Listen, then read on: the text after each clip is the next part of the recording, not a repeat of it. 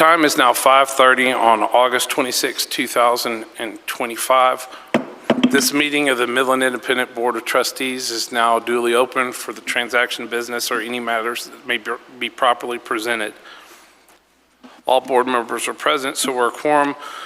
Agenda item number 2, verification of compliance with open meeting law. This is to certify that the provisions of section 551.001 of the Texas Government Code have been met in connection with public notice of this meeting.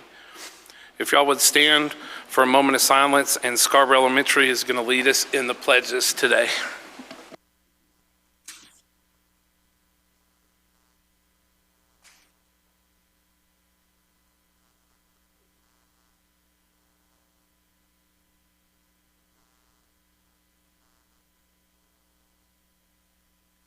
Good evening, President Hodges and members of the board and Dr. Howard. This evening, it is my pleasure to introduce Sally Smith, principal of Scarborough Elementary.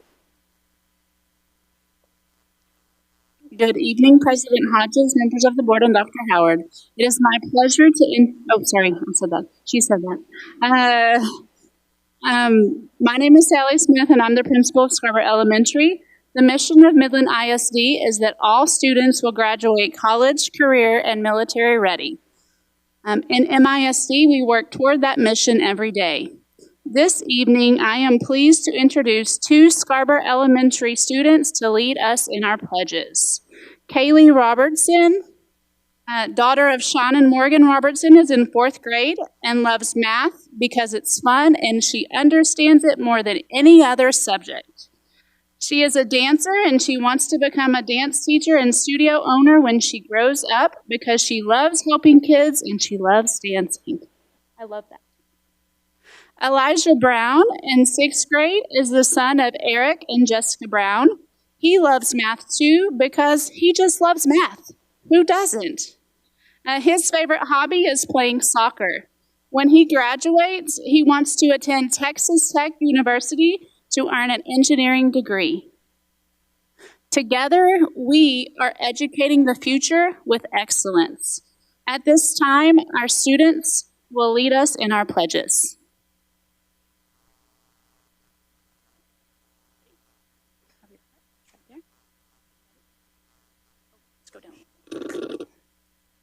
I pledge allegiance to the flag of the United States of America and to the republic for which it stands, one nation, under God, indivisible, and liberty and justice for all. Honest to the Texas flag, I pledge allegiance to the Texas, one nation, under God, one indivisible.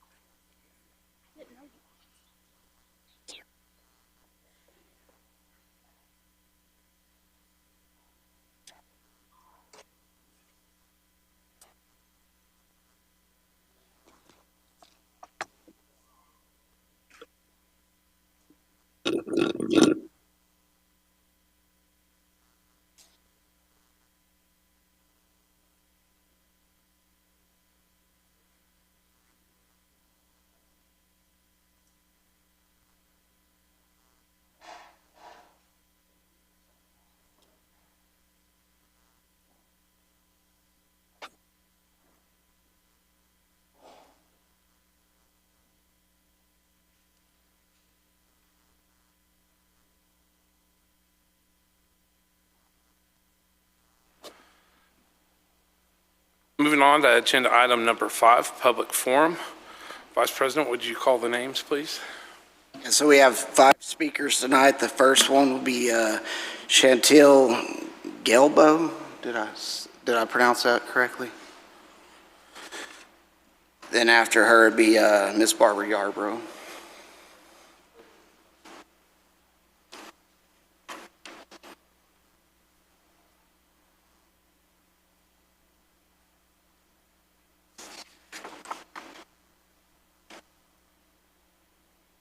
Hello. This is my daughter Shayla, and I have a concern. I protect her at home, and It's Yas's duty at school to protect my child. She got sexually assaulted at school, and I just want to know what is it that you guys are going to do. There's already an investigation. Everyone's been calling me. We're going to monitor closely. Do you need any resources? But my thing is, why did it have to take this to monitor closely to protect her?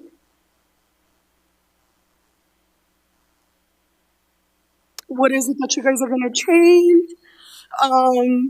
As far as protection, I know you guys can't do much as far as, I don't even know how to explain it, but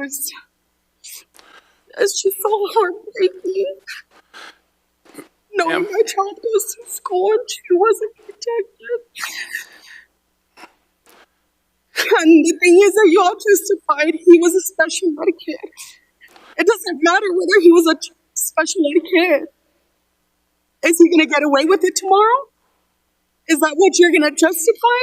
He's a special ed kid. We can't do nothing. You can't legally do nothing because he's special ed. Y'all have kids. Y'all would burn the world for your kids.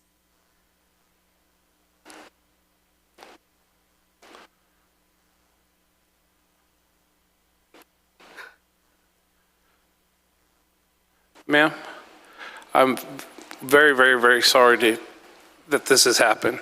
And I can assure you we're going to do everything legally that we can. And Dr. Howard, can you make sure that we get with her? And my heart goes out to you. I can't even imagine. And I truly am sorry. It's possibly one of the best schools.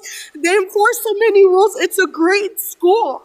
But you're going to tell me there's so many kids and there's so many teachers. If you knew that student was special ed, why wasn't there more monitored closely? Why wasn't a teacher with him? I don't know. I agree with you, and those are all great questions. And Dr. Howard, please, we will absolutely try and do our absolute best to make sure that your student and all the rest of the students are protected. And I have nothing to offer other than I'm super sorry, and we don't want this to happen to any of our kids. I can't even imagine being in your position. And Right. Dr. Howard? Yes, if you will visit with Mr. Cedillo right after this, he'll get your number and make sure that he sets up a time to visit with you and address any of the concerns. Very sorry.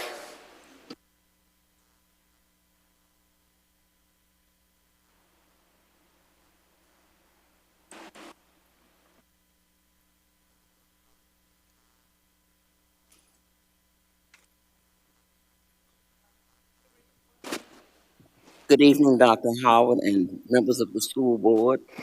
I am Barbara Jean Bolden Yarbrough. Been with the school district. I got off the bus 66 years ago this afternoon. I am challenging each one of you who are on the school board to make it your business to come and volunteer 2 or 3 times a week at schools in your district, so you will get to know the children the teachers are working with. It is very important that you know who the people are that you are governing for. I want to thank you so very much. Thank you, ma'am.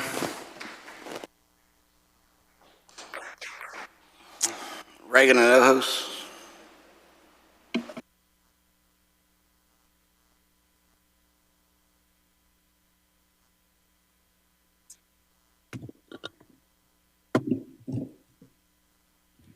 Sorry, Reagan. Dr. McAfee, I apologize. I turned you'll be after Reagan. Sorry about that. Good evening, Board, Dr. Howard.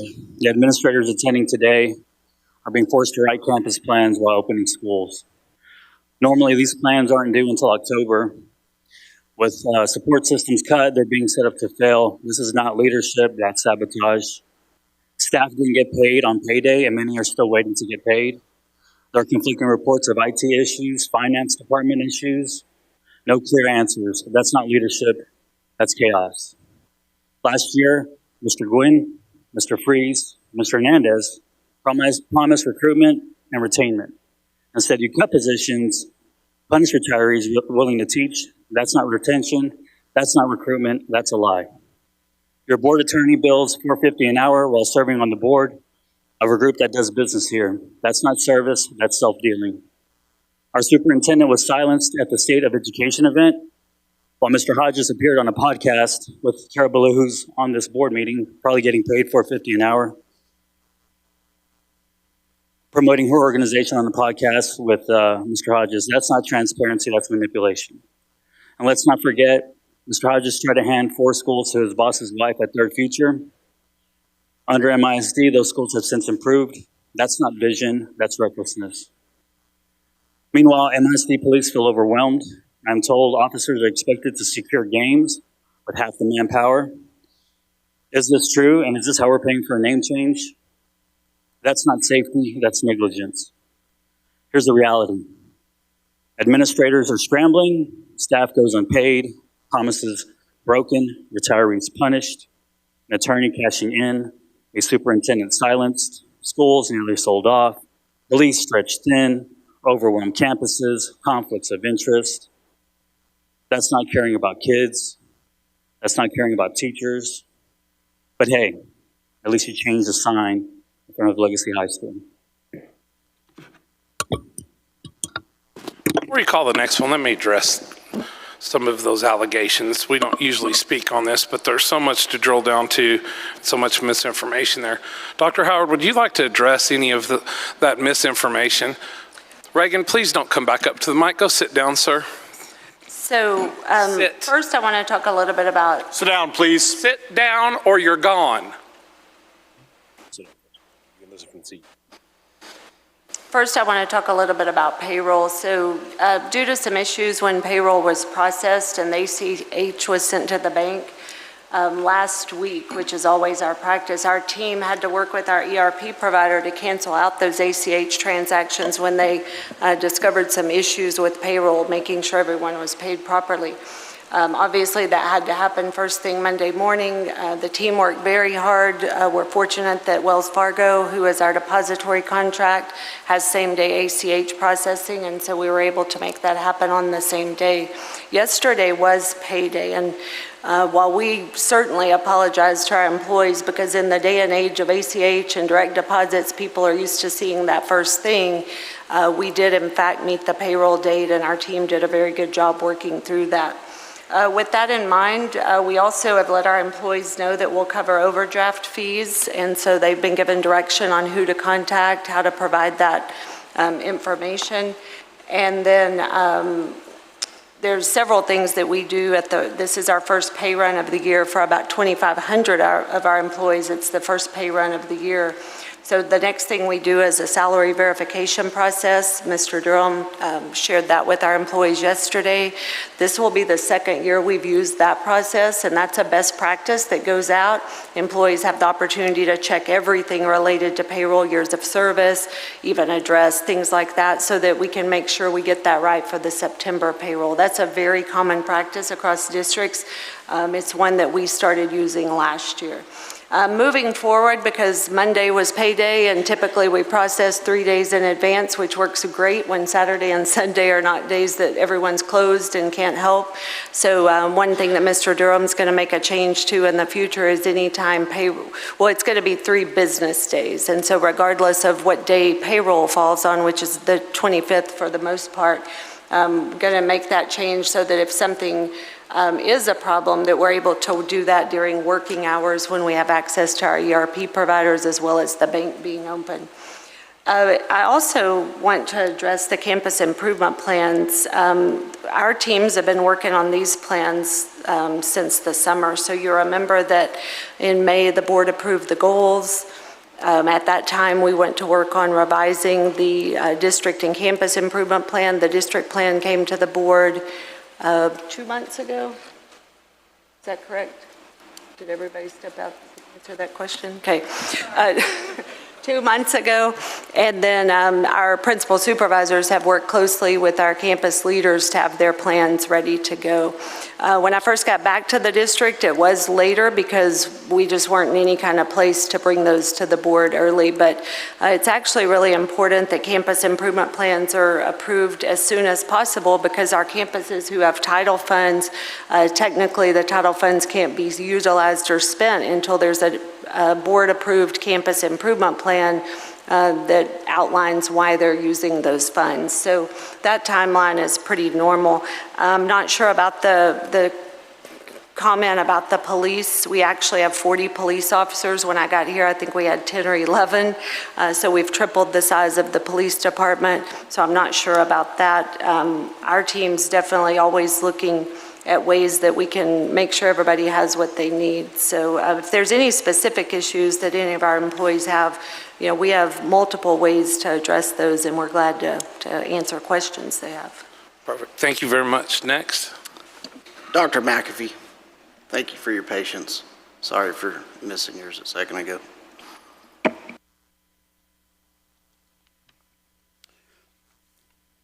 First of all, good evening to the board.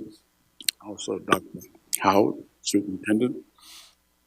I'm here in response to our last meeting, and I think I indicated on my sheet that my concern was moving forward. May not be what some people visualize. To give you an idea, last time I was here, the board came to a decision. I thought it was very, very cruel. I went home mesmerized and had trouble sleeping. But then, because of the fact I rely on my Bible to give me consolation, I was able to look at Paul's, almost the last book as recorded by Luke in Acts 28, 26 and 27, when he said, he was quoting Isaiah the prophet, which is 69 of Isaiah. Go to these people and say, hearing you will hear and shall not understand, and seeing you'll see and not perceive. But the heart of this people have grown dull. Their ears are hard of hearing, and their eyes they have closed, lest they should see with their eyes and hear with their ears, lest they should understand with their hearts or minds and turn or change. I said that because of the fact that there were 50 people who came before the board the last time, and I think 86 to 88% of them asked that we not go back. One particular board member in his response, my wife and I were horrified because of the fact that what he said was that I don't care what it means. I was really thought that was a very atrocious type of behavior to be indifferent to the students who are going to have to go and attend Lee High School for the next 4 years. Based on that, I'm going to ask every parent of a guardian of a black student in this particular district to ask for an immediate transfer from Lee High School for the 26-27 school year to transfer either to Midland High School or to Young Women's Leadership Academy or to Early Childhood or to Coleman High School or to Travis Ideal or to Midland Christian or to Texas Leadership Academy, because of the fact that I think they've been put into an awkward position. Thank you. My time is up. I'm going to respect my time. I'm not going over. Thank you. Thank you. Last, Gianna Serta. Hopefully I pronounced that right.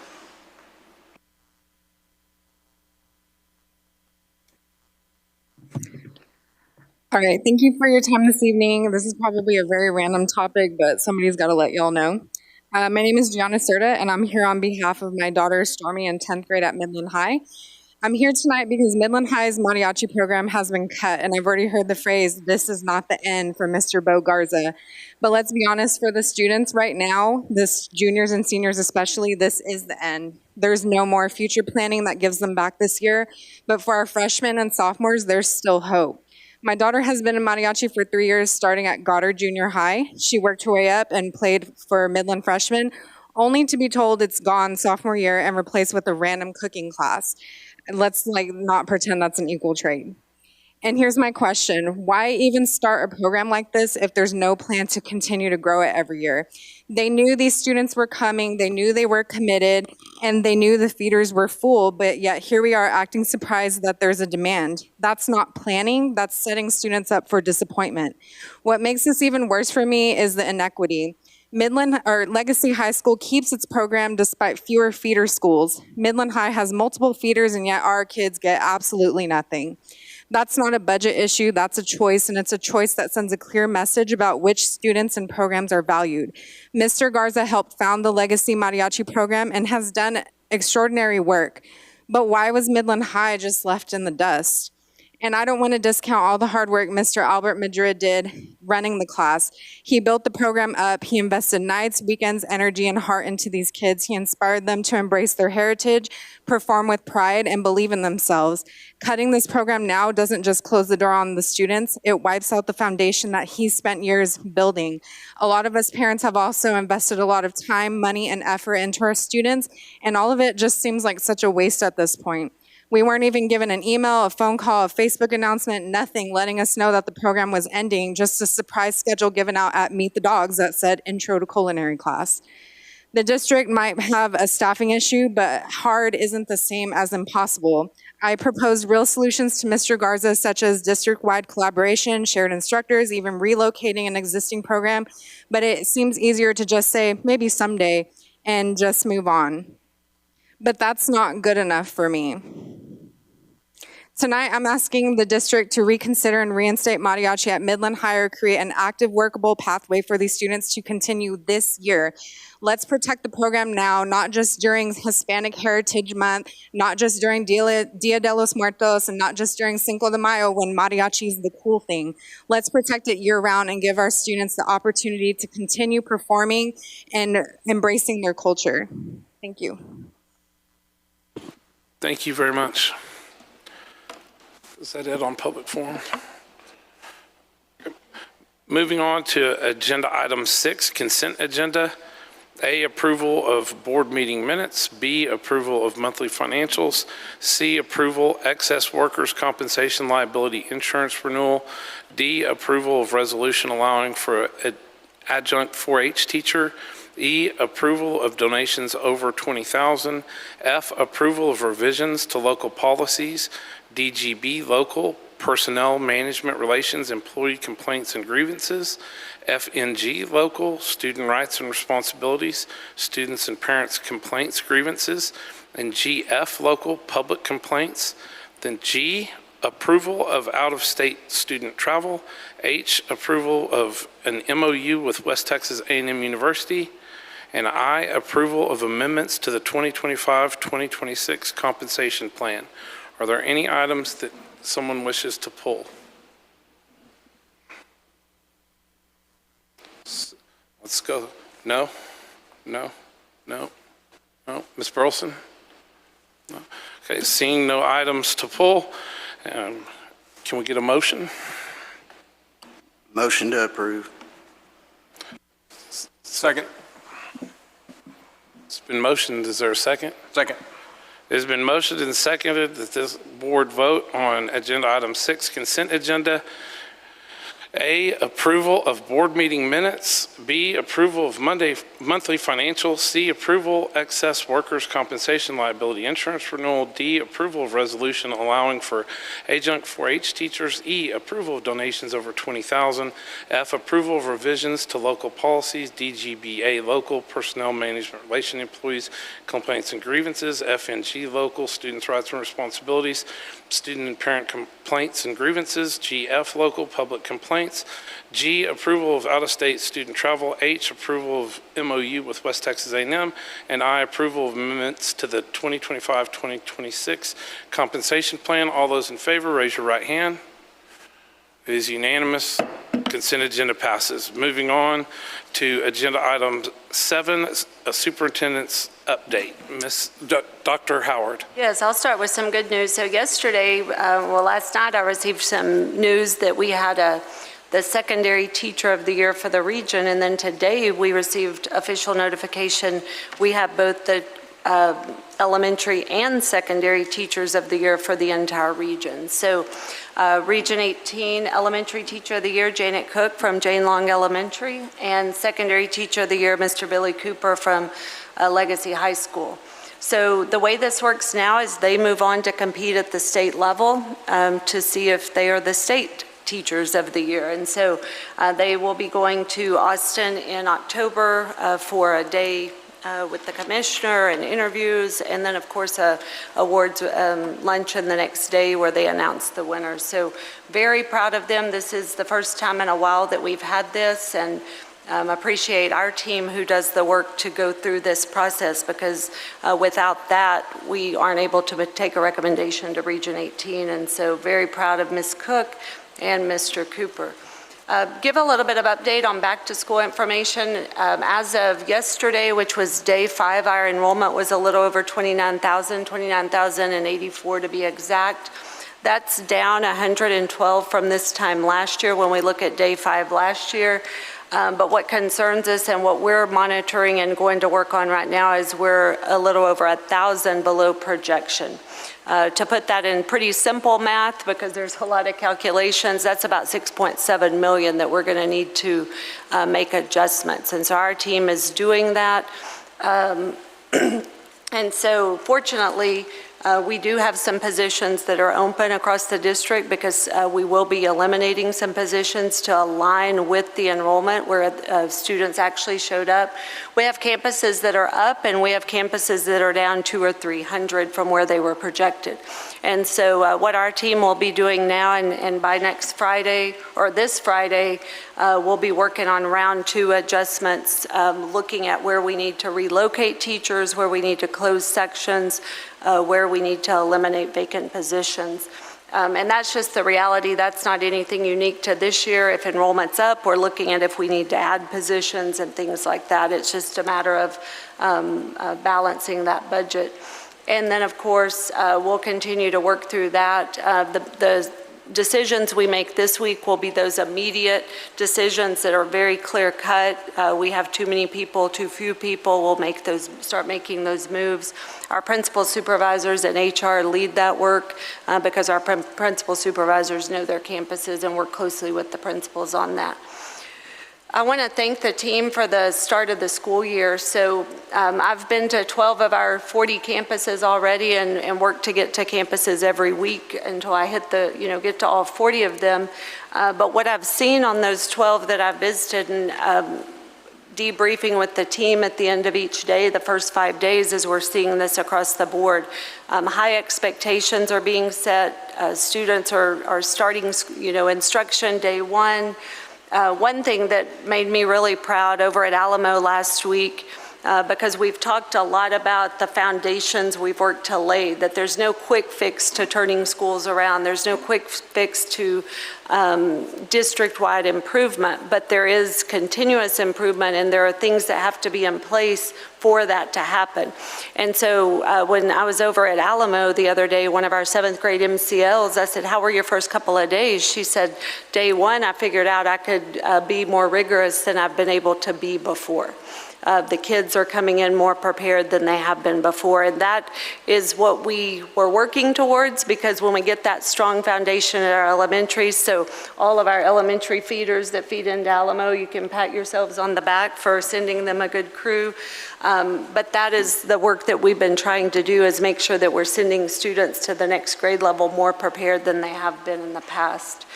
We have some areas to improve at this time of year. There's always some transportation issues that we're trying to work out, as well as arrival and dismissal, until everybody gets into the swing of things and how that works.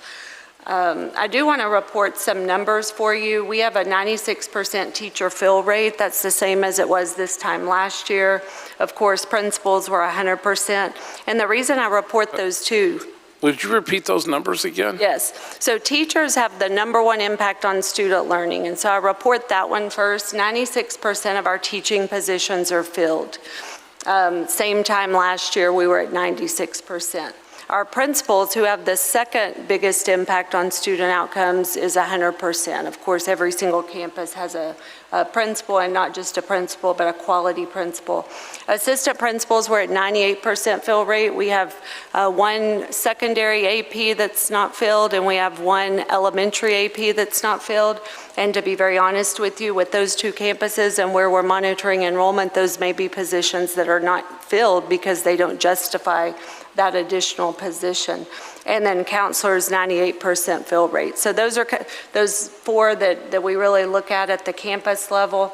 We do have some district-wide openings, and one of the reasons that we see more openings at the district is because I ask HR to prioritize getting our campus-based people processed and filled faster. If they're in our building, we'll wait on that, but we need people on our campuses processed and to work. So I talked a little bit about budget and projections. So we're, of course, reviewing the staffing allocations as well as any vacant positions that we have to make sure that we make those adjustments if we need to. Mr. Durham will actually in October bring a budget amendment to the board. That'll be based on actuals, not projections. And that's a very important budget amendment because it's right before we send in PEIMS data. And so the budget information has to be much tighter.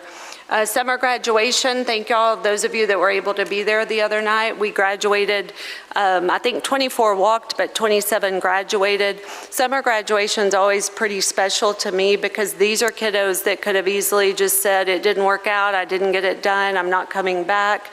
But they came back. They did whatever they needed to get graduated, whether that was state assessments, whether that was credits, whether it was a combination of the two. And so I always enjoy summer graduation because they've persevered and make sure that they get everything taken care of. And I think that's a big life lesson to not give up when things don't work out the first time, to go back to work and take care of business and meet the requirements so that you can indeed graduate. Just a couple of updates. Legislative session, we're in our second called special session, so we continue to monitor that. House Bill 8 passed today to restructure to a through-year assessment model. We'll see what ends up really happening with that. At this time, what we're working on as a team is staying focused on the work ahead of us, and we'll sort out the legislative decisions as they come. We pick back up with our monthly leadership meetings tomorrow on August 27th, and then of course Monday is already Labor Day, so we will not have school.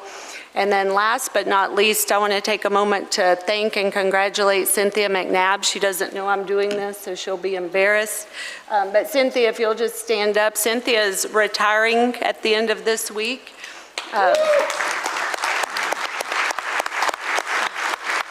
The reason she's smiled all day is this is the last board meeting. And so she doesn't have to lug all the things over and get ready for that. But I appreciate her. This is her 29th year. We've actually worked together in 2 different districts for almost 6 years. And so certainly going to miss Cynthia. She also, is a liaison to the board and takes care of you. And then we want to welcome Shelley Martin. So congratulations, Cynthia, and that's all I have. Congratulations. I know you're looking forward to it being in Vegas. Anybody want to say anything to Ms. McNabb? Go around the room. Just. Yes, sir, I would. I'd like to say, I don't know if y'all can hear me. I don't know if it's working or not. But anyway, I'd like to say thank you, Ms. McNabb, for all the work that you've done for the board, for me and myself. Make sure that the meetings that we had coming before us, that you kept us on track and make sure we were there on time and in time. So thank you for all your hard work, and I know you have grandkids and family that you're looking forward to enjoying. And again, may God bless you, and thank you for all you've done. Yeah, I'd like to say thank you as well. Appreciate all your work that you've done for us on the board, getting all my travel arrangements put together. again, thank you. Have fun with your grandkids, your husband. Go to Vegas for me. Spend a couple dollars in the slot machine. But appreciate you very much and everything you've done, from the text messages, the emails, the phone calls, me calling, bugging you. You never batted an eye at me, so I appreciate it. Thank you. Ms. McNabb, thank you for your service to this district and to the kids. I know you're going to enjoy retirement. It's going to be a change of pace, I'm sure, but I wish you all the best, and just remember your friends up here and come by any chance you get and hug, play with those grandkids every chance you get, okay? Yeah, so coming on the board 10 months ago now, it was a new learning experience, to say the least. So Ms. McNabb has been there the whole step of the way, sending text messages. She keeps that calendar pretty full most days. We do have to tell her no on some stuff, but I just used her again yesterday because I misplaced my badge. So she probably gets more requests out of me than anybody. So enjoy retirement. You deserved it. 29 years in public education is a long time. So enjoy the family and do what retirees do. I still got a little while before I figure out what that is, but it's got to be better than going to work every day, I would think. So thank you. I didn't know you were headed to Vegas, so good luck there. I won't tell her my jackpot last time. But Cynthia, you're a great person, and I hope I don't see you at a board meeting. That would not be ideal retirement life. But yeah, I'll see you in Vegas. Enjoy your grandkids. Retirement life's wonderful. You find time, you find stuff to fill your time in it, but it's everything that you want to do, every single minute. So enjoy, and I'm happy for you. Thank you, Cynthia. I kind of already told her I felt really nervous when I first got on this board, and she made me feel very welcome, very, very kind lady, and wish you the best, and thank you so much for your service.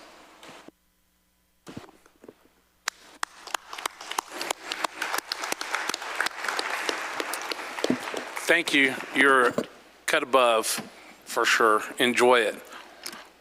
I hope to see you in Vegas.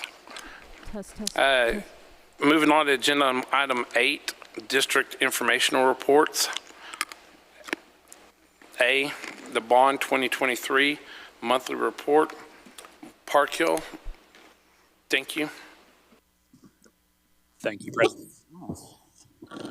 Thank you, President Hodges, Dr. Howard, board members. I'm pleased to present the monthly update for August for your bond election.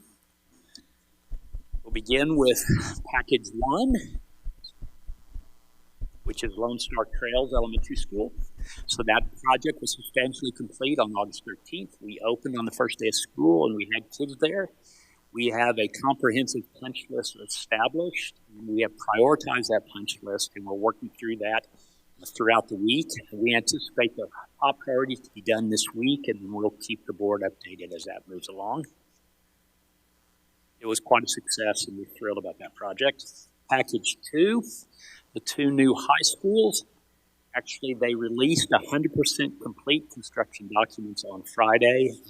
Robert and I spent the day with both CMARs and the architects all day Friday to discuss where they are in reconciling the GMP1, which the board approved a couple months ago, and then working towards the final or intermediate GMPs to ensure that we come in on budget. There's great movement in that. We have a lot of action and a lot of interest, as can be imagined for projects of this size. And so we are moving ahead quickly, and we hope, as we said, to come to you in soon with a final GMP for the board to consider. And I'm moving through these really quickly, so please stop me if you have any questions at all.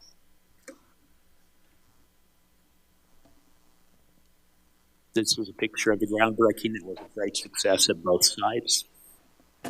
Package 3, which is Elementary School Renovation Package Group A for Emerson, Franks, Houston, Lamar, Long, Parker, South, and Travis. The MP1, as you recall, was approved, and that was the fire sprinkler systems, and that project was completed on August 10th. And they are working now for the phase 2 of that job, and it is 80% complete for construction documents. And we look to bring you that GMP in December for the final portion of that project.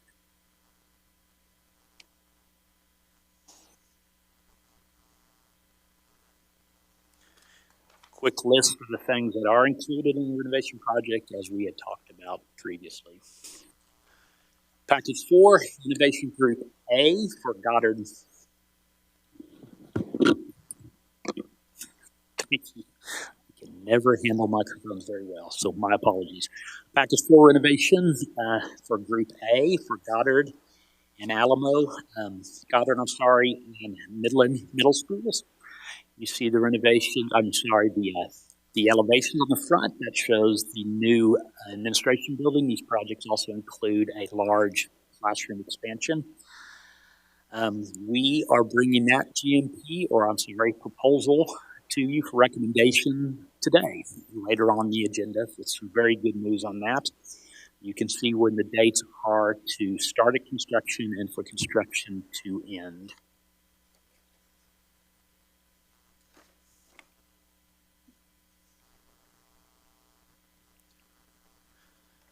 Package 5, Renovation Group B for Alamo Junior High. Construction documents will likely advertise in September to be awarded in October. The asbestos abatement is complete at this campus. The portables have been relocated. And the multipurpose building, we had our pre-construction meeting today to start that project going. Package 8. Elementary School Renovations Group B, which is Santa Rita Bush, Scarborough, and De Zavala Elementary School. We have the very initial scope of budget project portion of the project ongoing, and it's complete. That SPP, which means scope of budget cost, has been approved and it is well within budget. And we're moving into the design development, and that is 95% complete and being reviewed as we speak. We are looking to come to the board in March of 2026 for a GMP for approval. Package 9, Middle School Renovations Group C, which is San Jacinto and A. Bell. We again have the initial site surveys done. We have the SPB, the scope of budget documents submitted, and those are under review just as the previous project. And then the weight room, multi-purpose room, construction will start and soon will be completed in January of 2026. Maybell flooring is complete, and the full project completion is by the fall of 2028. Package 10, Renovation Group, Elementary School Renovation Group C for Bonham, Gannett, Fannin, Henderson, and the Midland Alternative Program in Coleman High. We have selected the architects and brought that to the board in a previous board meeting. And you can see where we're working as that project kicks off. Package 11, Elementary School Renovation Group C, which is Pease, Russ, Bowie, Great House, Jones, and Milam. That architect has been selected for that job also, and they have started their site visits and scoping project as we kick that project off. The overall progress you can see on the screen through Package 11, which is a substantial amount of the projects have been started and at some phase of either design or construction. We feel very good about that, considering the overall schedule of the bond election. And that concludes the presentation for tonight. I'd be happy to answer any questions.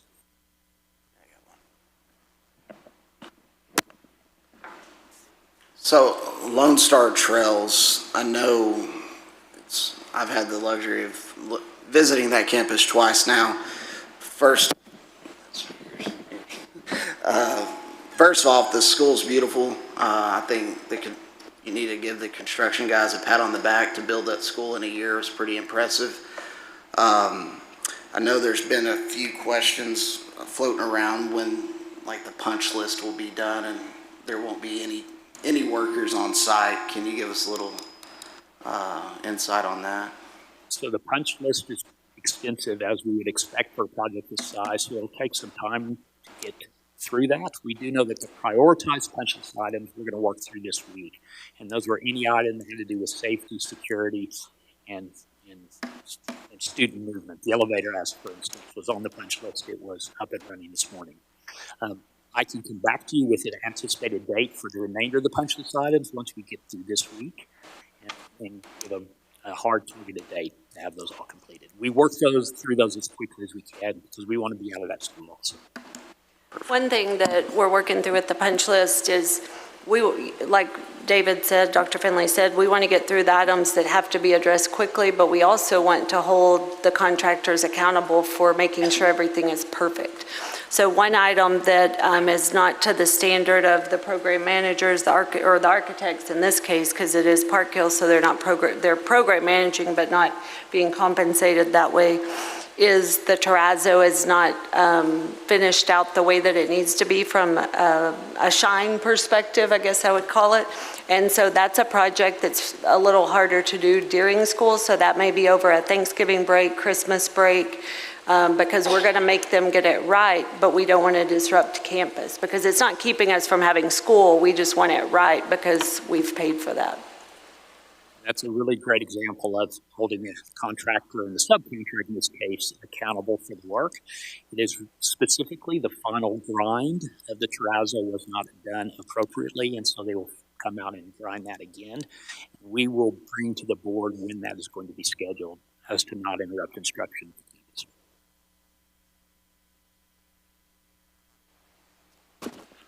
I appreciate it. Thank you.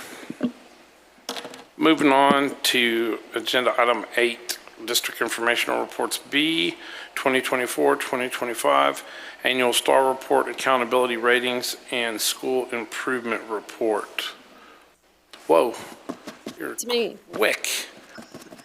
I was trying to be fast. Welcome, Dr. Howard. I'm sneaky that way. So thank you, Mr. Hodges, President Hodges, members of the board. Back in July, we brought to you what we called a projected accountability report. And so tonight we're presenting the actual accountability report. This does not require any action on your part, and this is going to tie in well with the campus improvement plan presentations that you're going to see later tonight. Oh, I have to click too, right?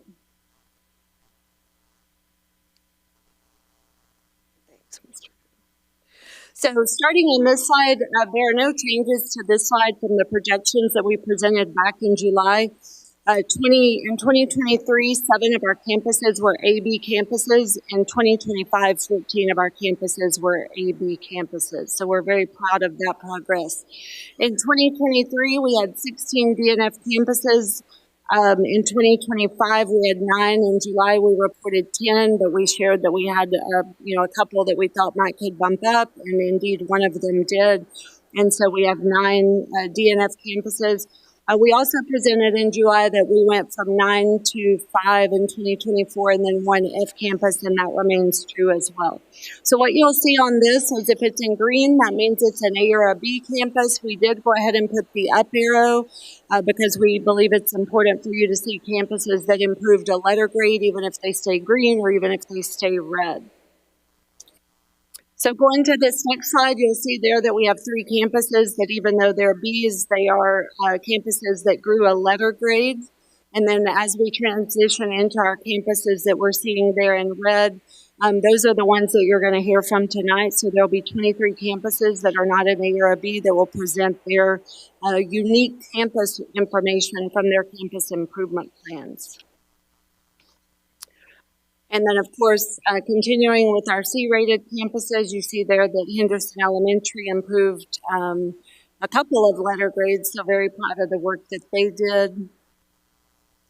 Here again, even though we're seeing red, there are some campuses that jumped a letter grade. Long Elementary is one that when we presented projections, that one was really close. We weren't sure if that was going to be a C, and it ended up being a C, so we're very proud of that and saw that increase. And then here you see 2 of our campuses again that are Ds, but they were Fs the year before, so again, celebrating that progress, but knowing we have a lot of work to do because the goal, and that's why we have our A and B rated campus principals here today, because whether you're green or red, everyone is expected to get better every year. And they're here for moral support for their 23 colleagues that are going to be presenting, but then also here because they understand the commitment to that continuous improvement. So I'm going to talk a little bit about school improvement real quick, and then I'll turn it over to Ms. Bueno to run through the scores. So this, the only difference on this from what we reported in July when we did projections is that we do not see Jane Long on here because they have come off this list with the C rating. So we still have Bunch and De Zavala that through 2025 or year 3, that puts them in year 4 this year, so they have to earn a C or better this year. And we feel confident they're on track to do that. We've done some pretty significant staffing adjustments at those campuses from a talent perspective. And then our campuses that are in year 1, there's different ways that campuses have a 1 or earn a year. Sometimes it's 3 consecutive Ds equal 1 year. Other times it's an F. And so every campus on here knows that the goal is that they come off of this list altogether next year. So at this time, I'll turn it over to Ms. Bueno. Dr. Howard, can I say something real quick? Thank you very much for making that presentation. I just want to thank you and your team to it. I also want to make mention of the former board because we have new board members on here now. Y'all are making some significant improvements academically in this district. We're also kind of turning the corner on some discipline, and thank y'all for doing that. That's not just the work of the new board. That started a long time ago. The new academic policies that have been put in place, I wanted to address those specifically real quick because there's so much red on there, and I'm going to continuously message it over and over again that when we see red, it is not supposed to just be like a, oh my gosh, we're terrible, they're trying to sabotage us or what have you. It is to show that we are having extreme ownership over the academics in MISD, that we, along with Dr. Howard and her team, believe that we should be able to achieve an overall B district rating here. And if we're not at a B, then that red is to show that we need to just work harder, but everybody is working their tail off. It's moving in the right directions. I realize some of this is a little different to see, but it is just extreme ownership. It's just a different leadership style that I believe statistically shows some improvements, some velocity changes on it. And I just want to thank you for allowing us to work with us as a team and the rest of the board, because it's going to benefit our students long term. I think that MISD has the ability to become one of the districts that is a shining star in the state of Texas. Yes, sir. And especially in Region 18, we're going to smoke them. This is not new to our principals. We've been working on this since June. We talked about the new board goals. We talked about the red and green. So yeah, I've never met a principal that wasn't competitive, and every one of them sitting back here is as well. They all want to be in the green. They all want to be A's and B's, and so this is not new to them. And what you're going to hear when we present the district or the campus improvement plans tonight, you'll first hear the district-wide structures that are in place, whether you're an A, B, C, D, it doesn't matter. It's best practice. It's been proven to work. And so whether it just doesn't matter what the rating is, there are certain things that we're expecting at every single campus. And so you'll hear that first, and then we'll jump into those 23 campus plans that are unique to that campus, specifically what they need.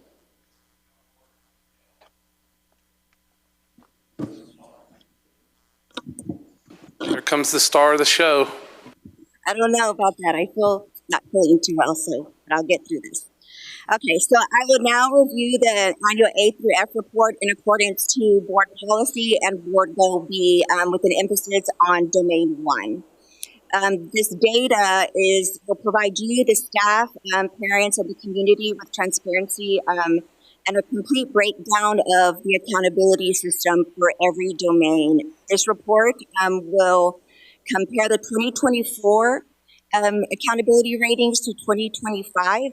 They will be shared with parents tomorrow via email. They will be posted in every principal's office and inside the campus office per board policy.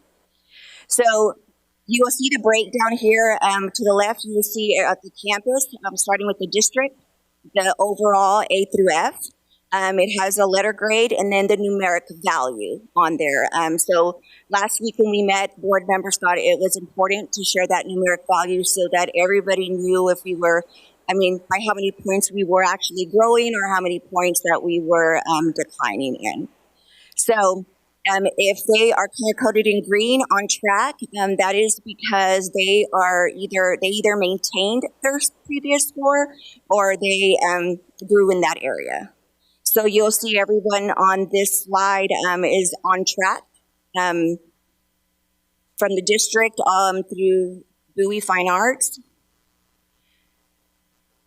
This one will show a couple that are off track, although they're still B rated, but they are still showing a decrease, right? So, for example, Parker, you'll see that in domain 3. So it declined by 4%, so that'll be labeled off track.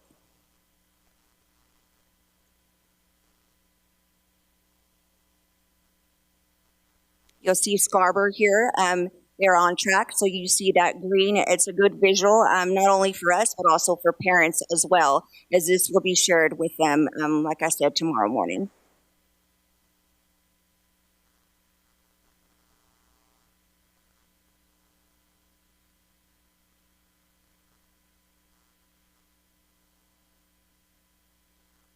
Henderson, just like Dr. Howard highlighted, it did move up to a C rating overall, but you could also see that breakdown by domain where grew double digits in every domain.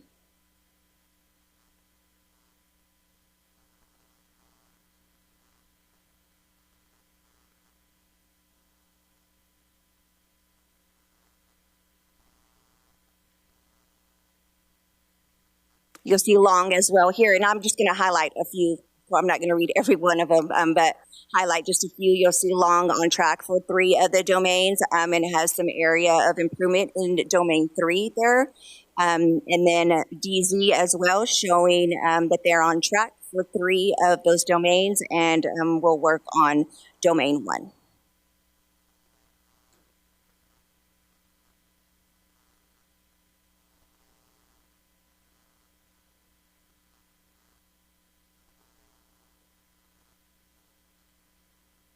Midland High School, I do want to highlight Midland High School, so you'll see that they are green across the board and showing that growth as well.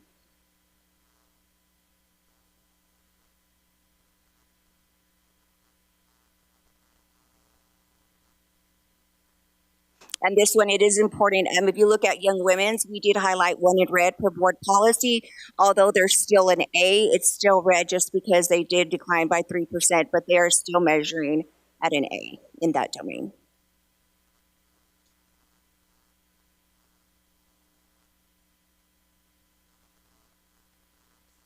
Are there any questions on that one before I jump into the annual report?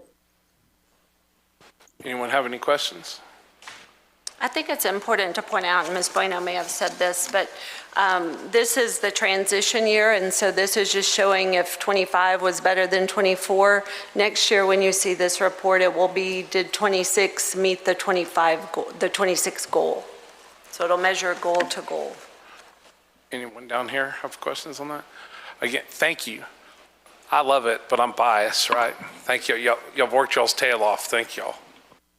And now I'm going to jump into the STAR annual report for the 2024-2025 school year, which this compares the 2024 to the 2025 data by grade level and by content as well. We reviewed this data in June as preliminary data, and it is now final. And so same format here. Same format here.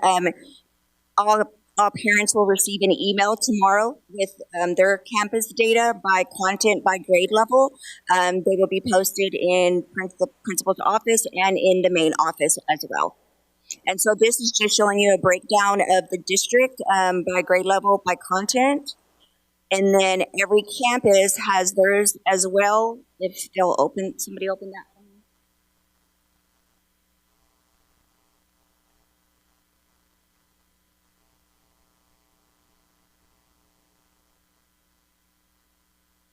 So just wanted to show you what this looks like. For the campus scorecard, it'll only have the campus name on top and just the breakdown of that data for them. It'll be really easy to read for parents as well, but also just important with just being transparent with our parents of where we were and then what we scored this year and then what our goals will be for next year.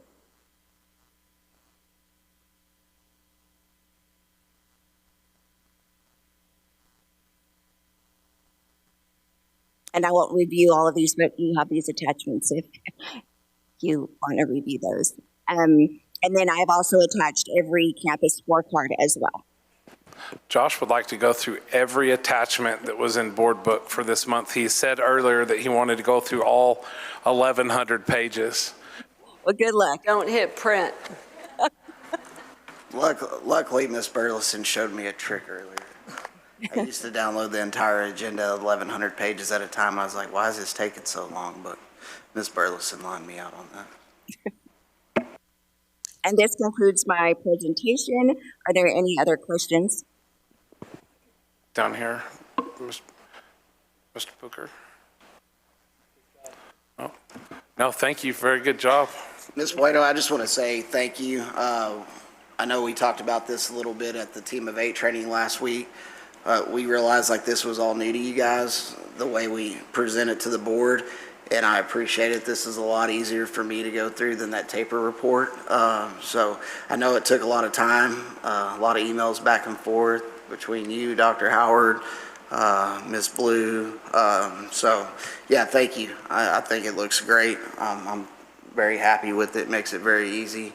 And I think it's going to be easy for the parents to. Did you just say you liked it? Yeah, I like it. Praise the holy power.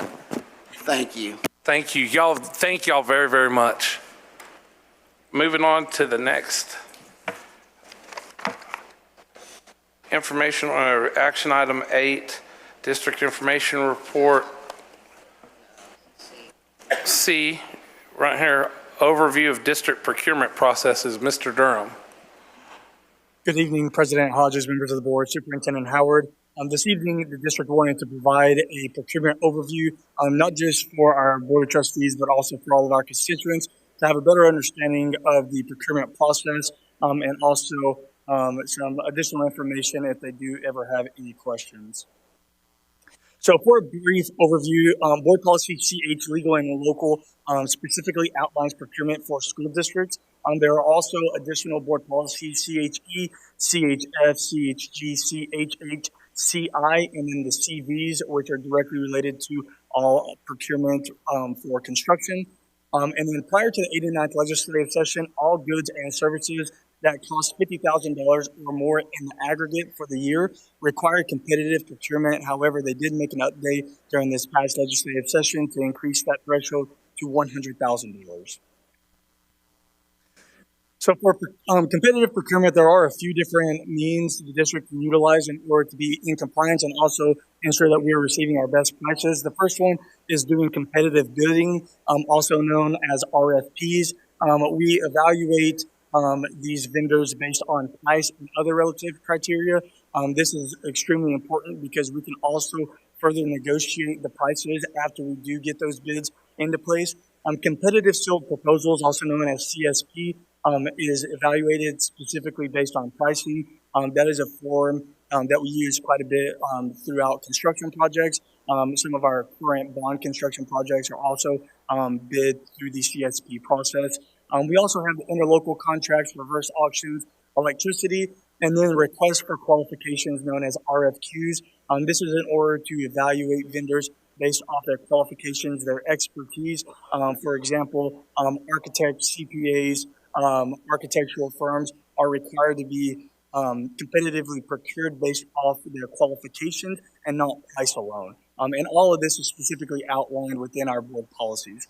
The district also is able to utilize purchasing cooperatives. We're currently members of 21 purchasing cooperatives, and in order for us to be a member of that, the board has to approve that through a board action.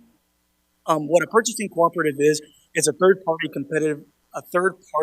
that competitively procures goods and services on behalf of local governmental entities.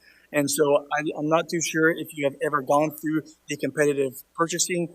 However, it is lengthy. The quickest turnaround would be probably about 3 weeks, with some of the competitive procurement going from 6 months over to a year, depending on the complexity of the goods and or services that we are looking for needing. And so this just allows the district to expedite the purchasing for these needs, and then cuts down on the time and resources we use to procure these needs. Now, at the same time, what we do is whenever we're looking at purchasing cooperative pricing, we ensure that is the best pricing per the market. And if it's not, and if we think that we are able to get better pricing, then we do look at other competitive procurement needs or methods such as bidding out a RFQ. Some of the main things that we look at throughout the procurement process is quality control to ensure vendor submissions meet the specifications specifically outlined in the bid packet. We also verify vendors can comply with the outlined schedule if applicable. Sometimes vendors will submit that they are able to do the job. However, after looking at their qualifications, if it's a service they're providing, they might not have the qualified staff and or the sufficient staffing in order to meet our needs and our time frame. And then we also ensure vendors agree to all contractual terms and conditions. That is one area that we are looking at tightening up. We are looking at including more legal aspects within our contracts rather than just a shared standard agreement. I'm looking for more of a MSA known as Master Service Agreement, making sure the scope of work is specifically outlined, making sure that timeframes are specifically outlined, and then holding vendors accountable if they do not meet that obligation. So I know that there's been some questions in regards to how vendors become a approved MISD vendors. There's currently 3 different avenues a vendor can utilize in order to become an approved vendor. The first is to submit a proposal for goods and services on an open RFP or an RFQ that the district currently has out for bid. The second is if a campus or a department is interested in using a local vendor that will better meet their needs, they're able to request that vendor being set up, and then we are able to vet that vendor afterwards. And then the third is for that vendor to have a awarded contract through a purchasing cooperative that the district is a member of. And as long as they are the best pricing, as long as they meet our needs, we are able to utilize them and move forward with the purchase of goods and or services. A few different resources that we have implemented since my time, along with some things that have been in place prior to my time. We currently utilize a third-party system known as EcoLevel. What EcoLevel is it brings all of our purchasing cooperatives into one platform. And then let's say you're interested in purchasing rulers, you can go in there, type in a ruler, and then it looks at all different vendors with all different types of rulers in order for you to make sure that you're getting the best quality, but also to ensure you're getting the best pricing. And so that's been something that has been in practice for a few years now. One thing that we've recently created was a document outlining the reasonings for issuing an RFP. This is a resource for our budget owners in order to know whether it's a good time to start working with the procurement team to issue out an RFP, or whether it's more relevant to utilize a purchasing cooperative or another competitive procurement item. We also have a bid request form, so before anyone is able to send procurement a request to actually start working on the RFP or on an RFQ, they're required to fill out a bid request form. This bid request form just is a high-level summary with questions that specifically outlines whether they have the sufficient funds, how it's going to meet the needs of the district, if it's just a one-year obligation, if it's multiple years. And so it's not lengthy. It's a very high-level overview that is submitted by the requester that then goes to myself in order to approve and or ask verifying questions before we do go out for bid on that. We are also in the process of implementing a post-evaluation for performance and satisfaction on contracts. And so that's something that we're going to be working on to make sure that we're implementing and making sure that whenever a vendor isn't satisfying our needs, that we have that documentation and we can void their current active status in our system. We're also implementing quarterly capital project updates in order to ensure that the district is aware of all these statuses, but also to make sure that we're on track and it's meeting our satisfaction. If it's not meeting our satisfaction, then we're able to address it at that time. We've also put in different parameters regarding blanket POs. So blanket POs are allowed for a few different reasons. One reason would be for miscellaneous items. I'll give you a great example for transportation. If transportation has an immediate need that an alternator goes out, well then, if they're trying to follow the procurement process, there's not much time before there becomes an issue between the need of getting a bus or a vehicle to start running and going through the procurement process that might take 1 to 5 days for a approved PO. And so we do allow some departments to issue a blanket PO. We make sure to monitor that. One of the tightening up the reins that we did is rather than a department being able to have an open PO for the entire year, we do open POs either by semester, by quarters, in order to help ensure that the budget owner is making sure they have sufficient funds and managing their budget better. And then another one that we're currently working on is an extension form for RFPs. Sometimes whenever the administration comes before the board to ask for approval for an RFP, we also have in there that we are allowed as the administration to update that RFP for 1 to 2 year terms directly thereafter, as long as they're meeting our needs. So the previous process has just been as soon as the RFP runs out is to contact the budget owner, make sure that they're still needing it, and there hasn't been supporting documentation regarding how the vendor is meeting their needs and whether they're satisfied. And so that is something that we will be putting in to ensure that we have supporting documentation moving forward. And at that time, I am concluding my presentation. Anybody have any questions? I have just a very few, but anyone?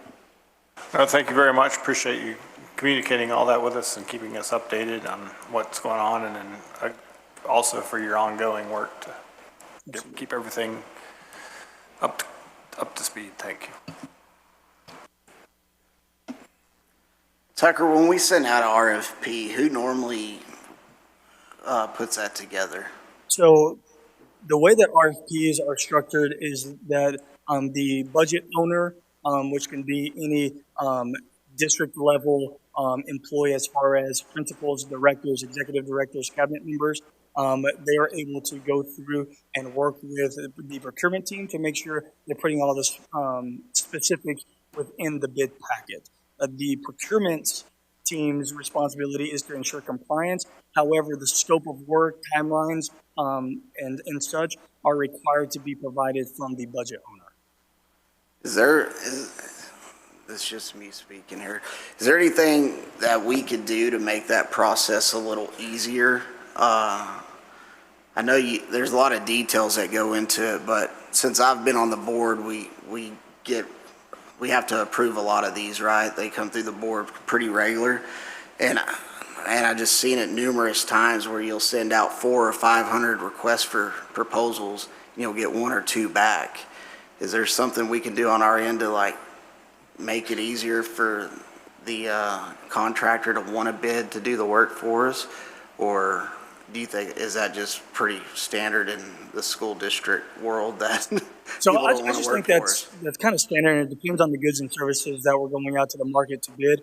I will tell you that sometimes on our cover sheets we do show hundreds and hundreds of vendors that the application has been sent to.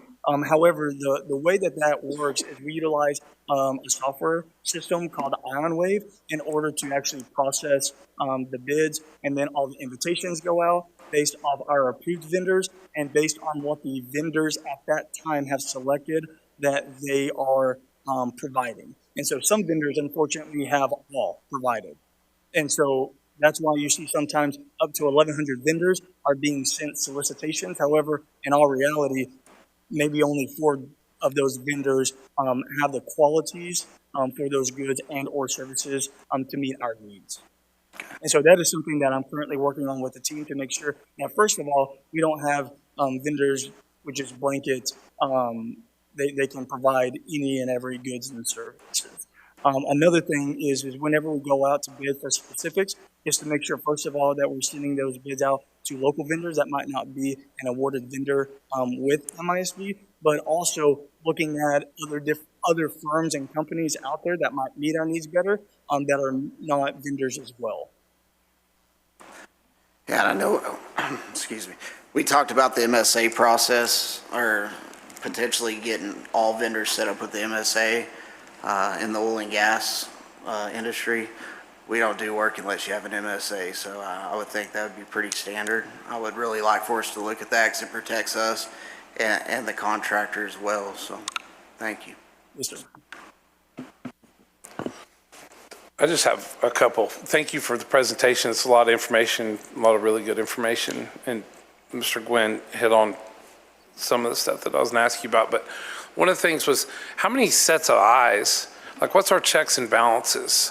Like, where's the threshold? So you have one division, or I don't know what we call it, a department head over here that has, $25,000 worth of PO capacity, and then their supervisor has 50,000, and you roll 3 up under that whole 50.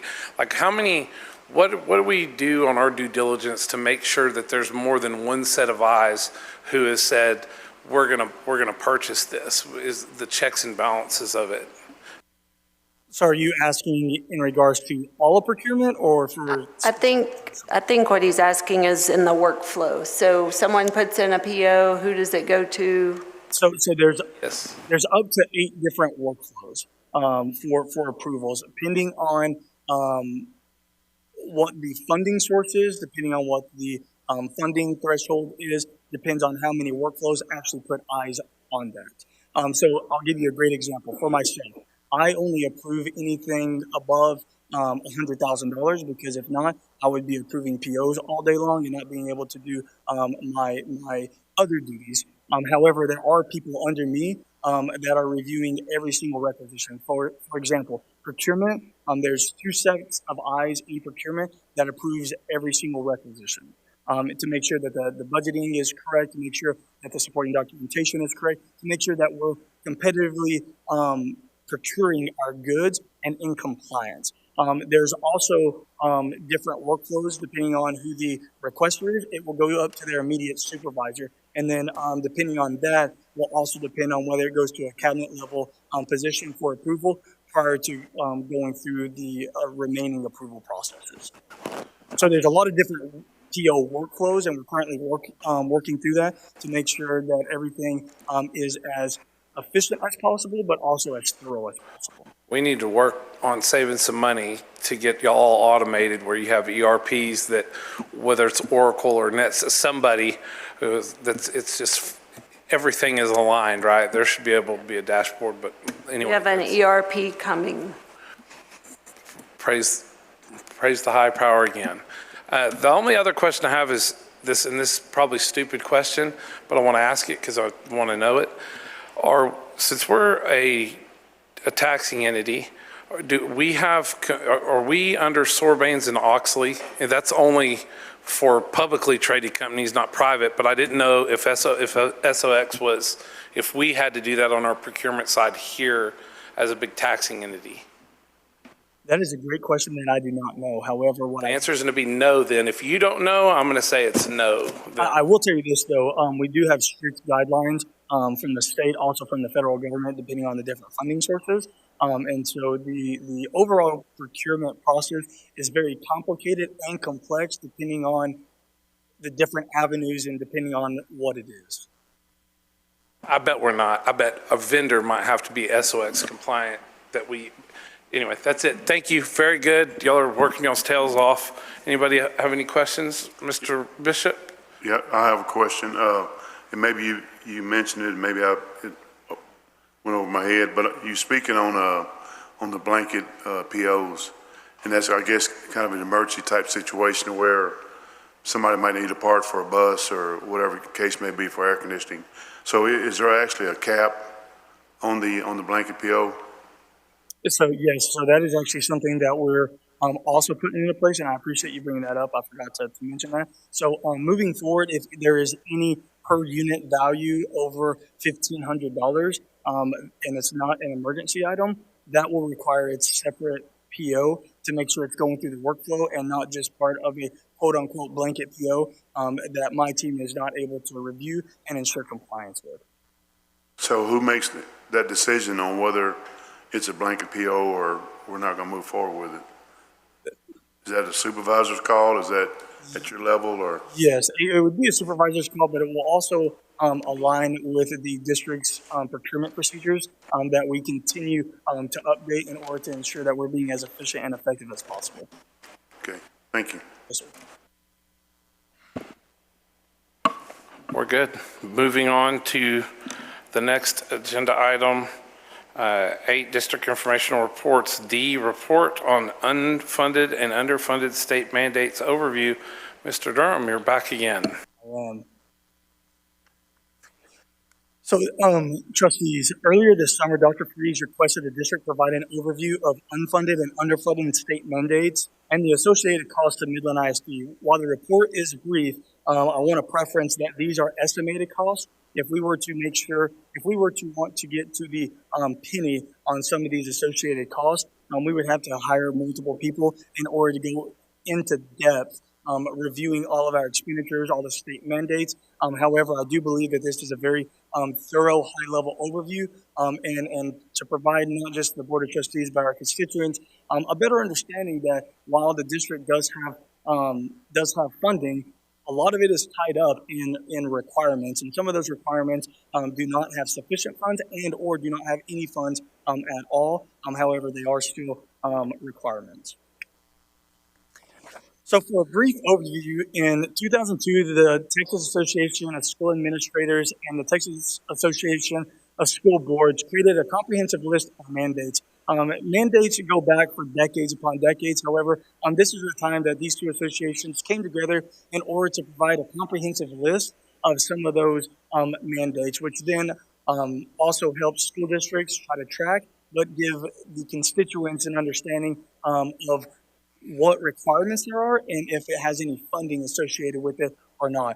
The goal of the report was to help identify large cost drivers, and then not all mandates have a direct cost, but rather indirect cost. What I mean by that is, for instance, myself, I'm responsible for a lot of different departments and divisions. However, it is just part of my job in order to ensure that we're in compliance. It's not hiring one person in order to comply with one of the requirements. It's other duties as assigned. And that is what I mean by that. And then this report summarizes major cost drivers by category with the estimated cost. So some of the cost drivers by category, this is also in line with the tacit HASB document that I've previously shared. The way that we came up with the categories is just looking at the categories throughout that and then trying to find the associated costs for MISD and embed that. So the first one is assessment and accountability, right at $1.6 million. The largest cost driver of this was Chromebooks for online testing. Online testing is a requirement and became a requirement during the 22-23 school year. For the instructional programs, there's $2.2 million. HR and employee relations, right at $19.4 million. The largest cost drivers in this is health insurance and TRS surcharges for the retirees. One thing I did want to mention on the health insurance is the state provides $75 a month or $900 annually for employees. However, the district is required to provide at least $150 per month or $1,800 annually on top of that $75 for school district employees' medical insurance. I also wanted to let you know that the total cost of employees that the district is contributing is $503 per employee. And then we also have the wellness benefit that if you do all the requirements, that's an additional $75 off. And if it's only the employee, that results in having a free medical health plan for employees picking the employee-only basic plan. Student health and safety is $87,000 approximately. Special education, I have a $2.3 million in here. I did want to kind of have a discussion on this. So what I did is I just looked back at the 23-24 year, just because that is a final year. The 24-25 is still pending both on the state side and pending final audit. So I just wanted to show the actuals. So in 23-24, we received approximately $21.6 million in revenue. However, our expenditures in the local fund was right at $24 million. And so that is a $2.3 million that the district is having to utilize from other funding sources in order to address our needs in the special education department. And so I would consider that a underfunded mandate for compliance. Also, pre-K program, approximately a $2.78 million difference of what we're having to find. Pre-K is also only a half-day funded currently. Some additional cost drivers by categories of school safety and security. While the state did increase the safety and security allotment during the 89th legislative session, that only brings in approximately $1.9 million. However, in order to minimally comply with law of having a security officer on each instructional facility, that has an approximate cost of $3 million, coming out with a net difference of approximately $1.15 million. For governance and general administration, right at $1 million. Some of the large costs in here is this is where PIAs that are required fall into, along with solid waste management. Some of the other miscellaneous items is required training, reporting requirements. Reporting requirements is specifically for the PEAM side with approximately $500,000. This is the avenue for districts to ensure that all of our data is correct and accurate, and then that is sent to the state, and then the state bases funding off of that data going in. Public notices, along with parental and student notifications. Yes, sir. I'm going to go ahead and ask you a question on the PEAMS right now, because just real quick, what is the process on that? Because on the budget, we see data processing, and it'll kind of, sometimes it's very high, and then sometimes it'll come back down, and we've got it much more manageable. Is the PEAMS part of that data processing in the budget line item? Yes, sir, that is correct. So you're referring to function 53, and so that includes PEAMS. That also includes all the servers, all the maintenance, some technology that is also purchased. Any technology that's purchased specifically for students is coded to function 11, but yes, PEAMS is in that category. Is it, and I'm just asking this, right? This is, I'm seriously, like, how do we make this better, more efficient, easier for y'all, less time? Is there a way, does the state provide us an efficient, the answer is going to be no, but is there an efficient way to transmit that data, to encapsulate it? No, I can already tell this is an absolute no. They actually just changed that last year. So Fatima's coming up, her team does all of that work. And so that was very difficult last year, but our team did a really good job. Good evening. Yes, actually the state just transferred to what we call EdFi. It is a direct connection with Skyward and the state. And it has been a transition. We are currently just working through some of those interfaces. There has been several reports on other districts having issues. We've been fortunate enough to meet every single deadline and submit the data as scheduled. It's been so significant that I was probably on 3 different calls with the commissioner and other superintendents, very concerned about the implications on funding, accountability, because we were in a much better shape, we learned, than some districts were, but districts were very concerned that their data wasn't going to be uploaded accurately and therefore would impact funding, would impact accountability, things such as that. So it was a big transition. Like I say, our team, I think, did a very good job getting ahead of that. Because the state, I'll send you an email and talk to you about the specifics, but we had to buy like some type of probably software in order for it to work with whatever database they're using to store it in PEAMS in Austin, correct? So there wasn't really an additional cost to the district. It was more on the vendor side. Ooh, good job. You passed it on to the vendor. So the region centers have been our support. They have been wonderful with us. And so that has been very helpful. Perfect. Thank you very much. Thank you for all y'all's work. That's all I had. Anybody else?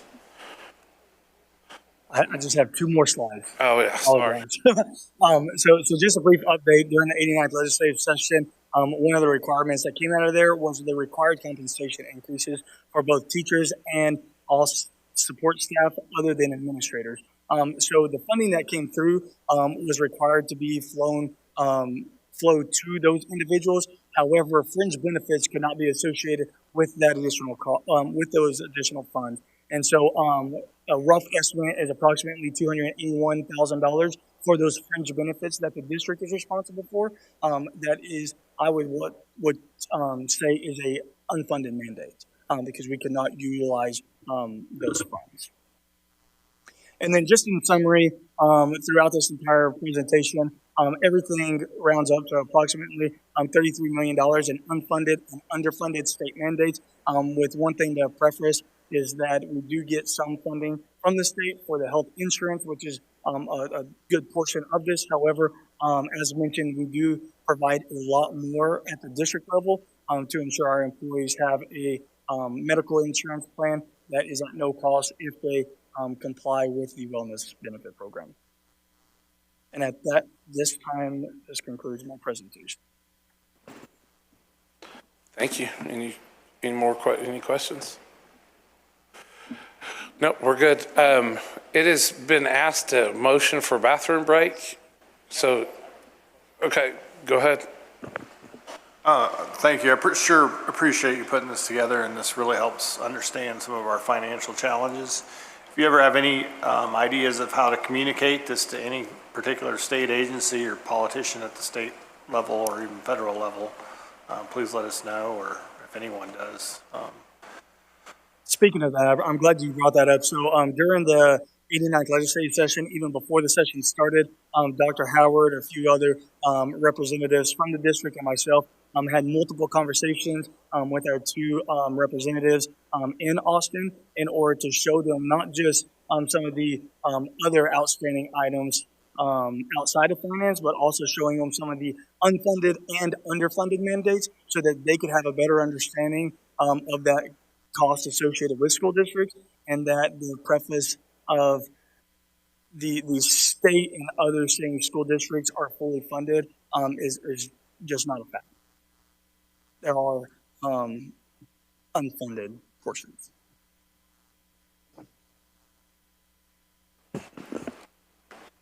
We're done? Perfect. Can we get a motion for a break real quick? Can we get a second? Second. It has been motioned and seconded that we take a 10-minute break and we'll be right back. All those in favor, raise your right hand. It's unanimous. We're on break.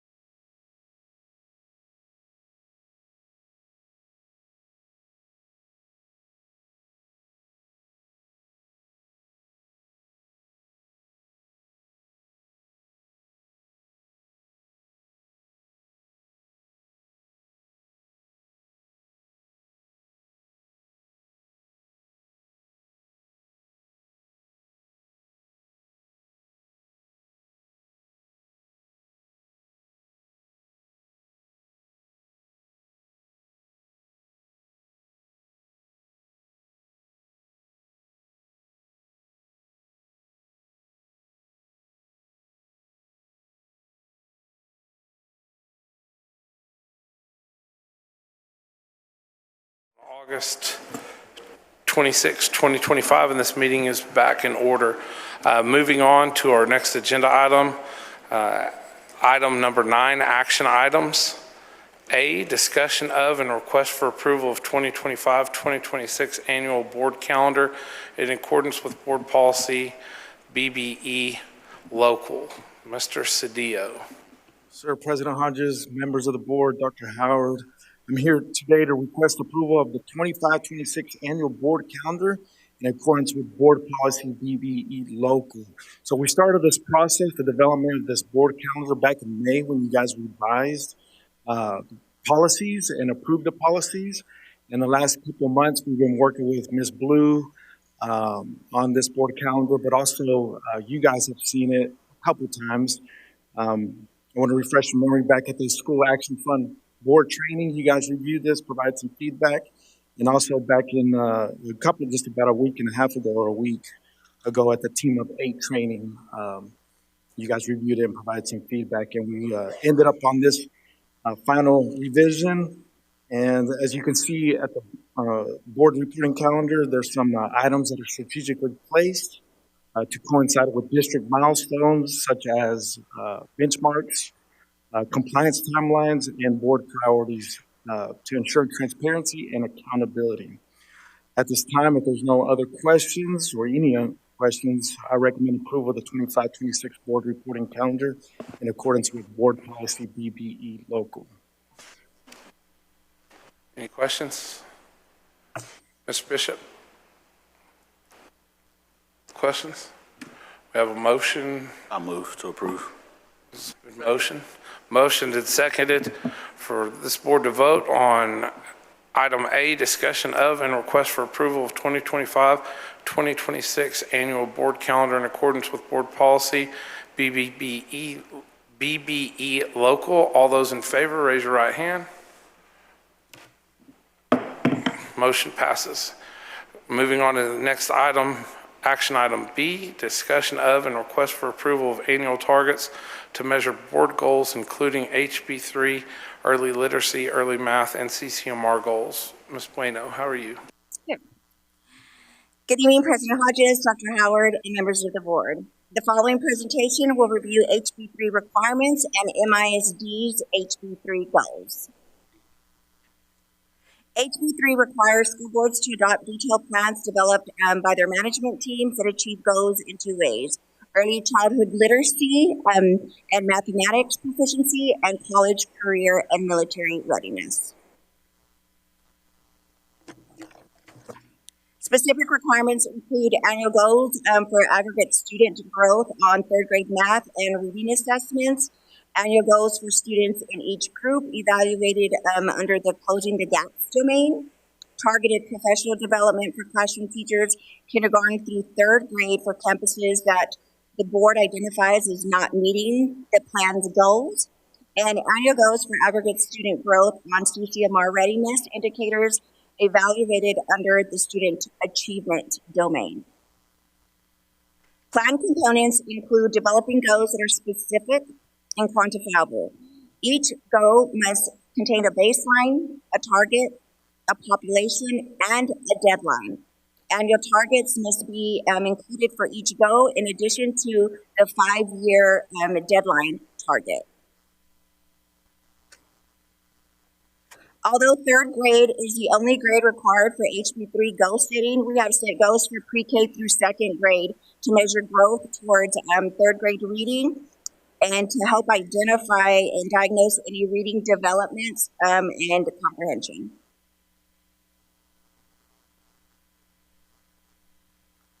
The district in every campus is using the following template to set and track their goals. You will notice that we have not set the baseline or the targets for pre-K through 2nd grade, as we are just now administering the iReady assessment that will measure this for us, and I will bring that back to you in September with baseline data and goals for the district and for each campus. The following data reflects the HB3 Early Literacy Plan for MISD. We reviewed the baseline data in June when We received preliminary STAR data, and we've been working through that, conducted a comprehensive needs assessment, and then set the 5-year targets for all students and populations. And this is representing what the math template looks like. Looks just like the literacy one, except we're measuring math. So we're starting at 3rd grade, and you will see that we have already set those with the district, and campuses have already set those for their campus as well. And then same thing, I will bring back pre-K through 2nd grade in September after we set the baseline in those targets. The following template is in compliance with the CCMR goals. So this template reflects overall CCMR data in accordance to Domain 1, and then a breakdown of juniors who are on track to meet CCMR based on SATs, ACTs, IBCs, and military ready. And this reflects the baseline and the targets set by the district. And once again, every high school has this as well as part of their scorecard.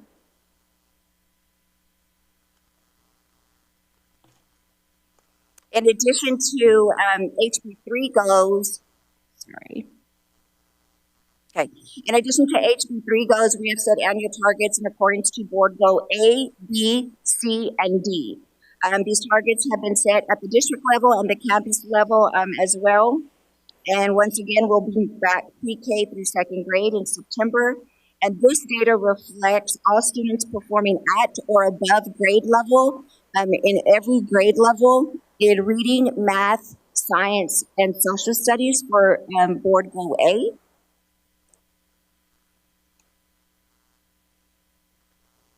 And the following is giving you this data breakdown for dyslexia students. So we will start measuring and setting goals. Well, we've already set goals here for dyslexia students. Same thing at the district level and at the campus level as well.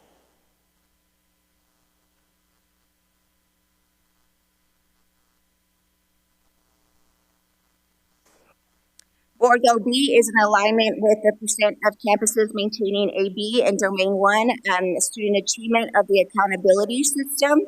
So our baseline data starts there at 22%, and then you will see our goals for the next 2 years. Board goal C is in alignment with CCMR. And board goal D is in alignment with ensuring every student is taught by high quality teachers, and this will be measured by the percent of TIA eligible teachers and the percent of certified teachers at the district level and also at the campus level.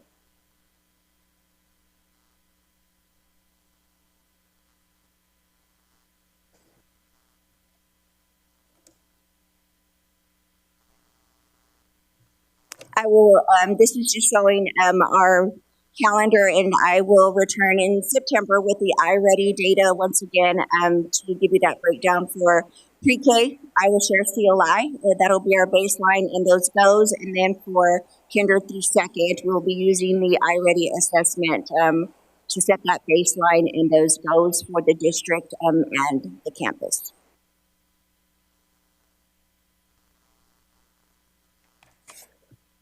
And if there are no questions, I ask that you approve these goals as presented at the district and the campus level. And I will present in September again for pre-K through 2nd.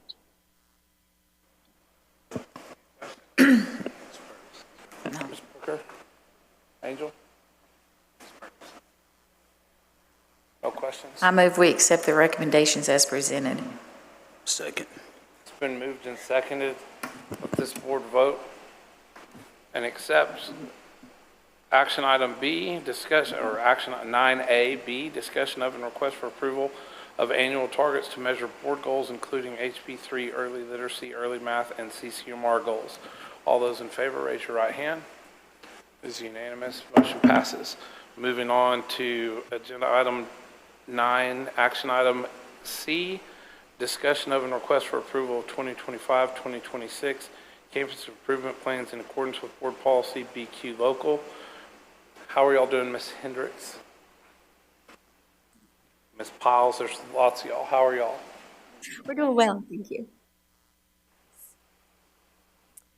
Good evening, President Hodges, members of the board, and Dr. Howard.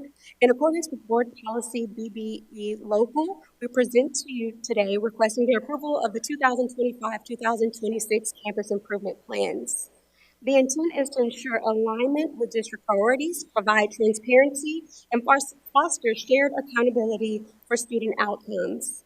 Tonight we will review district-wide academic expectations and hear campus-specific strategies that will close achievement gaps among all students.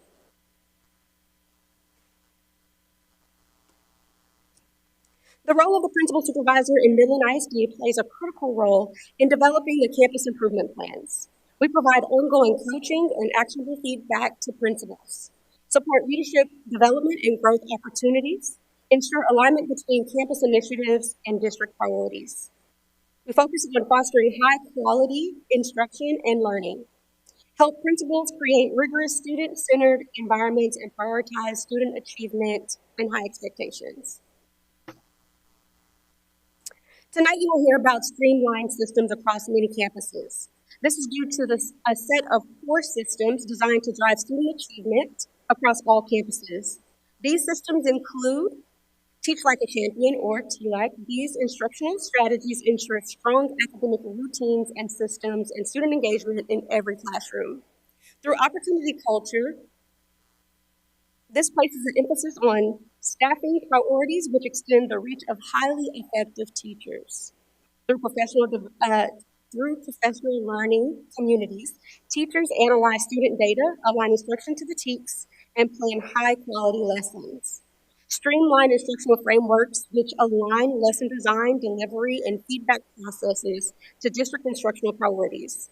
These frameworks ensure consistency, clarity regarding effective teaching at every campus.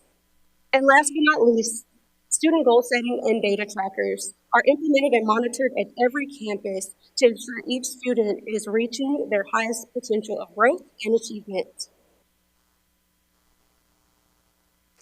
All campus improvement plans are designed to directly support board goals by aligning campus-level strategies. With the district improvement plan and the district strategic plan, each campus conducts a thorough, comprehensive needs assessment to develop focused performance objectives and strategies to impact teacher effectiveness and student outcomes. Now, at this time, we will hear strategies from our campus principals, starting with Bunch Elementary.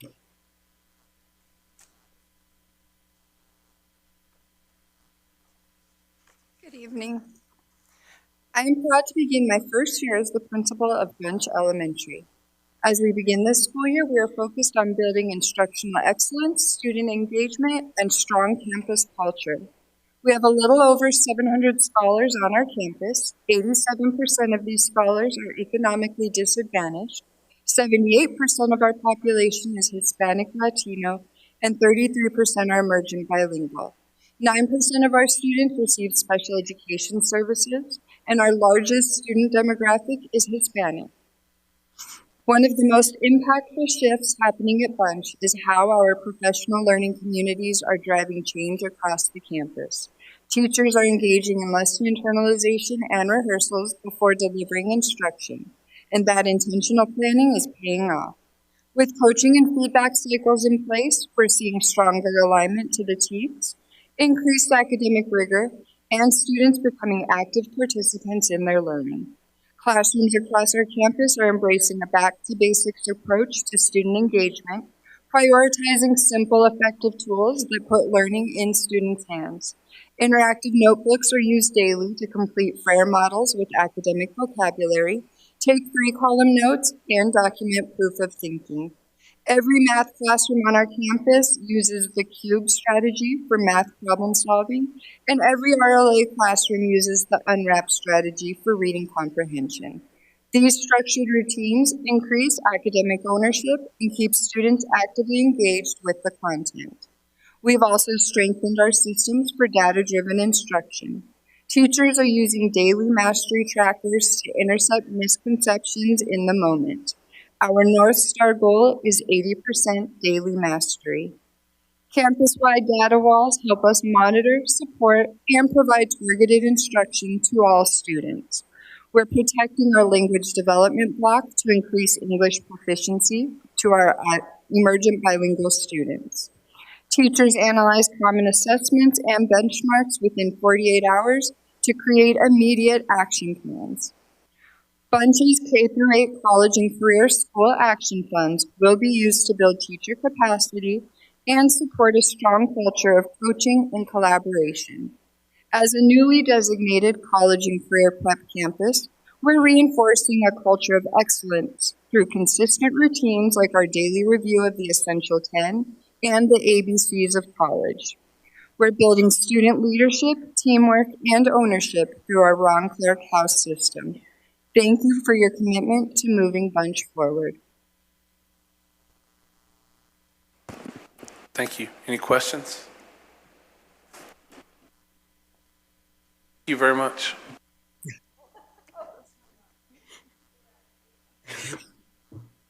My name is Julie Barraza, and I am honored to be entering my third year as principal at Burnett Elementary. In 2023, Burnett was rated an F campus. In 2024, we improved to a C, and in 2025, we maintained that C rating, improving 2 points to an overall 74.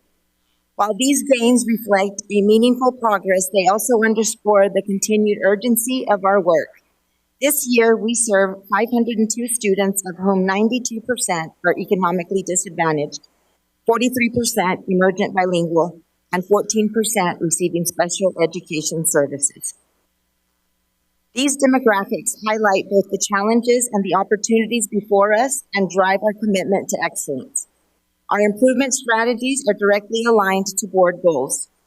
Board Goal A, we have restructured the master schedule to prioritize daily intervention and enrichment. In addition, students are now tracking their own learning through data binders to build ownership and accountability. We are also providing bilingual-led training to strengthen our emergent bilingual support. Board Goal 2B, we are strengthening instruction through the consistent use of Summit K-12, planning and hosting intentional grade-level family engagement opportunities, and hosting Teach Like a Champion clinics for lesson internalization and rehearsal. Board Goal C, college and career readiness. Our counselor is leading College Week. We are preparing for our third annual Career Day, and students participate in weekly college, military, spirit days to build a culture of readiness. In addition, our campus hallways proudly display college pennants, serving as a daily reminder to our students that higher education is within their reach. Board Goal D, we have established ongoing coaching and data review cycles that focus on emergent bilingual growth and the consistent use of high-leverage Teach Like a Champion strategies. At Burnett, we are proud of the progress we have made, but we are even more determined to accelerate the progress ahead. Our mission is clear: to ensure every student at Burnett reaches their fullest potential. With your continued support, we are moving from possible to excellent. I am confident that these strategies will move Burnett from a C campus to a B campus. Thank you. Thank you. I have one quick question, and because this is a great thing y'all are doing. The students are tracking their own data, you had said on there? Yes, sir. I wanted, because we're in elementary school and some of them are young and don't understand that, are y'all implementing, making sure that, I'm sure that y'all are going to say yes, but communicating this to the parents as well to keep them engaged on that progression? Yes, sir. That was one of our main reasons for implementing this, is to include our parents and have the students be able to articulate exactly what standard they're working on and how they're progressing. And the family nights tie into that TEAC specific. Teachers are modeling for the parents on how they can help at home. Perfect. Love it. And hopefully we make it a game to where they get excited about it, because they are more than a data point. Thank you. That's very good. Thank you. Anyone else have questions for her? No, just fun fact, I'm glad to see Burnett's improving. I actually went to elementary school there, so a little special place in my heart. Yes, sir. We have great kids there. You and Mr. Cedillo went to school there. That's right. I did too. Yeah. Good evening. I'm David Duarte. I'm the proud principal of De Zavala Elementary. I've been there for the past 2 years. During my first year, De Zavala was rated an F campus. However, we were rated a D campus this last school year. Our current enrollment is 453 students, where 88% of the students are economically disadvantaged, and 41% of the students are also emerging bilingual students. Our special education population is at 14%, and then 4% of our students are receiving dyslexia services. Our largest population is Hispanic students at 95%.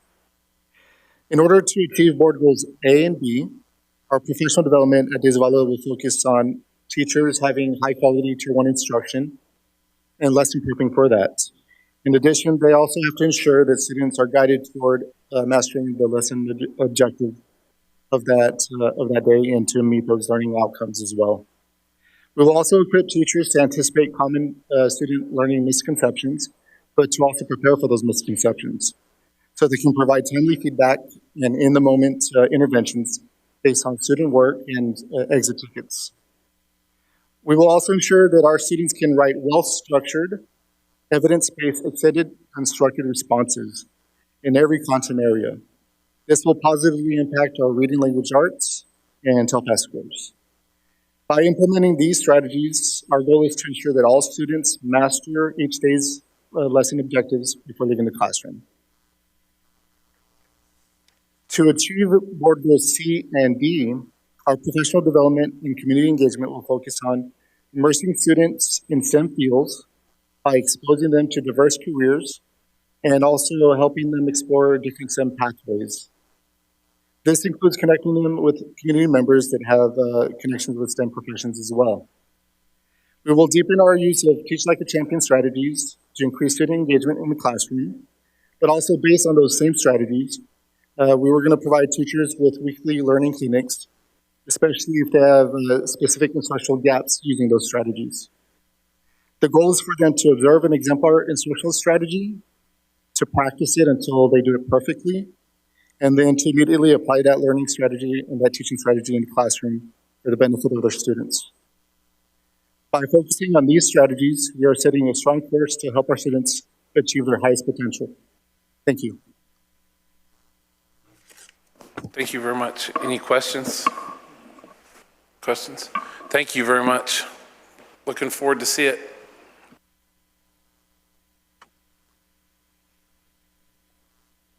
Good evening. I'm Kristen Nix, the principal of Emerson Elementary School. This was my third full year at this campus. In the years 2023 to 2025, Emerson Elementary was rated a C campus. At our school, we serve just over 500 students. About 60% are economically disadvantaged. About 20% are special education students. Over half are Hispanic, and less than 10% fall into dyslexic or emerging bilingual categories. The planned professional development and strategies to improve student outcomes for goals A and B are as follows. Goal A, implementing the curriculum framework with fidelity will provide a structure for teaching practices, classroom routines, and instructional decision-making.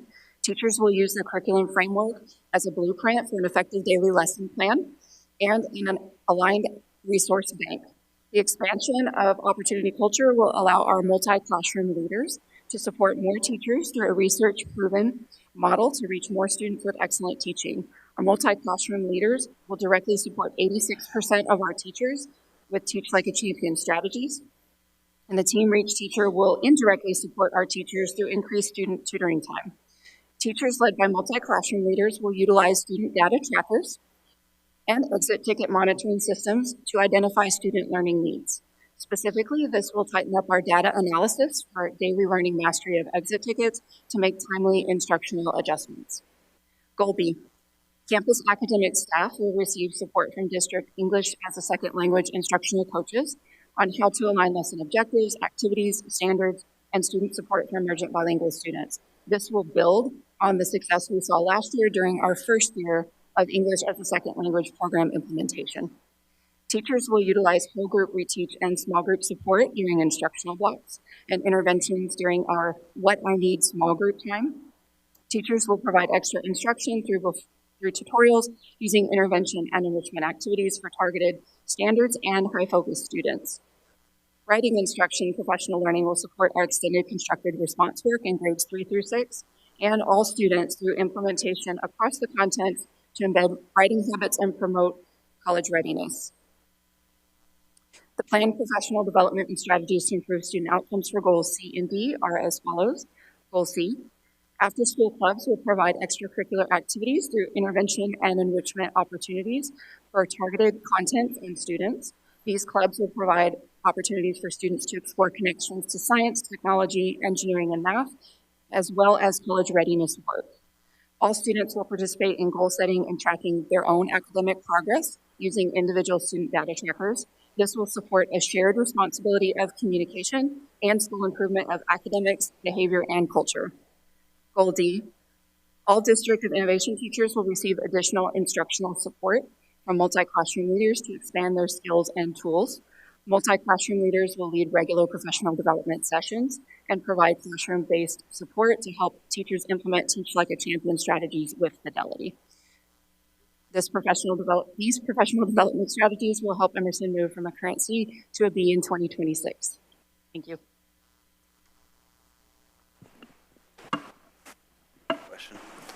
Mr. Quinn?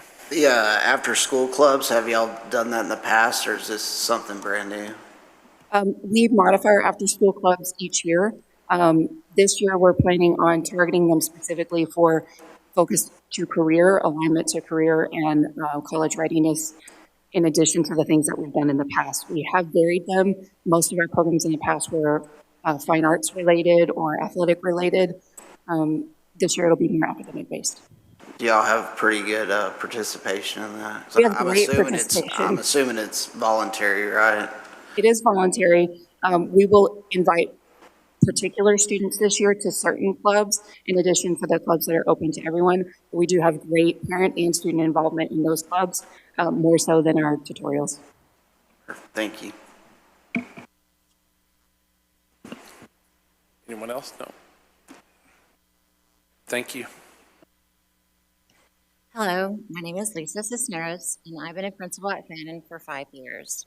Fannin currently serves 620 students, 52% economically disadvantaged, 24% special education, emergent bilingual 3%, and our largest subpopulation is Hispanic at 53%. Sorry. The professional development and strategies to improve student outcomes for goals A and B. Goal A, we will refine our professional learning communities to strengthen collaborative planning and lesson internalization. Through our opportunity culture framework, we're integrating Teach Like a Champion strategies to improve teaching practices. We've also established systems to maximize data-driven tracking to better target instruction. For Goal B, we'll improve Tier 1 and Tier 2 instructional practices to better meet student needs. Our focus is on implementing professional learning communities and response to intervention systems with consistency and fidelity. Also implementing data analysis protocols aligned to Domain 3 to guide teachers in monitoring student performance. The professional development and strategies to improve student outcomes for goals C and D.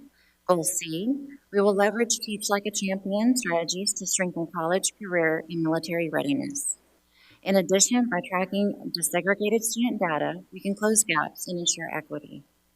We have also expanded student leadership opportunities through Mighty Mustangs, UIL, and robotics. Goal D, we will utilize opportunity culture, coaching cycles to build teacher capacity. Professional learning communities will elevate instructional practices and ensure alignment across classrooms. Finally, data-driven instructional practices will be implemented with fidelity to accelerate student achievement.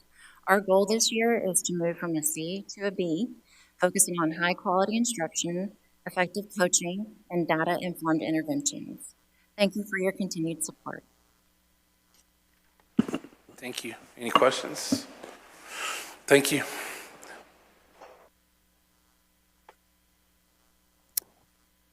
Good evening. I'm Holly Sherrod. I'm beginning my second year as principal at General Tommy Franks Elementary. Our rating for the past 3 years has been a C. Our current enrollment is around 529 students. We serve 47% economically disadvantaged, 7% emergent bilingual, and 22% special education students. Our largest subpopulation is Hispanic. Our plan is built around a clear focus on ensuring every student has access to rigorous, high-quality instruction, targeted support, and enrichment opportunities. To accomplish this, we are centering our work around these strategies. Our plan for professional development to ensure we reach our goals for A and B include targeted time during our PLCs. We will focus heavily on our response to intervention instruction. Teachers began day one with a list of their students' data from the previous year. They've begun progress monitoring already, data tracking, and focusing on responding immediately after an exit ticket is given. This will be done through active monitoring and professional development to train teachers. Teachers are utilizing the daily mastery trackers and core subjects to assess their Tier 1 instruction and determine if a whole group reteach or if small group instruction needs to take place. We have created routines and expectations for our 35-minute intervention and enrichment time that is built into our master schedule.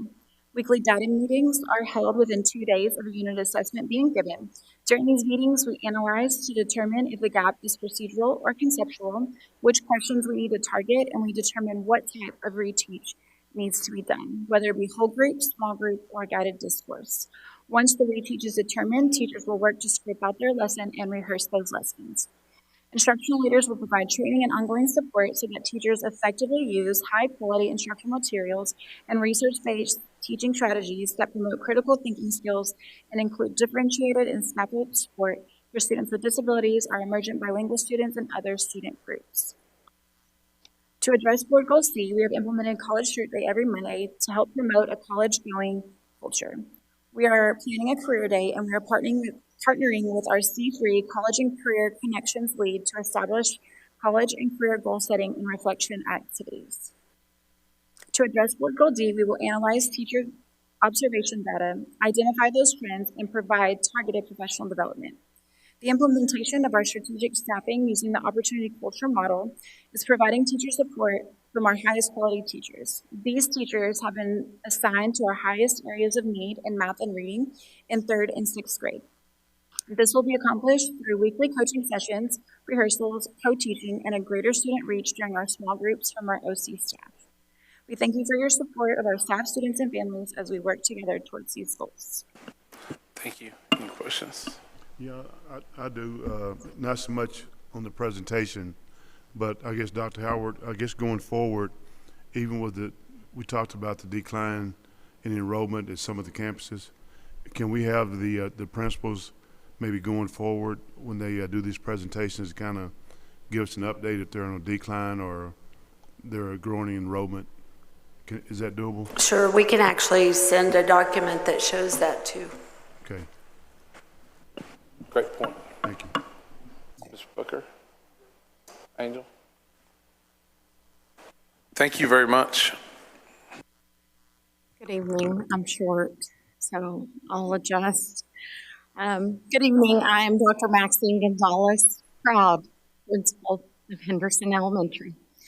We are proudly serving 829 students. Previously, we served 633 students in the past school year. We have 82% of our students are Hispanic, making that our largest subpopulation. We currently have 79% of our students are economically disadvantaged, 19% are special education, 34% are emergent bilingual. That's an increase from about 12% in the last school year. So we are definitely on the rise and enrolling new each and every day.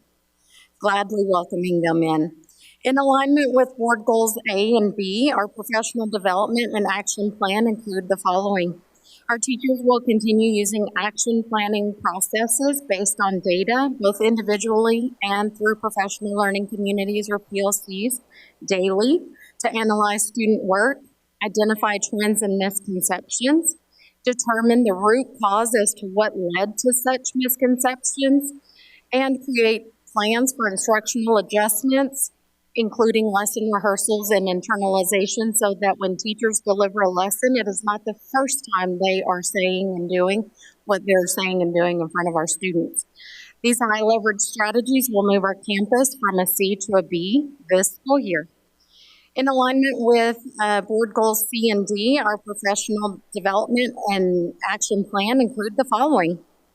Teachers will continue using daily exit tickets to immediately pull students into small groups and address gaps and misconceptions in that day's lesson, that same day.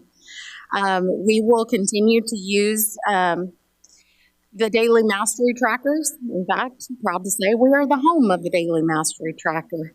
Teachers will, prior to this, though, in PLCs or professional learning communities, be coached as to what to do to intervene as they start to see these misconceptions prior to that daily's exit ticket. We don't want to wait till the daily exit ticket to find out the students didn't master that learning. We should be intervening along the way as well. So that is an addition this year to level up that practice.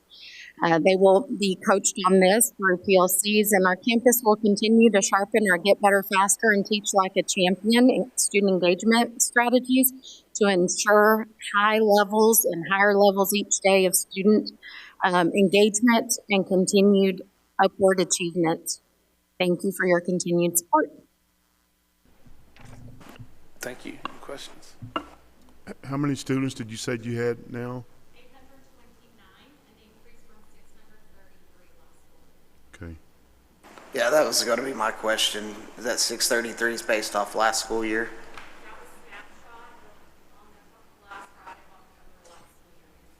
So how are we doing on staffing right now with the increase of almost 200 students? Yeah, so that was due to some boundary changes. So those were planned increases for the most part.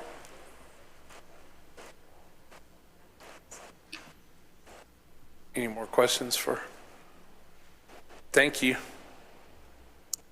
So good evening. My name is Tanya Duval. I am the principal entering my third year at Jones Elementary. At this time, I have 525 students enrolled. That is up from 489 students last year, again, due to some boundary changes. 75% of my children are identified as economically disadvantaged.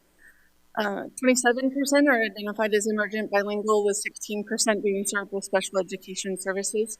My largest subpopulation is the Hispanics at 82%. In alignment with Board Goal A, we are going to reset our PLC models where we need to plan, collaborate, rehearse, and disaggregate data with our opportunity culture personnel to provide training, modeling, and coaching of the Teach Like a Champion instructional strategies so that we can differentiate for our students. We're also going to focus on data-driven instruction, tightening our systems of interventions based on the academic monitoring of the daily mastery of the Texas Essential Knowledge and Skills and district assessment data in order to meet the needs of our identified subpopulations of Hispanic and special education students, along with our overall student body. In alignment with Board Goal B, we will utilize domain-free data trackers, which will help provide individual student growth targets needed for them to level up to the next performance indicator and to be on track for achievement. This will be done through monitoring of individual goals based on that daily mastery that we talked about. Along with that, which prioritize STAR accountability measures with our identified subpopulations, along of course with our whole student body. We will also improve our parent engagement with those student academics through those data trackers with the intended impact of improving student motivation, accountability, and attendance.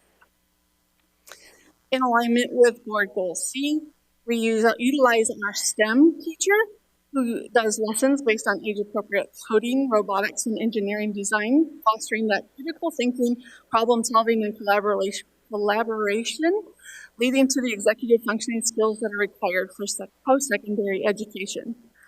We will also cultivate a post-secondary awareness and celebration by inviting students and teachers to wear college, business, and military shirts weekly, along with organizing and leading a College Career and Military Spirit Week, which engages the students in activities designed to highlight post-secondary success stories, including inviting parents and community members to come to school and share their stories and careers. In alignment with Goal D, we again, including the reset of the student-driven Teach Like a Champion instructional strategies and professional learning communities mentioned in Board Goal A.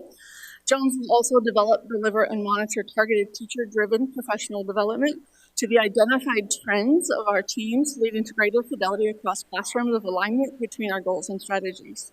Teachers will be led to understand how to identify, support, and monitor students for immediate, individualized, and targeted intervention and/or enrichment to increase the effective Tier 1 instruction and Tier 1 intervention opportunities. I have a quick question. On your at-risk interventions that you want to do, Tier 1 and Tier 2, just off the top of your head, do you have a pretty significant percentage of at-risk students on your campus? I don't know what the exact percentage is for at-risk at this time, but I can get that to you. That's no problem. Thank you. I'm glad you're planning on that. Thank you. Anybody else? Thank you very much. Yes, sir. Thank you.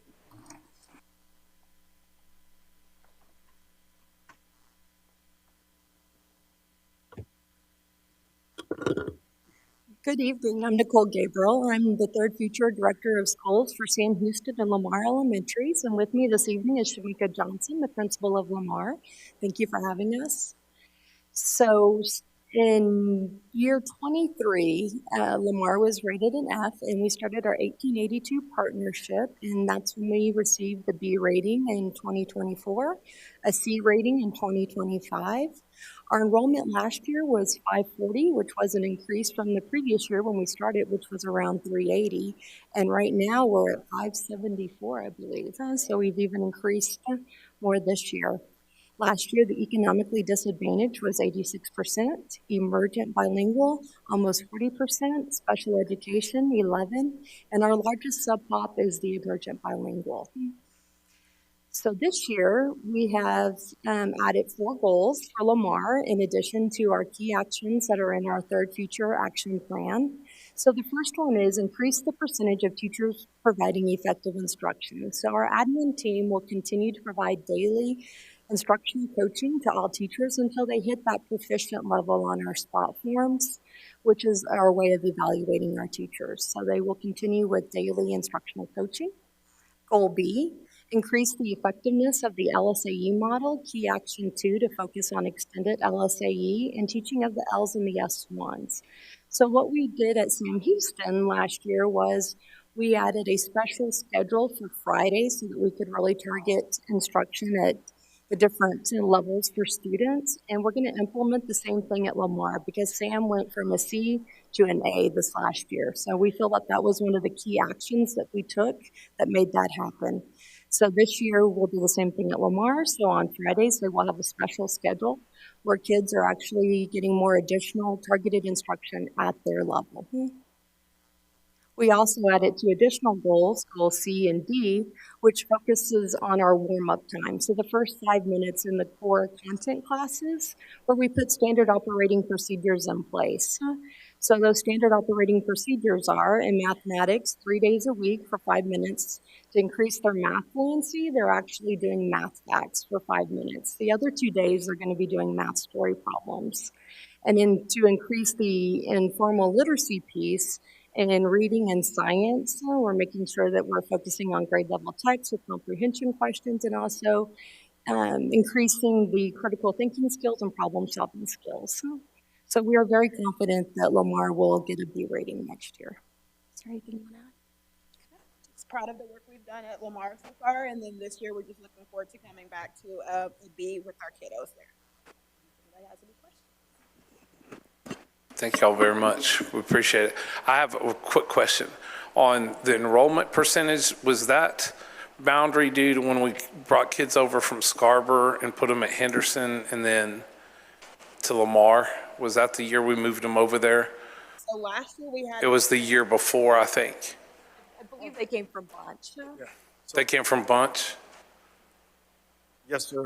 To increase or utilize the functional capacity of that campus, we moved the zone from the Bunch area, attendance zone, to Lamar. And then regarding the Henderson, the attendance, the zone was a combination of two things. 2 years ago, it was a attendance zone change. This current year was a bilingual program change, which increased the enrollment there. Again, to utilize the functional capacity of that campus. So we are serving neighborhoods, students that are zoned for Lamar then correctly? Yes. Not, okay. Yes. Thank y'all very much. And they have the first right of refusal, right? The neighborhood students have to opt First out right of versus opt in. refusal or what have you? Correct. Right, yeah. Okay. Thank you very much. Look forward to it. Mr. Hodges, Jones's at-risk population is 49%. 49%. 49? Okay. That's really good to have that. I was just like, ooh, that's good thinking. Good evening, Dr. Howard and members of the board. My name is Pedro Covarrubias, and I am the proud principal of J. Long Elementary. I want to begin by sharing a quick snapshot of our school. This is my second year at Long, and I'm proud to say we're moving in the right direction. Last year, we earned a D, the year before an F, and this year, we're now a C. We currently serve 544 students. Last year, we ended the year with about 580. The majority are Hispanic, about 81%. Nearly 90% of our students are economically disadvantaged, and 20% are emergent bilingual. About 15% of our students receive special education services.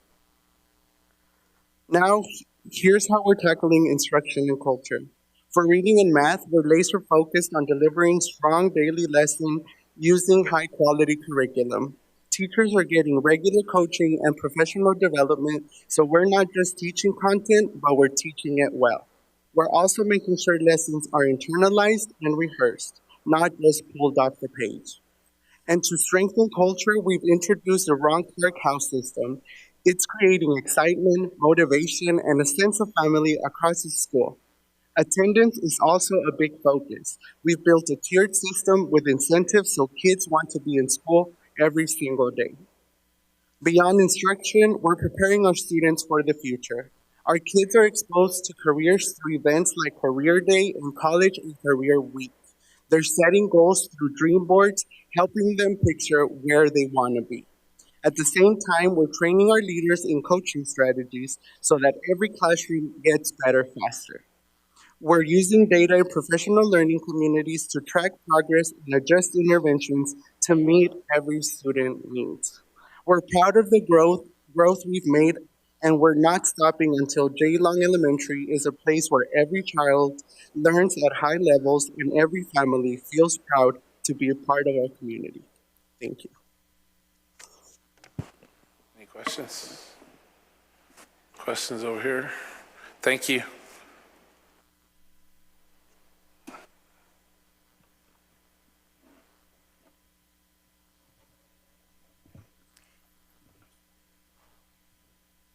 Good evening. My name is Brenda Jobs, and I'm honored to serve as the principal of Ben Milam International Academy. Our enrollment as of snapshot of last year was 561.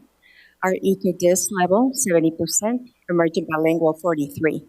Our special education population, we only have 10%.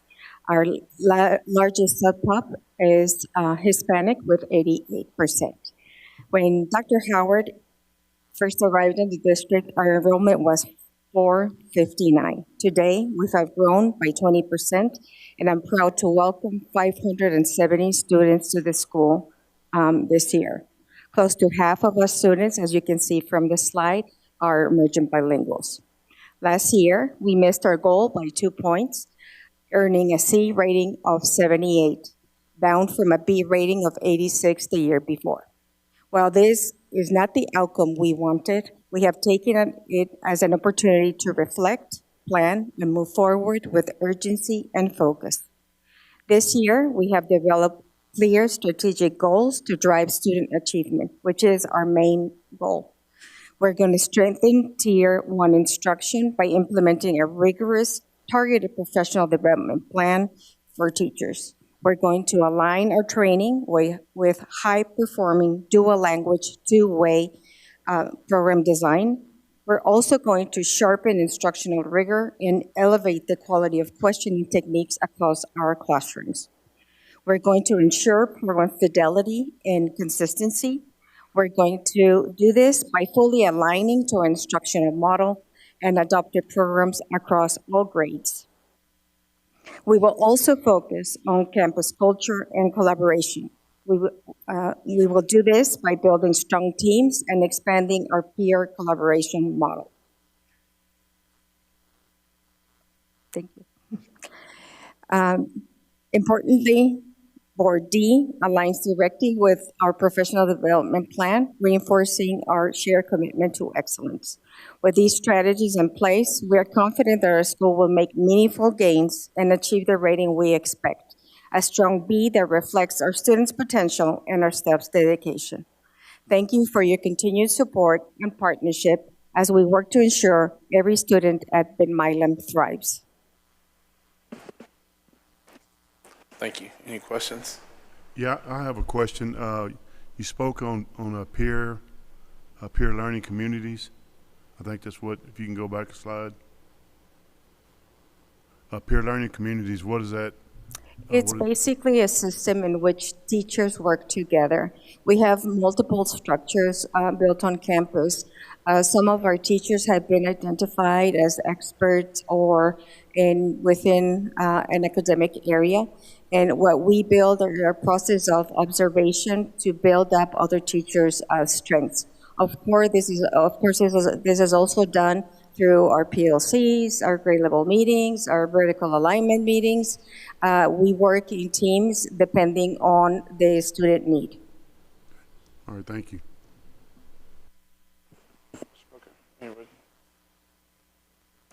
Thank you very much. Looking good.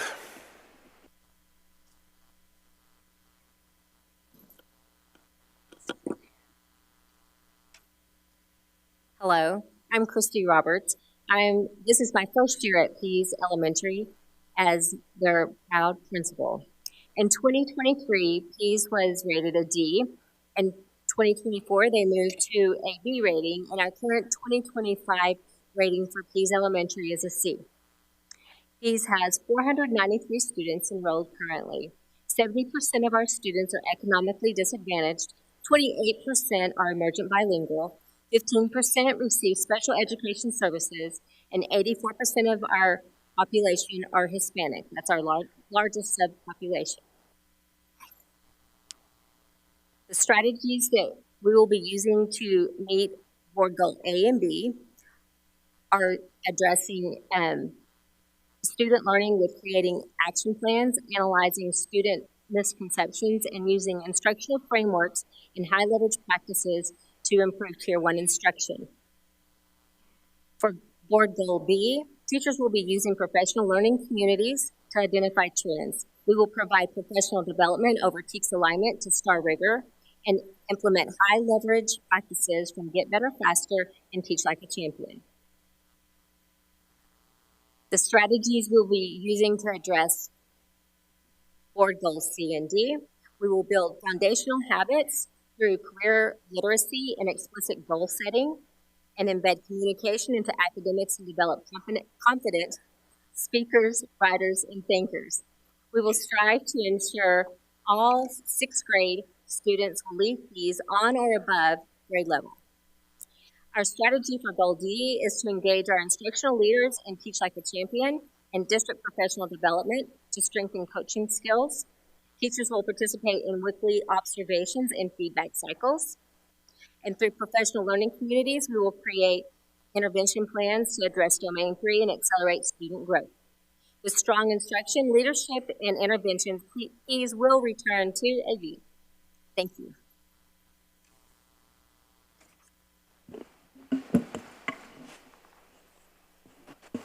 Thank you very much.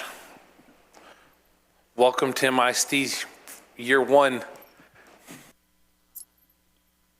Good evening. My name is Lori Smith, and I'm the principal of the Pre-K Academy at Midland College. I have held this position for 7 years. We are a C due to the fact that we do not have STAR data, so we take the rating of the district. We currently have 279 students enrolled. 90% of them are economically disadvantaged, 27% are emergent bilingual, and 10% receive special ed services while at school. Our focus remains on our economically disadvantaged population. Last year we met and in most cases exceeded our goals set in our charter agreement. During August, our staff all got trained by Region 18 in individualized and differentiated supports, as well as circle training and CPI. Circle training is focused on age-appropriate, rigorous classroom instruction. We are using a Power BI dashboard to analyze student data and verify growth in all areas. Over the summer, our instructional coach and our resource teacher attended pyramid training at the service center and are implementing strategies in classrooms to model for all staff. We have established a PBIS cohort to support classroom and campus-wide behaviors. We have staffed a certified teacher as an interventionist to close gaps prior to kindergarten. We prepare students for CCMR by building foundational habits early through career literacy, tech-based projects, and explicit goal setting. We host a career day with diverse guest speakers to build student career awareness. I will attend a conference this summer that focuses on best practices and student data. We have created observation documents that are clearly aligned to T-TEST, pre-K guidelines, and student goals. All 16 teachers here at the pre-K are certified or completing their certification exams.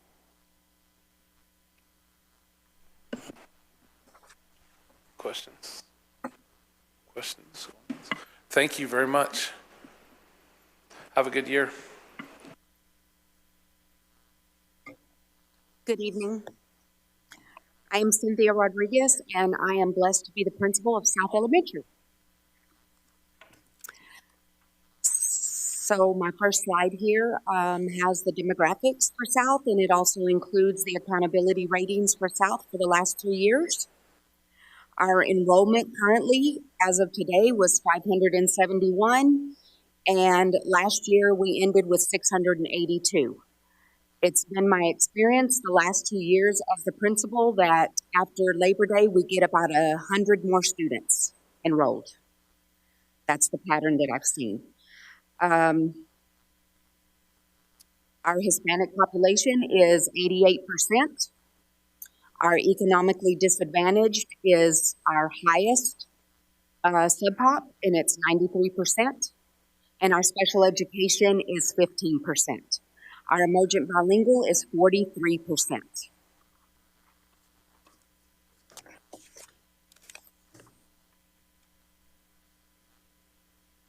As has been stated to you with all the wonderful principals that came before me, we follow at South all of the district's instructional routines and processes. We align with the district and we follow these items, including the resources from the district, with fidelity.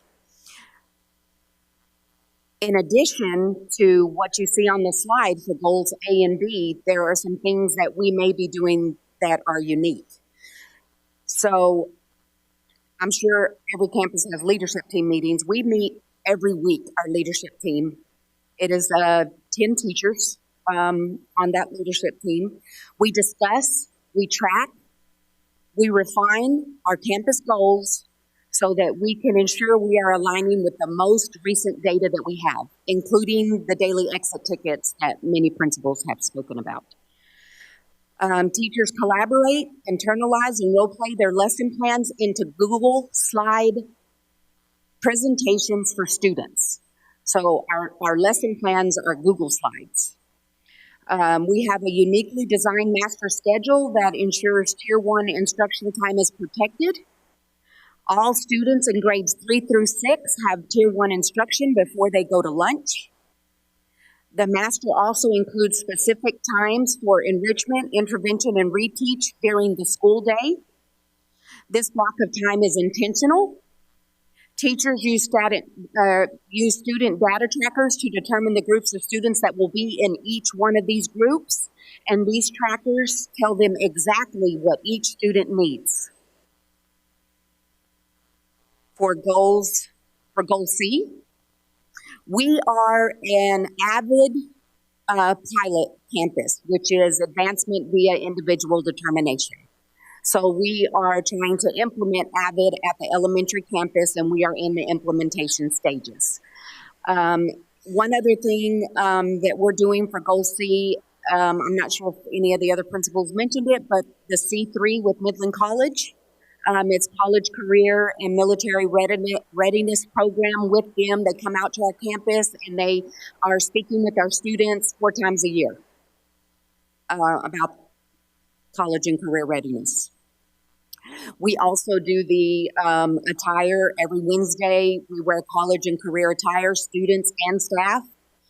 And we are a uniform campus, but we let them wear those shirts on Wednesdays. We let the students wear those, as well as lots of college flags around the building for lots of universities. And for specifically for Goal D on this slide, other than what you see there, South had some staffing issues that we had some staffing issues last year that we were able to overcome by utilizing the strategic staffing options offered to us by human resources to be able to retain high quality teachers. So we were able to retain 9 teacher incentive allotment teachers and 7 opportunity culture master teachers. We're also able to retain 3 Reach associates that are part of opportunity culture, and we will utilize them for specific interventions and strategically place them with the content areas that they are effective teaching in. Also, novice teachers are paired with master teachers to build their capacity. I want to thank you all for your time, and I want to thank you for your continued support of South Elementary.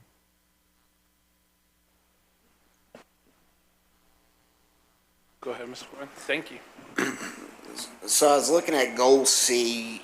You're the first campus that had an attendance and truancy committee.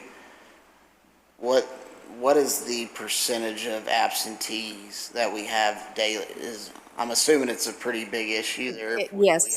So we have habitual violators, and then it's really hard at our campus. Barbara Yarborough works her tail off to go out and make home visits. An actual percentage I don't have, but I'm going to say that it's about daily. Maybe 25 to 30 kids that are absent in the building, which when you think about that, that may not sound like very many as a percent score, but 15 to 20, 30 kids absent every day from your building is a lot. When you think of it individually, as when you have 5 kids absent from your class, I had a teacher tell me today, I have 5 kids kids absent today. Barbara gets involved after they have been absent 3 days in a row. And we have to do a lot of home visits at South. Parents don't respond when we're calling them. A lot of times they won't respond to Class Dojo. We send an email, even though, just to make sure we have that documented, but Ms. Yarborough does a lot of home visits at South. She also does a lot of incentives, and not only incentivizing for our students for attendance, but she incentivizes the parents. She calls them in, we have to give them stuff to get them to come to a meeting. Number one, they won't come to the meeting if we don't give something away. But if we're giving something away, man, we pack the house. They'll come if we're doing a giveaway. I have to bolt on to because it's a great question you asked, and this is just not be scared to be stupid. Does the bus routes, do you think what time do the buses leave to get to South?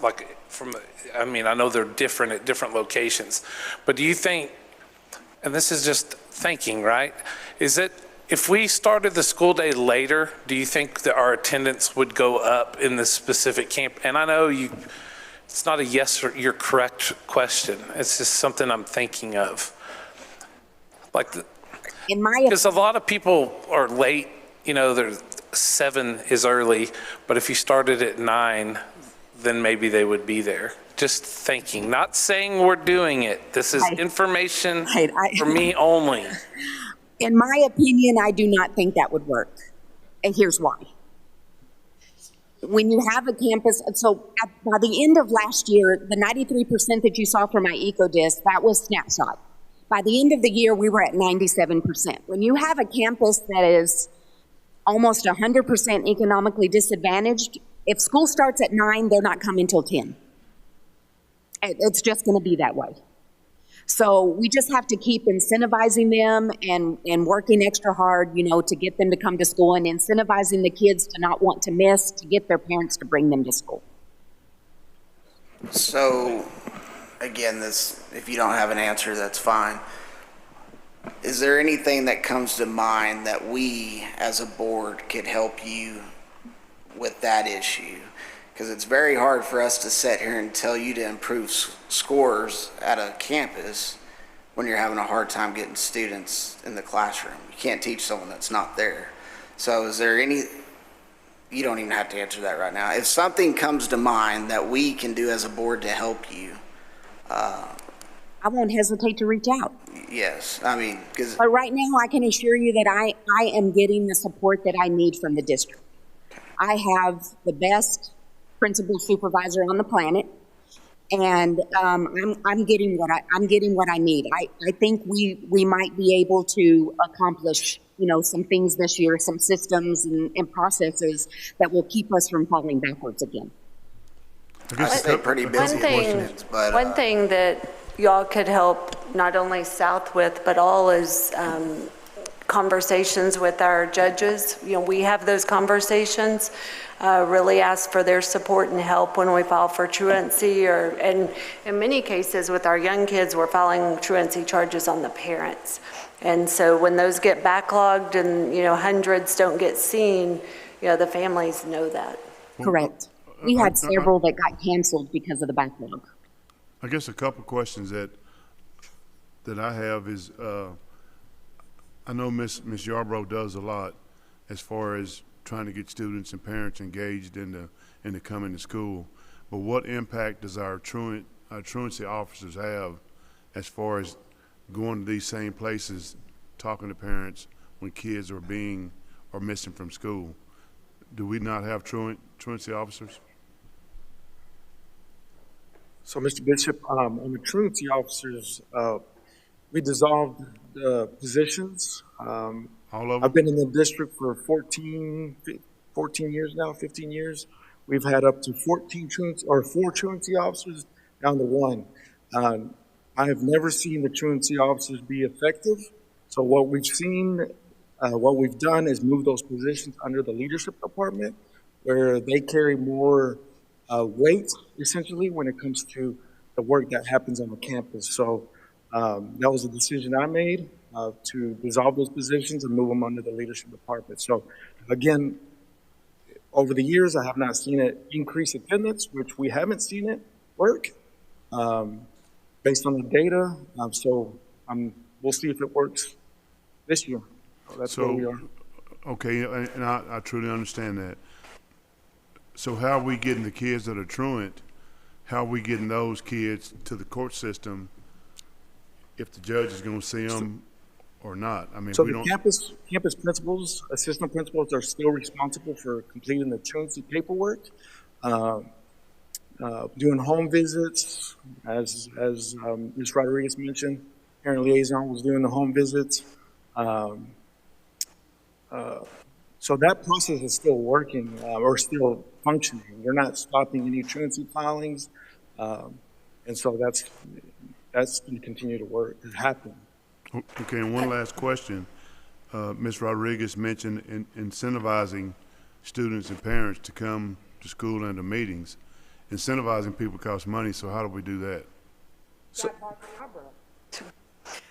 So the Education Foundation, they have required parent involvement, expenditures with title funds. There's various ways that they do that.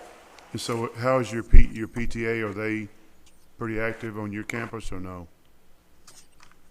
I have 3 members that are parents for the PTA, and the rest of my PTA membership is staff.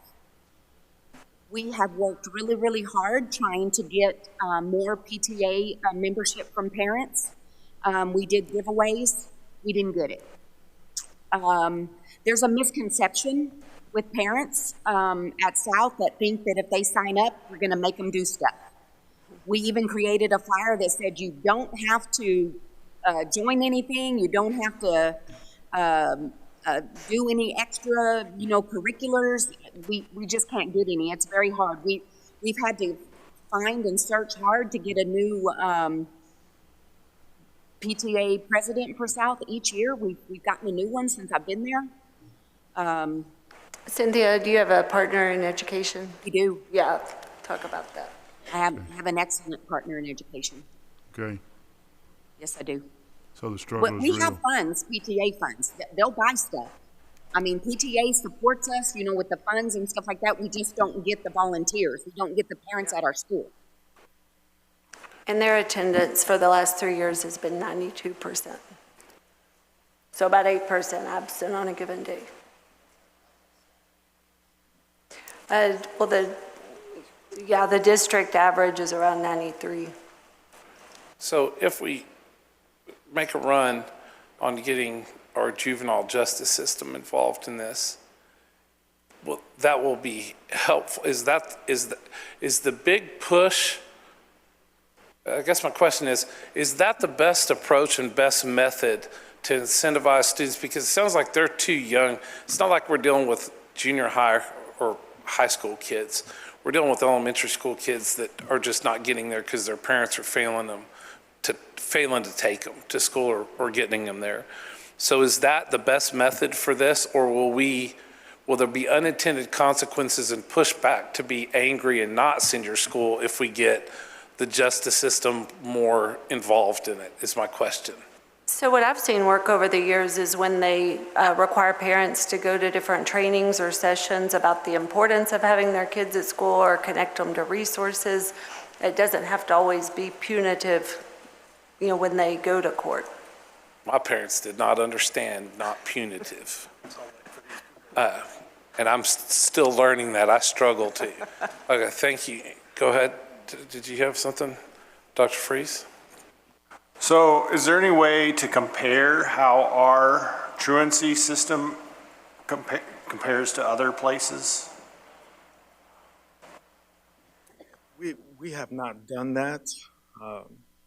We've had a couple meetings with the judges last spring. One of them you were in, and they understand that they have some issues on their end as far as the way they process paperwork and hearings. So we're hoping that they can see more of the truancy charges that we file. So, but that we have not done that work comparing ourselves to other districts in regards to truancy filings. We're gonna have, I'm gonna let you go, but I just wanna say this. We're gonna bring this up, but we're gonna do a special meeting or something to figure some things out on this attendance issue at South. Go ahead, but we could go on all night about this, but we are going to specifically focus on trying to get this attendance situation fixed. Not saying that it'll work, but we'll try. I think it would be a good idea to see how other places and their judicial system works for truancy, and so that we can make a strong case that ours is not complying with, our law, and they're not helping the situation. So we got to have a strong, truancy system. It seems to me like this is the only real solution to motivate these parents. So it's unfortunate they aren't responding to positive stimuli to come, whatever we have to do to get them to PTA or give them prizes all the time. It's just not, it's not working a long-term deal. And unfortunately, I think this is our probably last best option to get this. Yeah, just thank you for your time. I didn't mean to put you on the spot like that, but when I saw the truancy, and just so people know, you're not the only campus that has truancy issues. That's why we tend to talk about it for a while. So sorry if I put you on the spot on that, but thank you. Thank you, everyone.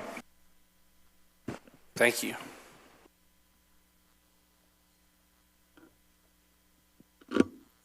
Good evening. I'm Kristen Godwin. This is my first year as principal at Yarborough Elementary. For the 2023 school rating, Yarborough was a B. In 2024, the rating was a C, and we maintained a C this past year.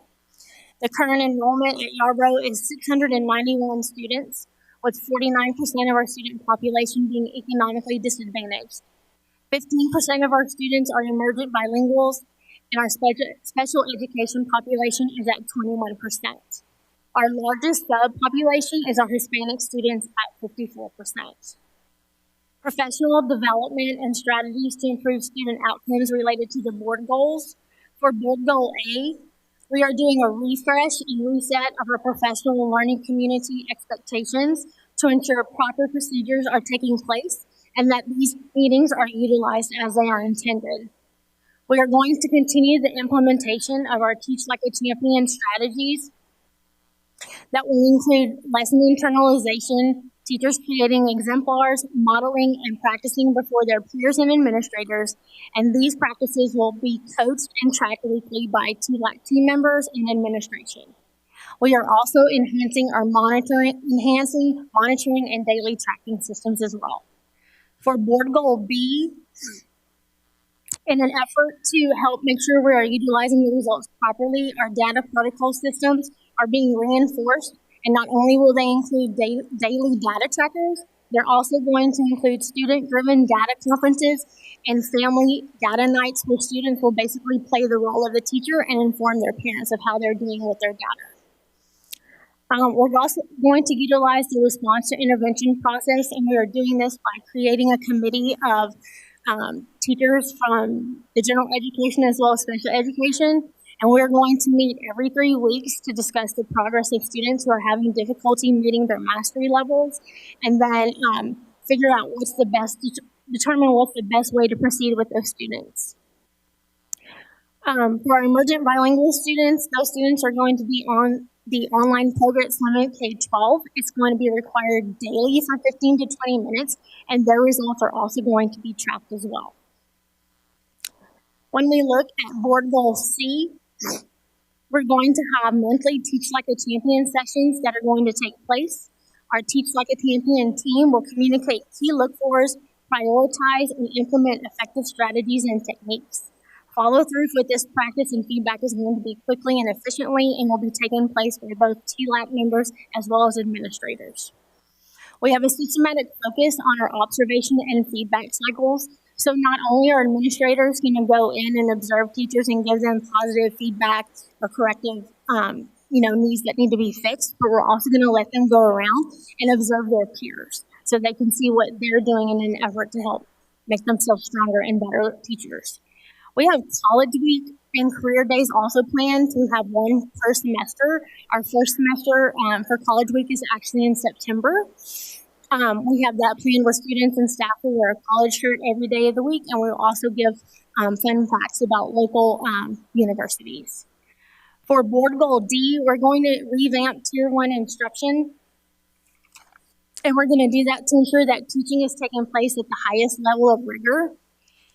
Our small group intervention times have also been strategically placed throughout the master schedule to ensure that this time is taking place with meaningful reteach lessons daily. We're going to interpret our data with fidelity to ensure that the results are used to help guide instruction rather than keep going forward if students are missing something. We need to make sure that our teachers are going back and figuring out what they can do to go back and make sure they're all getting that mastery level. And the teaching cycle expectations are also going to be revisited each month at staff meetings as well as professional learning community meetings. I strongly believe that these are just a few of the high leverage strategies that are going to move Yarborough from a C to a B for the 2025-2026 school year. Thank you. Questions? Thank you. President Hodges. Can I make a move to take a 10-minute break before we start secondary? It's been moved and seconded that we take a 10-minute break. All those in favor, raise your right hand.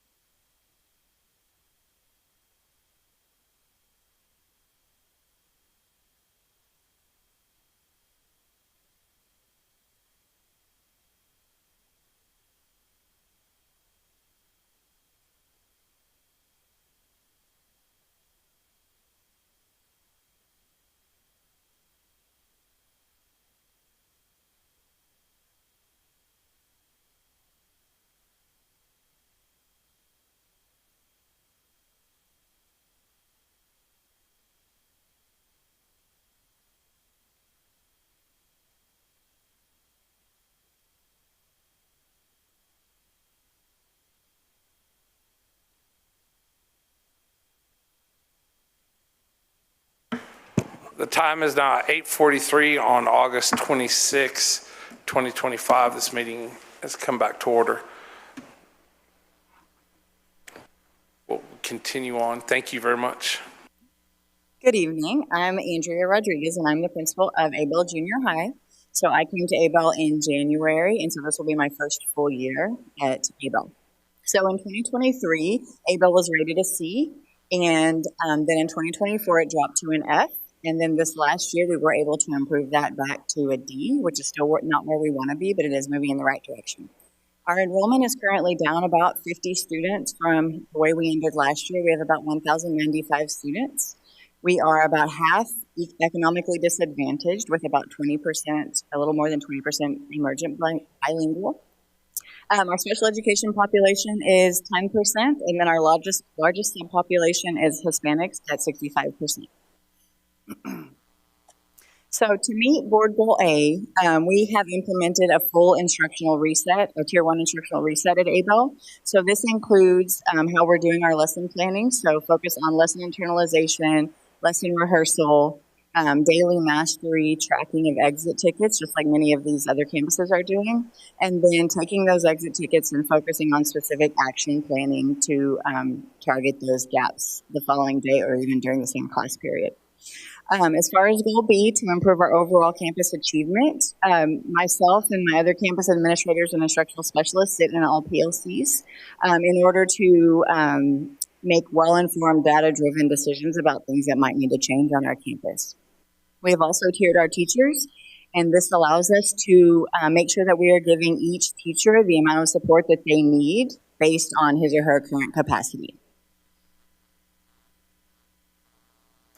For Board Goal C, focused on college, career, and military readiness, our Algebra 1 does contribute to this goal, and so we are implementing the same improved Tier 1 instructional resets in Algebra 1 that we're implementing in our other math and other core classes.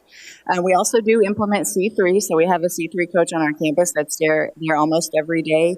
She does participate. She's participated really well in all of the beginning of year stuff so far and really getting the word out there about college, career, and military readiness. And then we also offer several career and technical education courses at Abel. For Board Goal D and improving the percentage of high-quality staff, high-quality teachers on our campus, we are focused on our observation and feedback cycles for every staff member, and we do use TLAC Teach Like a Champion strategies to as a framework for those. We also have multiple MCLs in both math and English, and those MCLs are focused on supporting a small group of teachers so that they're able to build their instructional capacity and improve student outcomes. Thank you so much for your support. What is your truancy rate like? My truancy rate? Mm-hmm. I can't tell you what it is right off the top of my head, but we do have quite a bit of absences every day. Okay. Any questions? Thank you very much. Looking forward. Yep. Dr. Free, sorry, you are almost out of there. I'm going to have the same question for every junior high and high school. So you get to do it on the spot and everybody else gets to know in advance. So. All right. So I'm kind of the opinion that order and respect for teachers has a lot to do with our academic outcomes. So I kind of would like everyone to explain what you're doing. Maybe it's differently this year. Maybe it's been working in the past well. What works well, positive or negative, to improve discipline and order on your campus. Right, so I think it all starts, of course, with like your strong systems, and I'm excited that I started the year at Abel now, and so we're able to build those strong systems from day one. We also have multiple positive incentives that we offer students. So, for example, we have something called a buddy pass, and they're able to go eat lunch with a friend on the patio instead of in the cafeteria. And so I think positives help a lot, but honestly, enforcing consequences as well for those students who just refuse. We want to support the behavior and try to improve it, but if we're not able to do that, then they need to have consequences, and they need to be held accountable for for the expectations on our campus. Right. Thank you.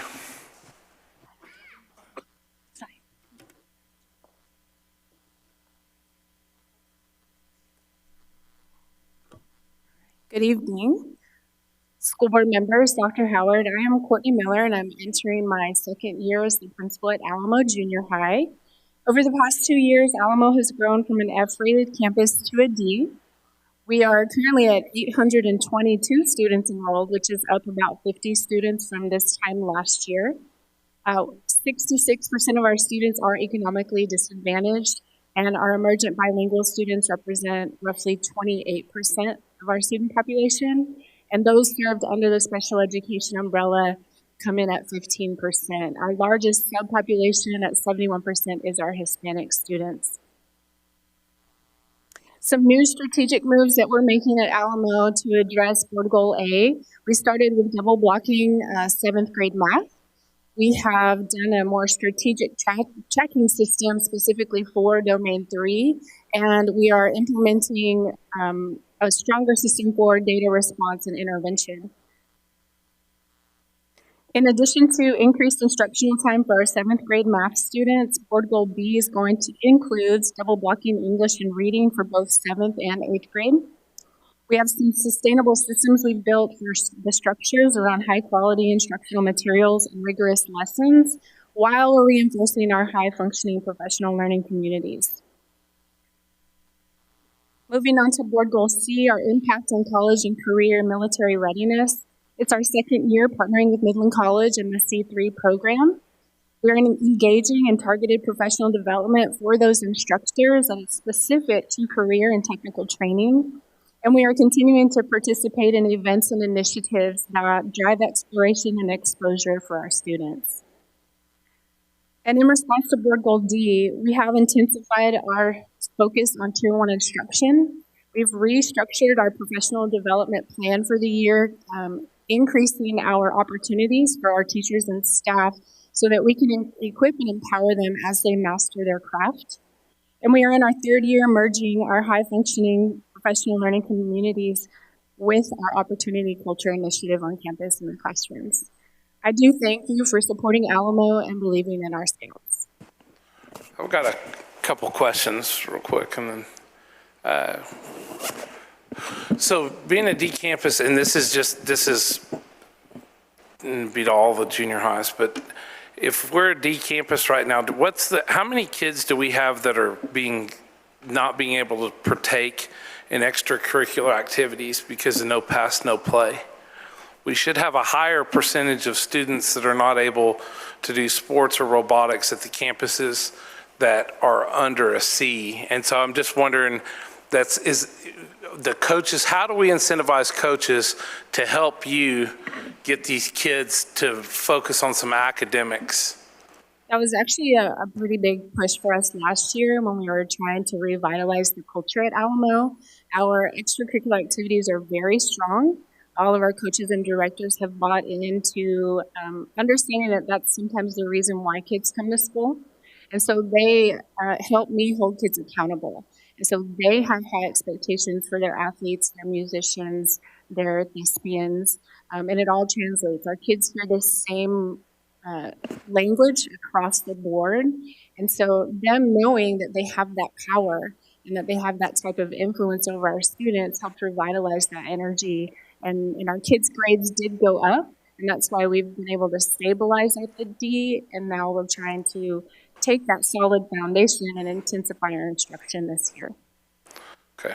Yeah, it's a different cultural perspective that I have, and that's one of the things. I don't know how we do it, but there are kids that come just for extracurricular activities, but I think that's bad on our side as a culture. They should be coming to learn. That's the purpose of education. It isn't for whatever other reason it is. And I understand that to get the kids in there so we can get them to learn, we incentivize them with what they enjoy. But I'm just hoping if there's something we can do from a board level or an initiative to get those kids to be focused on learning and getting up to speed where they need to be at grade level so they can participate in those extracurriculars, I would gladly welcome that, however it is. And I'm not anti-sports or any of that. It's just the main focus under Article 7 of the Texas Constitution does not mention football or baseball. It mentions an opportunity for the diffusion of knowledge to transpire. So that's, correct. Thank you. That's using that same language. We talk to our students often about being they're a student athlete, and the student comes first. And no coach wants a kid who can't think. Got to be able to think, right? So they hear that same language all the time. And part of our cultural shift at Alamo is for our students to think of themselves as more than just a student. They're a scholar, and scholars do things differently. Yes, ma'am. Thank you very much. Can I just hear quickly on what's working for you discipline-wise, positive or negative feedback?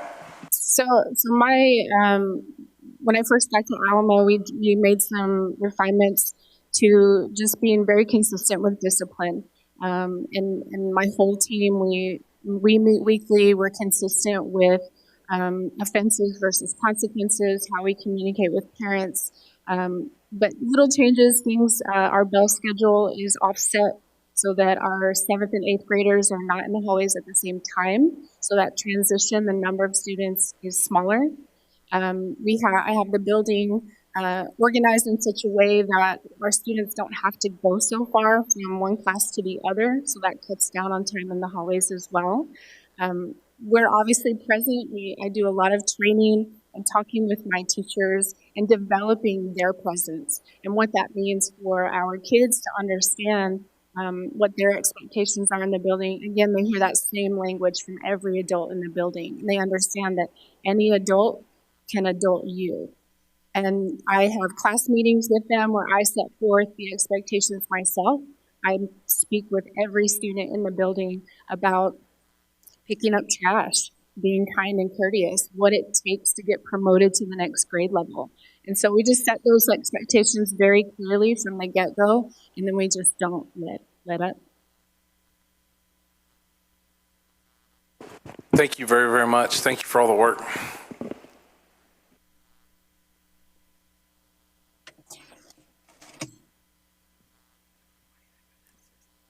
Good evening, members of the board and Dr. Howard. My name is Maria Amancio, and I'm the proud principal of Goddard Junior High. I am entering my second year as principal, and I want to provide you an overview of our school's demographics. Right now, our current enrollment is about 1,001, down significantly from about 1,250 last year.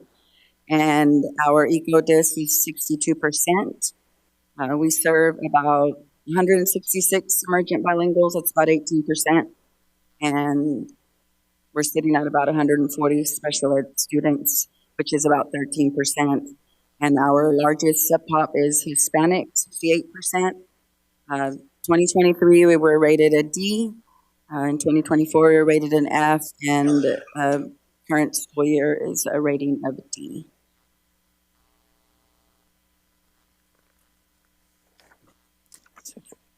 First, I want to highlight our progress with Teach Like a Champion initiative, which is now in our second year. Our teachers are actively planning daily in PLC to enhance instructional practices. Each week, they are expected to conduct at least 5 lesson rehearsals, integrating the methods of MOP participation and engagement through intervention and reteaching. We've also introduced aggressive monitoring to facilitate immediate reteaching and support in small groups. As part of our targeted intervention efforts, we're launching Win Wednesdays, and that's a dedicated time for students who need additional support. Strategically, we have focused on staffing and scheduling to optimize student learning. We have also implemented a staggered bell schedule for our 7th and 8th graders. We've also implemented a double block math session for 7th grade. Our teachers are currently applying the new STEM Scopes curriculum and have participated in extensive professional development, and it'll continue throughout the year as well. In our classrooms, we're prominently displaying student goal-setting charts and mastery levels for every period, and those are posted right outside their doorway. This will also aid with administrators who are aggressively monitoring this implementation using a campus scorecard that will track the trends and progress, and we'll share that with teachers weekly in my newsletter that goes out to them. Our objective is to elevate the school's rating from a D to a B.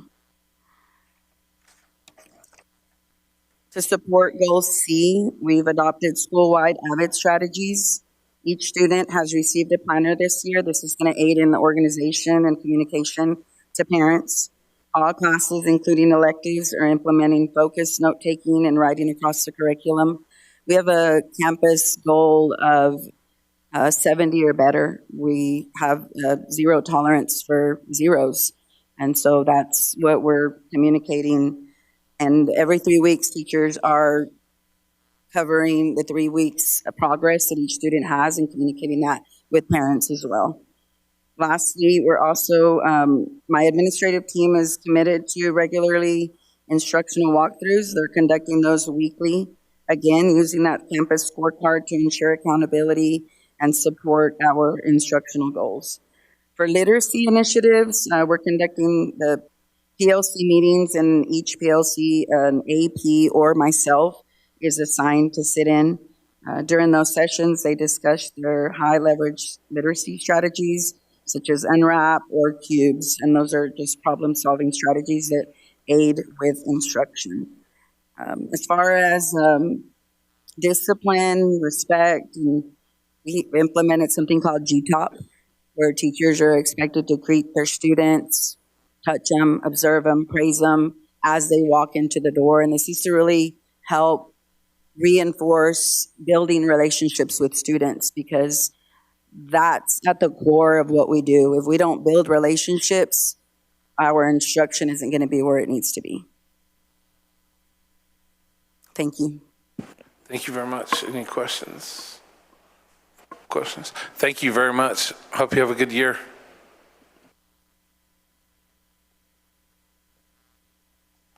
Good evening. I'm Laura Miller, and this is my second year at San Jacinto Junior High as principal.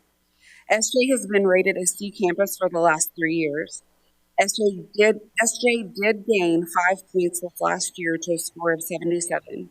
Our enrollment for the 25-26 school year is at 911 students, up from 757 students last year, with a 47.3% EcoDisc, 10% emergent bilingual, 10% special education.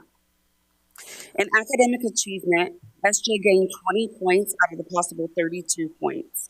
In reading, we gained 3 out of 4 points in each area.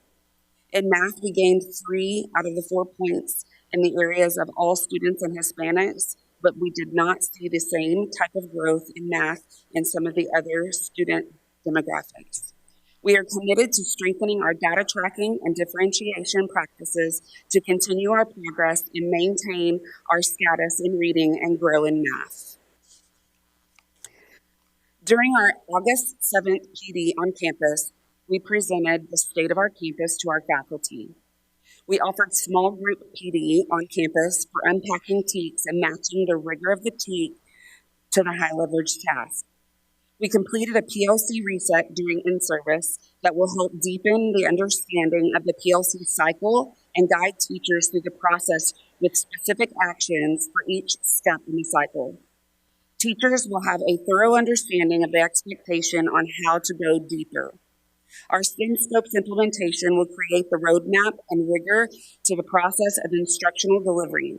This allows teachers to fully be prepared before they get in front of students by allowing time for internalization, rehearsal, and feedback.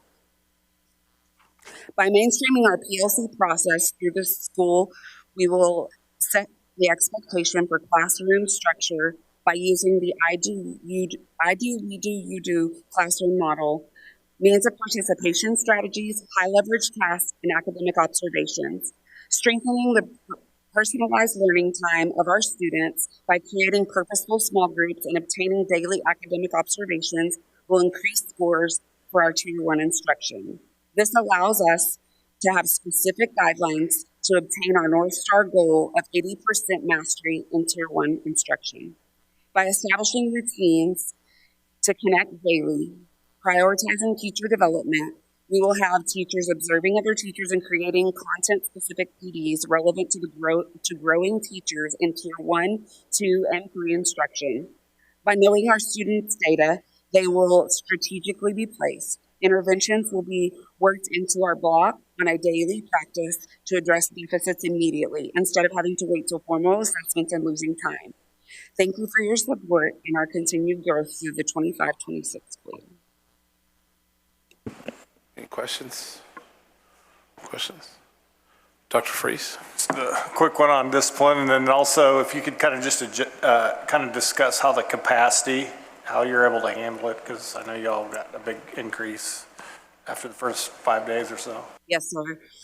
So as far as the discipline goes, on Mustang Mania Night, I explained to all of my parents our expectations. We've talked about that we are guarding our instructional time, and we don't have time to allow for misbehavior in the classroom. They will be removed immediately and given disciplinary actions for that. So my parents are all on board with that. I give updates each week, just reminding them of those expectations. As far as our facilities go, we're doing good. We're making it work. Our teachers are on board. They're adapting and maneuvering how they can around the classroom and being able to strategically kind of place themselves and the students so that they can get everywhere they need to get during those class periods. It is a little crowded, but we're making it work. It's going to be good. Is that it?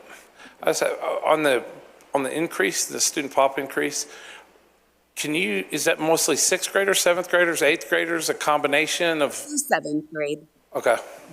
That was our biggest increase, was that seventh grade. Perfect. And we're also, as an administrative team, I talked to Dr. Freeze about this a little bit. We're getting out into the hallways with mobile carts so that our presence is a little more known.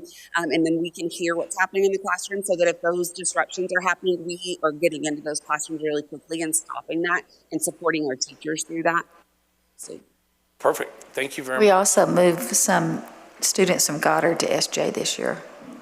Correct? I think that's important to note. She talked about it being seventh graders, and so we were looking at projections for Goddard, and they would have pushed up over 1,300.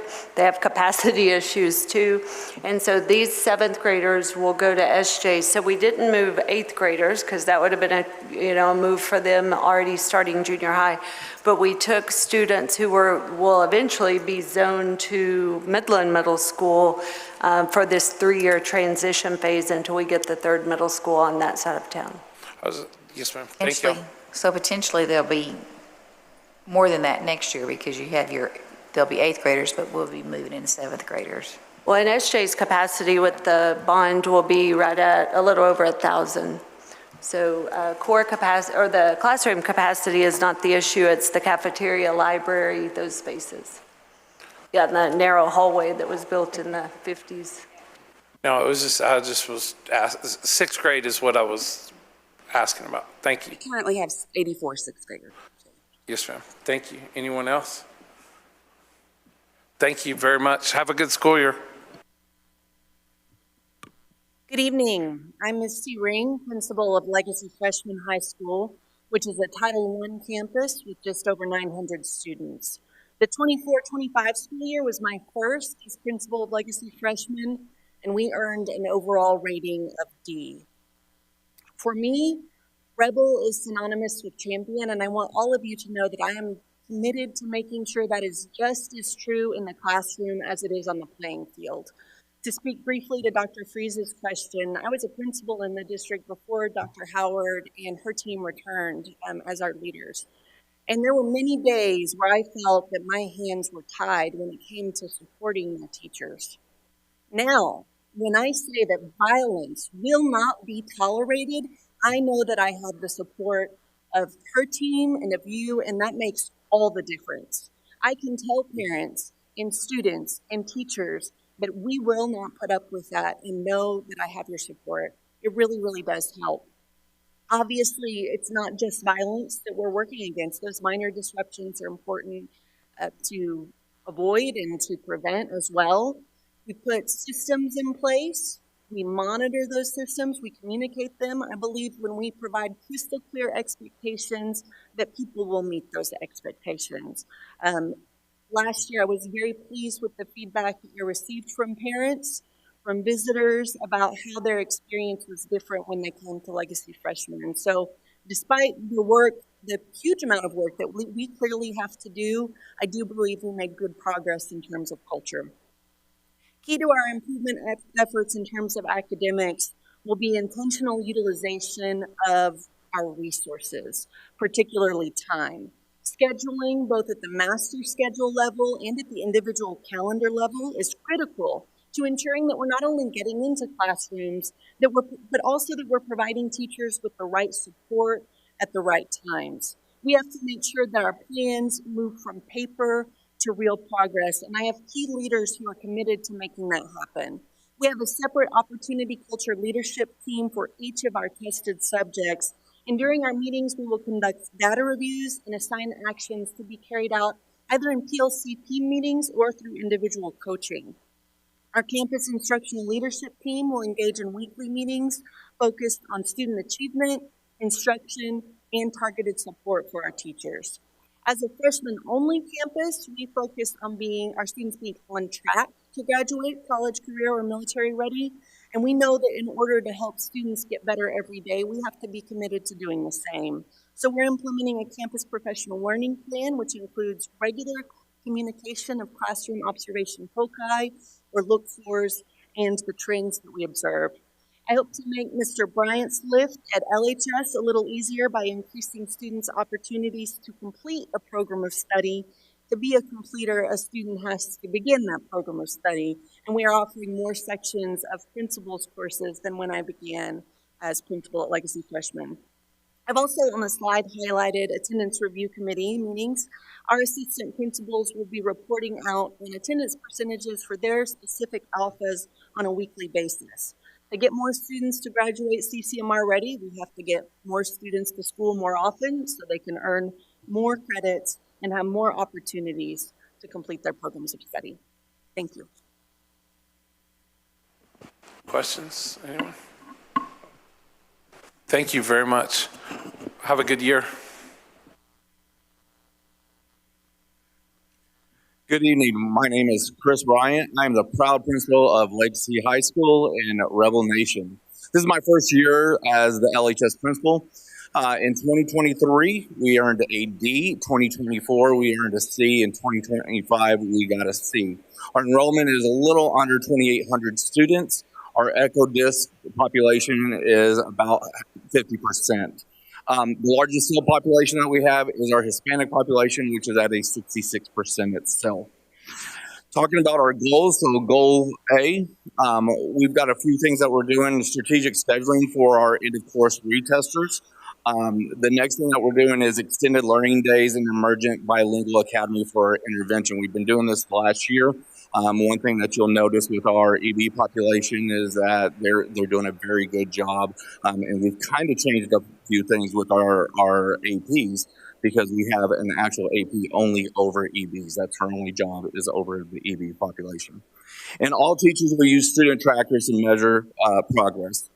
Goal B, we're going to leverage power of ICU for assignment completion. You heard earlier they were talking about a no zero policy. We have that same policy where we do not accept low-level work, nor do we allow zeros. We're going to defeat student apathy this way. We also do personalized biweekly PD using observed instructional trends, and professional learning communities will utilize lesson internalization that they'll be doing. Goal Board C, CCMR, will utilize Edgenuity resources for CCMR for test prep for TSIA, 2, SAT, and ACT. We're also going to be providing boot camps for those. And then we'll maintain an accurate live CCMR tracker for each cohort to make sure that we don't lose anybody during that time and they don't fall through the cracks.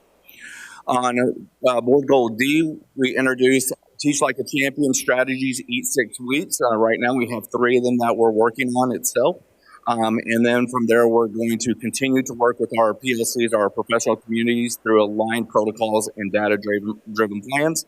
And then we'll do our bi-weekly professional development. So every 2 weeks, we will have professional development that is going to be specific on Teach Like a Champion strategies. And we'll pull in teachers that we really think that need that extra support, or teachers that want the extra support will get the opportunity on that. With that being said, LHS is committed to raising achievement for every student, and I look forward to show this growth throughout the year with that. So thank you, and go Rebels. Thank you very much. Any questions? Dr. Freeze? Just address your discipline, how you address it. So one thing I will say that we are very good at is we are really good at holding high expectations. That's one thing that we push is that we're going to hold a high expectations no matter what. We also use a program called Minga, which is going to be our PBIS side of things.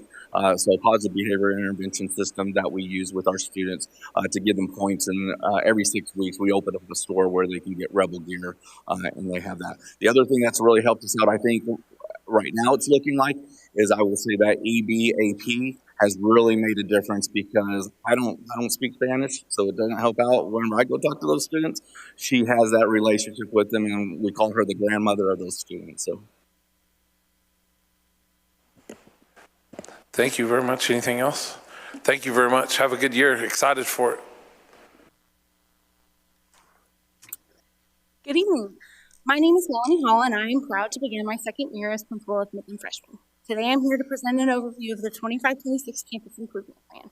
Our campus currently serves about 67 students, and of these, about 50% are economically disadvantaged. Our largest subpopulation is our Hispanic population, about 68%. During the 24-25 school year, our campus earned an overall rating of C, and while this reflects room for growth, we are ready to continue with the progress that we saw last year and grow this year. To build on our success and address these gaps, our 25-26 plan includes the following key strategies aligned to board goals A and B. Strong implementation of the new curriculum STEM scopes in our Algebra 1 classes.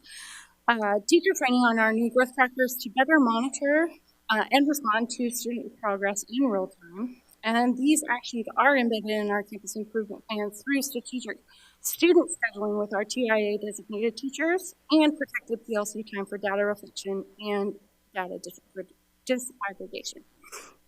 In support of goals C and D, our improvement plan outlines advanced academic goal setting and curriculum planning for both students and teachers, monitoring and increasing student credit accrual and completion of principal CTE courses, which was their first CTE course, and frequent feedback and coaching for teachers that is aligned to T-TEST. In closing, while we recognize the work ahead, we are confident that our strategic use of professional development, instructional resources, and time will drive meaningful growth. And I look forward to collaborating with you as we continue to push forward to excellence at Midland Freshman. Thank you. Sorry, let's answer Dr. Freeze before he asks. So we do a little bit of both. So this year we changed. We had a pep rally-ish kind of thing on the first day. It was we split the kids. Like they had a fun, like you're in high school, and then they got to come to me, and it was act like it. So so it was a fun, and then they got to see me, and it was not fun. So they got to see, like, this is what's real about high school. Like, you have to earn credits, you have to do this, you have to be on your best behavior, or these are the consequences. And so they got that from me on the very first day at about 11 o'clock in the morning. So they didn't even get a full day's worth of anything before that. The first 2 weeks of school, we got full PBIS lessons. They're due now for every single class. From anything from entering the building to how you behave in the cafeteria to how you exit. And so there's no excuse for that. Our announcements are the same every day. It's you will wear your ID, you will do this, you will do that. So there's no excuse for them saying that. I've never heard that before. You can't tell me that. Our parents have our matrix that is posted in the hallways too. I send that out to our parents, so the parents know exactly what their expectations are as well. On the positive side, we also use Minga as well. For our PBIS points, we call them dog dollars, and the kids love it. So, but we use the safe, respectful, and responsible so that they are getting that ingrained in their brains too, for doing the things that they're supposed to be doing on campus. So, and then I would like to highlight last year, our attendance rate grew 2%, and that's kind of unheard of on a secondary campus because kids, like, once they come to secondary school, they don't like to come to school. But my teachers do a fabulous job of building relationships, and I think it's because they see how much I care about my teachers and how much I want them to know that I want them to be successful, and that in turn goes to the kids. And so one of the PD days, we did a lot of phone calls, and so that was very eye-opening for my teachers as well, to see that there are barriers that they didn't even know existed for our students. And so that has really helped our attendance rate. So I just want to point that out. Thank you very much. Have a good year. Did y'all have questions? Okay. Hello. Good evening. I'm gonna have to move this down. Melanie, I saved you. I hurried up to the platform before more questions were asked. Good evening. My name is Michelle Klein, and I'm the proud principal at Midland High School. I want to personally thank you, first of all, for this opportunity to share out on our journey and our vision for the future of Midland High School. Over the past year, our entire MHS family has worked with immense dedication. We have focused on student discourse, making learning more engaging for all of our students, including our large EB population. We have about 473 EB students, or 16%. And we're also making sure that they're prepared for life after high school. Because of the collective efforts that we have made last year, I'm proud to announce we are now out of the D rating for the last 3 years, in a C rating now, with improvements in all domains.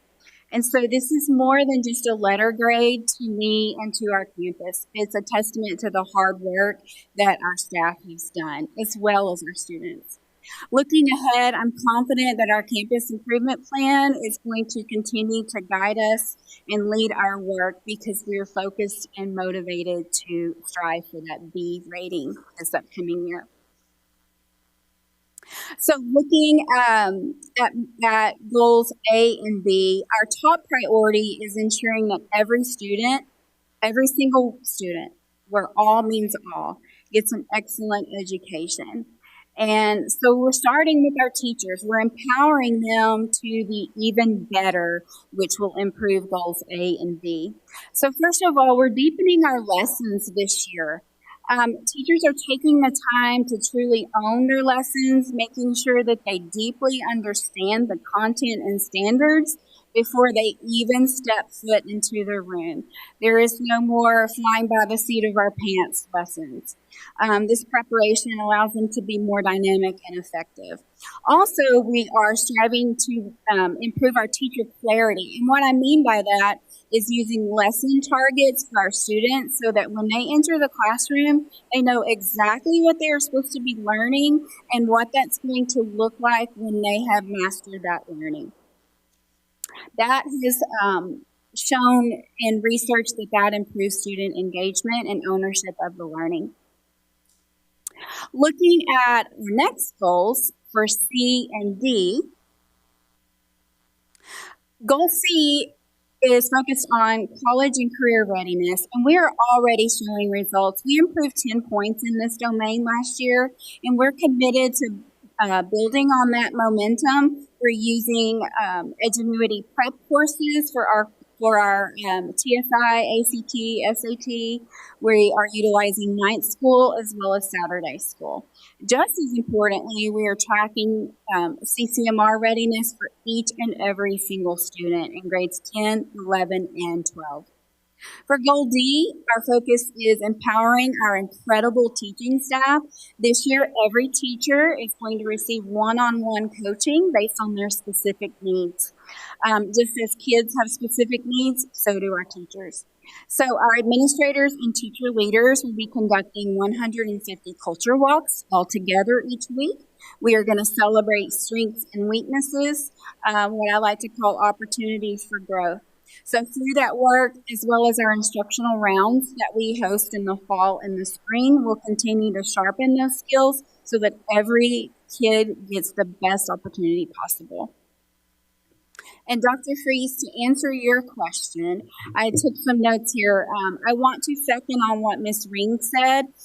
Just knowing, having that safety with your backing and with Dr. Howard's team backing, my AP team feels confident when we assign consequences that you will back. And that goes further than anything. As being an administrator for over 20 years, that goes further than anything.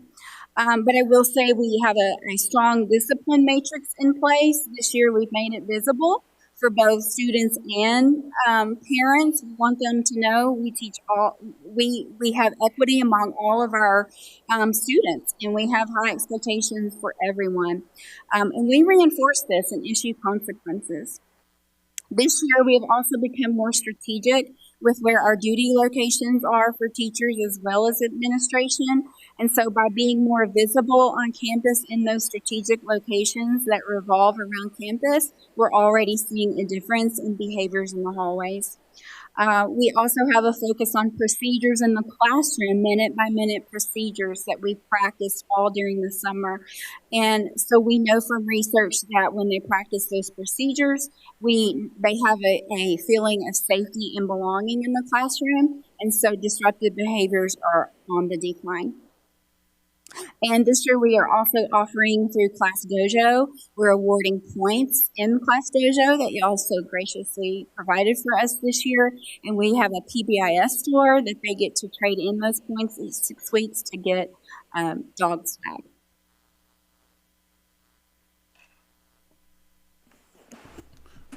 Yeah, I have a couple of questions, if I may. You mentioned night school and Saturday school. How does that work from a student to teacher, teaching during the week and then maybe teaching at night and on Saturdays? Are the same teachers that's teaching during the day doing this teaching on Saturdays and at nights? Yes, sir. We have 4 teachers that currently are hosting night school on our campus, and it's the same 4 so that, again, kids are seeing procedures in place. It's the same faces, same room. It's that consistency that kids so desperately need. So we have consistency there. And then on Saturday schools, we host that or Coleman hosts us. So we are very thankful to Miss Medina for hosting Saturday school. So you saying the Saturday schools are taking place at Coleman? Yes, sir. Okay, and then what about in the night schools as well? They're held in our 300 building after school. Okay, so I guess a question for Dr. Howard, for our teachers or administrators as well, how does this work through their contracts as far as, is there stipends or? Yes, so they do. They get extra duty pay. We use part of our Title I stipends to help pay for that. Okay. Okay, and then and you might not have the answer, but maybe, I know most of the principals up here tonight have talked about discipline, which I'm very in support of, but what does that look like for MAP? I mean, we hadn't heard much on MAP, or I haven't. I know school's just starting, but I know there's always going to be those over issues. What's the question about MAP? I guess how many students are we housing in MAP? I mean, we've talked about discipline, and I'm not sure.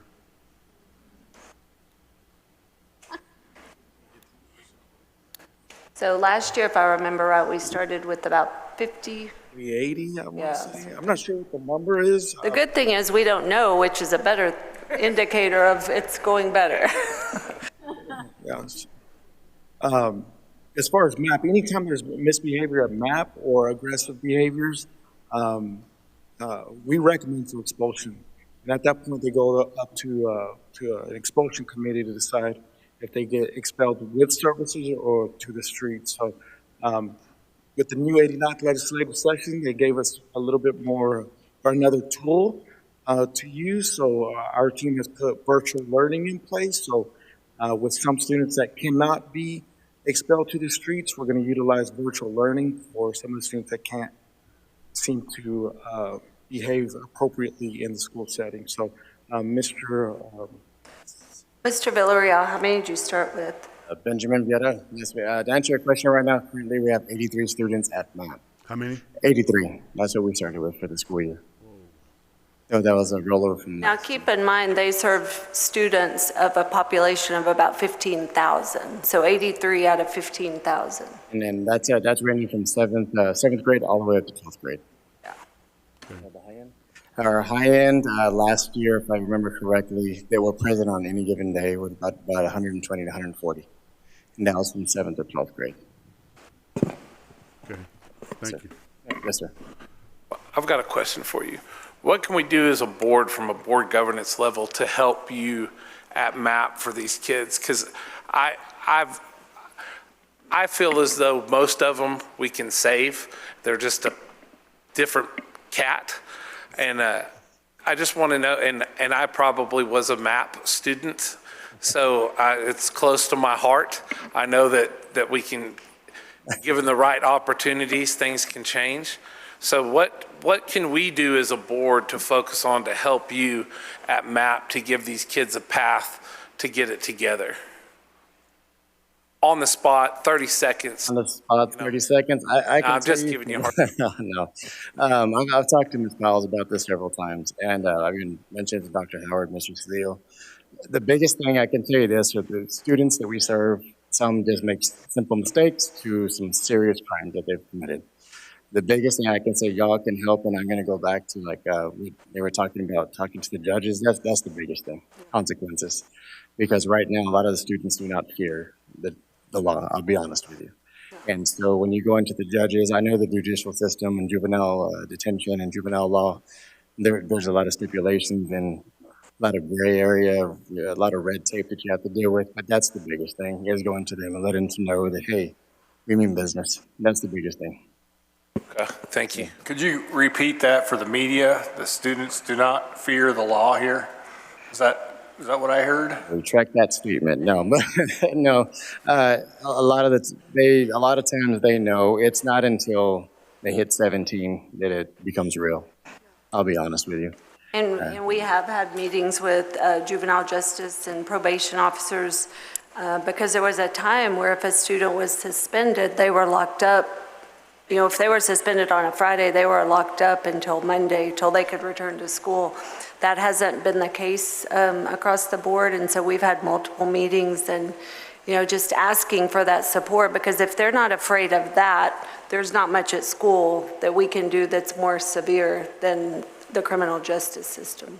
We're gonna have a special meeting on this. That'd be great. And they just, Dr. Howard, we do have 2 probation officers just started that again. They get suspended. They're how many days they're suspended for is someone they'll get colder. So if we can get them all across the line, that'd be great. But that's how you can help, sir. Okay, thank you very much. Thank you for what you do.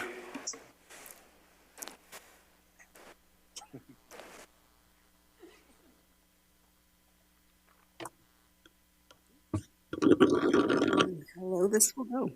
Good evening, Board President Hodges, Dr. Howard, members of the board. My name is Annette Macias. I'm the proud executive director serving over 1,300 scholars at IDEA Travis in the Permian Basin. This is my second year as the executive director at IDEA Permian Basin.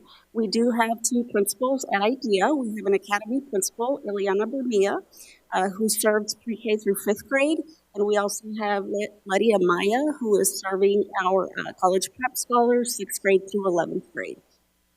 So currently we have about 73% economically disadvantaged scholars. We serve 38.29% emergent bilingual scholars, and also about 12% students receiving special education services. Our overall ratings, I apologize, I didn't talk about the overall ratings. We did have a downward trend in 23 and 24. We did reverse that trend slightly. We are nowhere near where we want to be.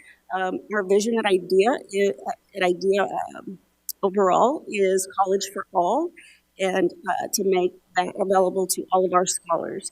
So our D rating is 1 point higher from the prior year, but again, that is not anywhere near where we need to be to fulfill our commitment to both the partnership and our scholars at IDEA. So how do we plan on addressing the opportunities that face us? So first, research shows that our scholars should be receiving grade level, high quality, rigorous curriculum every single day, all day long. If they're not exposed to grade level curriculum, they will not be successful on grade level. So it's important to us at IDEA that we are implementing high quality instructional materials for our Tier 1 instruction. Another approach is to provide tiered coaching for our teachers. So at IDEA, we do evaluate teachers using guideposts for excellent teaching. That is the GET rubric. To align with Goal B, we are looking to implement data-driven instruction. What that looks like is implementing exit tickets daily and setting those targets for exit tickets. We're also implementing what we call SWAMs, student work analysis meetings, and data conversations after short cycle assessments and after our semester exams. We also are implementing our targeted multi-tiered system of supports and interventions. So through that system, we are triangulating our data using attendance, discipline, and academic data to determine additional supports for our scholars that are not performing on a grade level. Leaders will also provide feedback through one-on-one coaching sessions, along with real-time coaching given in the classroom. For Goal C, college, career, and military readiness, we are looking to strengthen our college readiness through targeted ACT prep and remediation, increase TSIA, college readiness through early diagnostics, and targeted supports. For Goal D, students taught by high-quality teachers, again, our focus is on developing our leaders. If we can develop our leaders, they're going to help support and develop our teachers. We do that by driving instruction and culture through coaching and very disciplined coaching and feedback systems. Our regional leaders do join observation and feedback sessions with our campus lead teams to consistently monitor all of our observations, whether they are campus rounds, regional rounds, or individual teaching observations, to ensure that we are consistent and that they are quality. So ultimately, our goal this school year is to achieve the B rating by the end of the year. So I appreciate the partnership with MISD, and to respond to the question about discipline, one of the guideposts in our GET rubric is culture. I think by setting very clear expectations, by establishing a sense of belonging, creating a culture of joy in the classroom with our scholars, and being very clear on what's expected and teaching them with scaffolds and accommodations, we can achieve the mechanisms and the disciplinary, systems that we need to see for our scholars to help them be successful.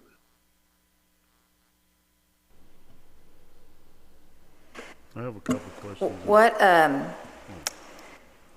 throughout the year, what do y'all do to see where you're trending during the school year?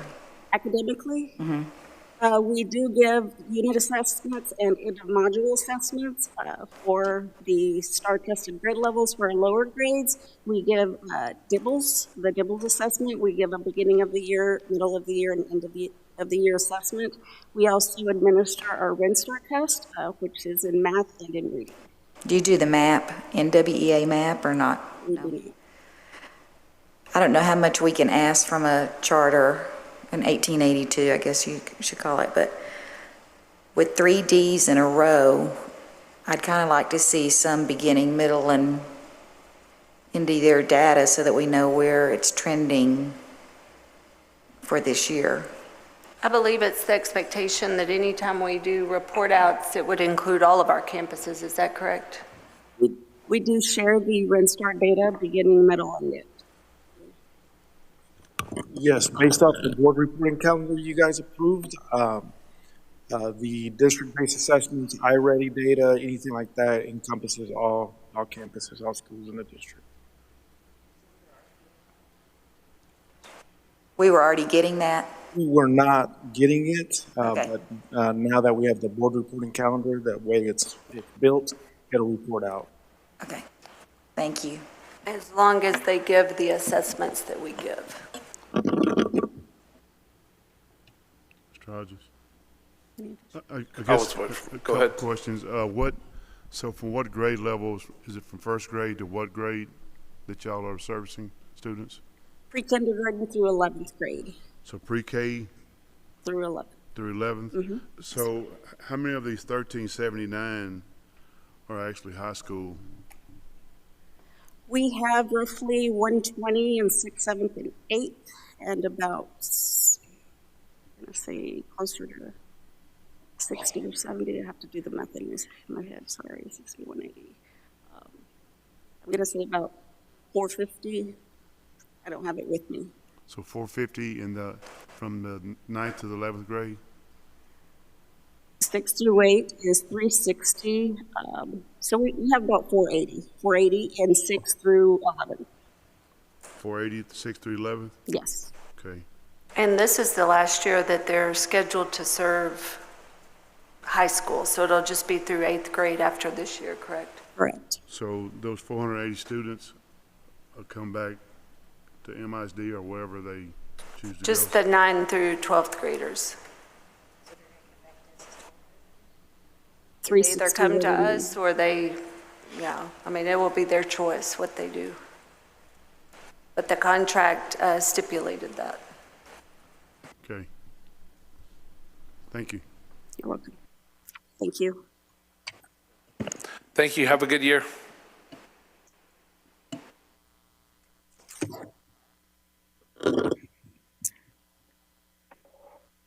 This concludes our presentation. At this time, the administration recommends the Board of Trustees approve the 25-26 campus improvement plans as presented.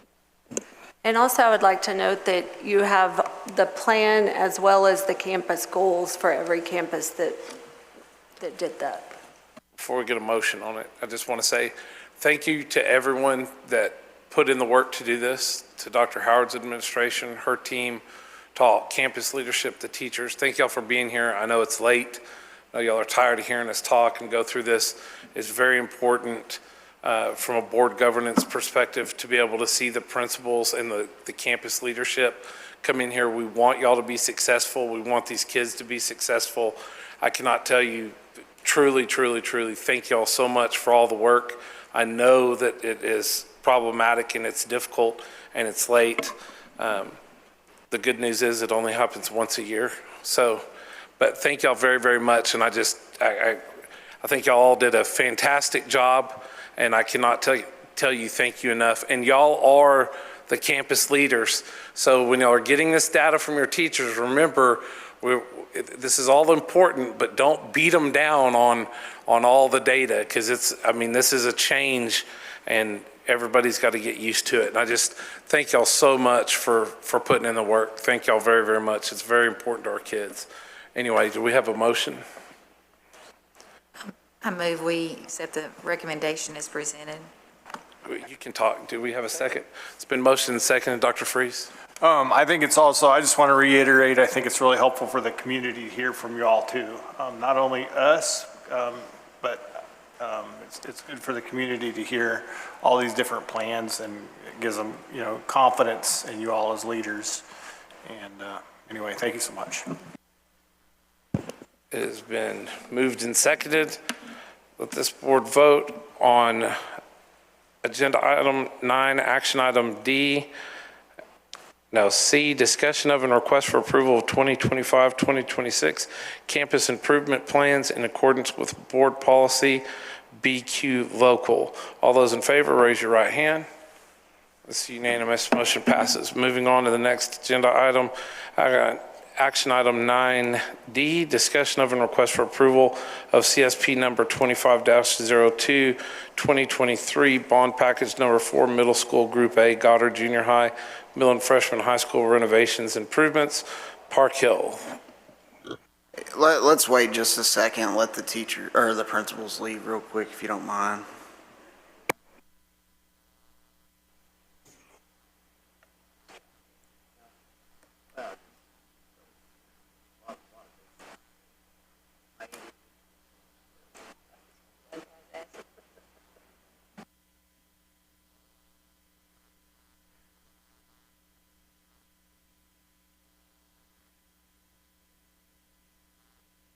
You're good, thank you.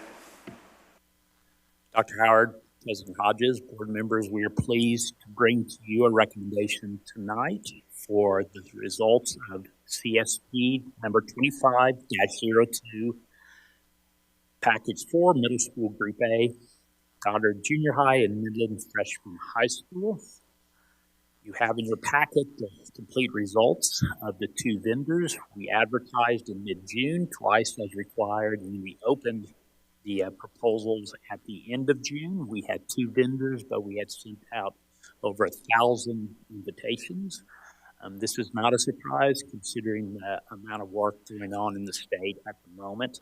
So we had two vendors that qualified, and of that vendor, we are recommending Cirrus Construction for the job.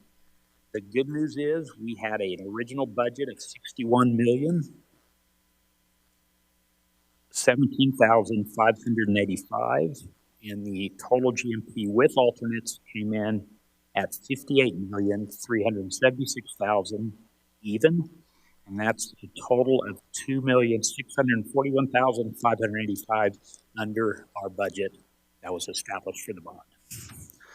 So it is our recommendation to approve CSP 25-02 for the 2023 bond package 4, just group A, Goddard Junior High and then Freshman High School renovations and improvements as presented. Any questions? Now, this just goes back to my example earlier. We sent out 1,563 invitations and we got 2 back. So it just goes back to my question at the beginning of the meeting on the procurement. Just looks weird when you get 1,563 invitations sent and you get 2 back. Yeah. Well, a lot of work happening, as he said, across the state and then in the district. I mean, in the region, there's a lot. So, if I remember right, this is the one where we had the original submission that was over budget. We took it back and had another submission that was a better value for the district as well as quality. You submitted them to 2.6 million less. So that's a very good point, Dr. Howard. This was actually a re-proposal. The first proposal we sent out, we only had one vendor turn in, and the budget was well outside the budget. We immediately turned that around, and in that time frame, we had the entire team from Park Hill, the architects, and even MISD call every friend we know in the contracting industry to ask them to look at this project. Interesting enough, many of them said, oh yeah, we're very interested, and we hear this a lot from over multiple vendors and contractors mentioned interest in it, and the end result was 2. Thank you very much. No questions? You good? All questions? So we got somebody make a motion? Motion to approve. Second. It's been motioned and seconded that this board vote on agenda item, action item 9D, discussion of and request for approval of CSP number 25-02, 2023 bond package number 4, middle school group A, Goddard Junior High and Midland High School renovations improvement. All those in favor, raise your right hand. It was unanimous. It's approved. Moving on to agenda item, action item 9E, discussion of and request for approval of budget number 1, Mr. Durham. Trustees, this is the first budget amendment for the 2025-2026 fiscal year. This budget amendment is in order to address cross-functional transfers since the board does adopt 3 budgets at the functional level.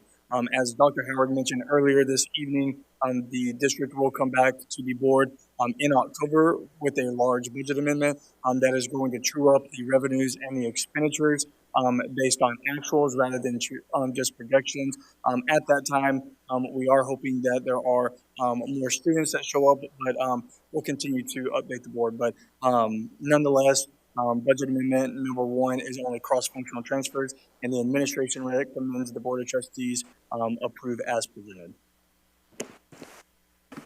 Motion. Any questions? Motion. Second. It's been moved and seconded. This board approve agenda item, action item 9F, It has been motioned and seconded for this board to approve action item 9E, discussion of and request for approval of budget amendment number 1. All those in favor, raise your right hand. So moved. Moving on to agenda action item 9F, discussion of and request for approval to consider adoption of an order authorizing the issuance of Midland Independent School District unlimited tax refunding bonds in one or more series, levying a tax and providing for the security and safety thereof, authorizing a pricing officer to approve the award of the sale thereof in accordance with specified parameters, authorizing the redemption prior to maturity of certain outstanding bonds, and enacting other provisions related thereto. Tucker Durham. Trustees, the administration this evening is recommending the Board of Trustees adopt a refunding of bonds. This is going to be a debt service strategy that we're utilizing in order to fully maximize all funding sources, both locally and from the state. Shown on this screen is the proposed tax rate for the 2025-2026 fiscal year, along with the 2024-2025 as a comparison. In short, the overall tax rate will be decreasing by roughly 3.55 cents. That is going to be due to the maximum compression rate set by TEA being compressed by that much. TEA's floor and ceiling range are shown there on the left-hand side. The floor is within 90% of the ceiling. And then one thing I did want to mention is that the basic allotment could be adjusted downwards if a district does not levy its maximum Tier 1 tax rate, which is going to be the maximum compressed rate, plus the entitlement pennies. And so for us, that would be the 5 golden pennies. Shown on this slide is the historical tax rates. As you can see, since tax year 2013, we have steadily decreased. And then you can also see the comparison between tax year 2024 and 2025 in that slight reduction of 3.55 cents. Some changes in state law. So during the 89th legislative session, the state passed a additional homestead exemption, increased from 100,000 to 140,000. This is set to go on the ballot in front of voters in the November election this year, due to it being a constitutional amendment and requires voter approval. In short, with that increase in a homestead exemption, the state will be providing a hold harmless to make sure that school districts do not lose out on any funding because of the actions of the increased homestead exemptions. During the 89th legislative session, they also created language in order to penalize school districts that want to defease or address debt in a very strategic way and try to pay it off as quickly as possible. And so what I mean by that is they take the minimum debt service tax rate minus all tax collections, and if tax collections are more than what it would meet the bare minimum requirements, then your hold harmless funding is then reduced.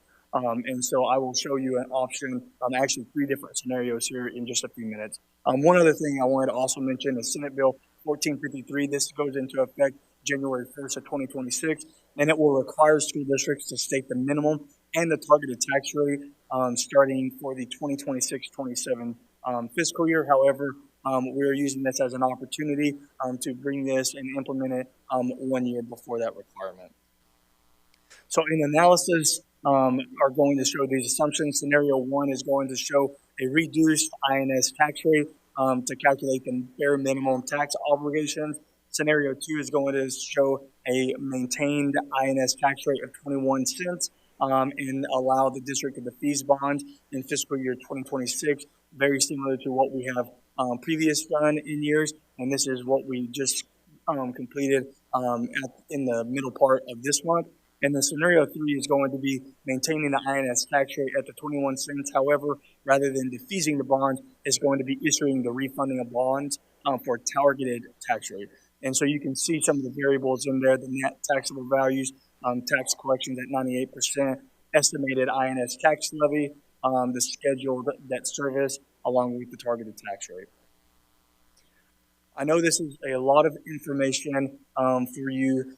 However, I do want to just kind of summarize what this is showing. So scenario one, and we're only looking at on the slide for year 2026, which is going to be tax year 25 related to 25-26 fiscal year.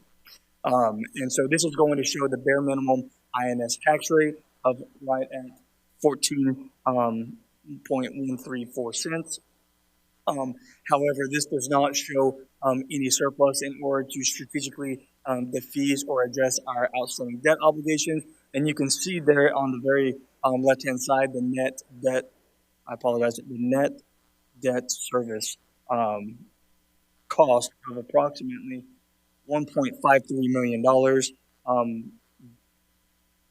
billion dollars, I apologize. I do not have my glasses. Magnifying glass.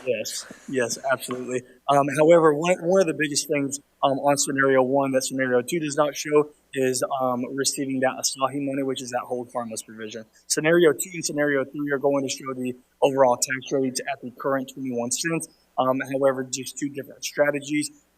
Scenario two is going to show an overall net debt service of $1.49 billion.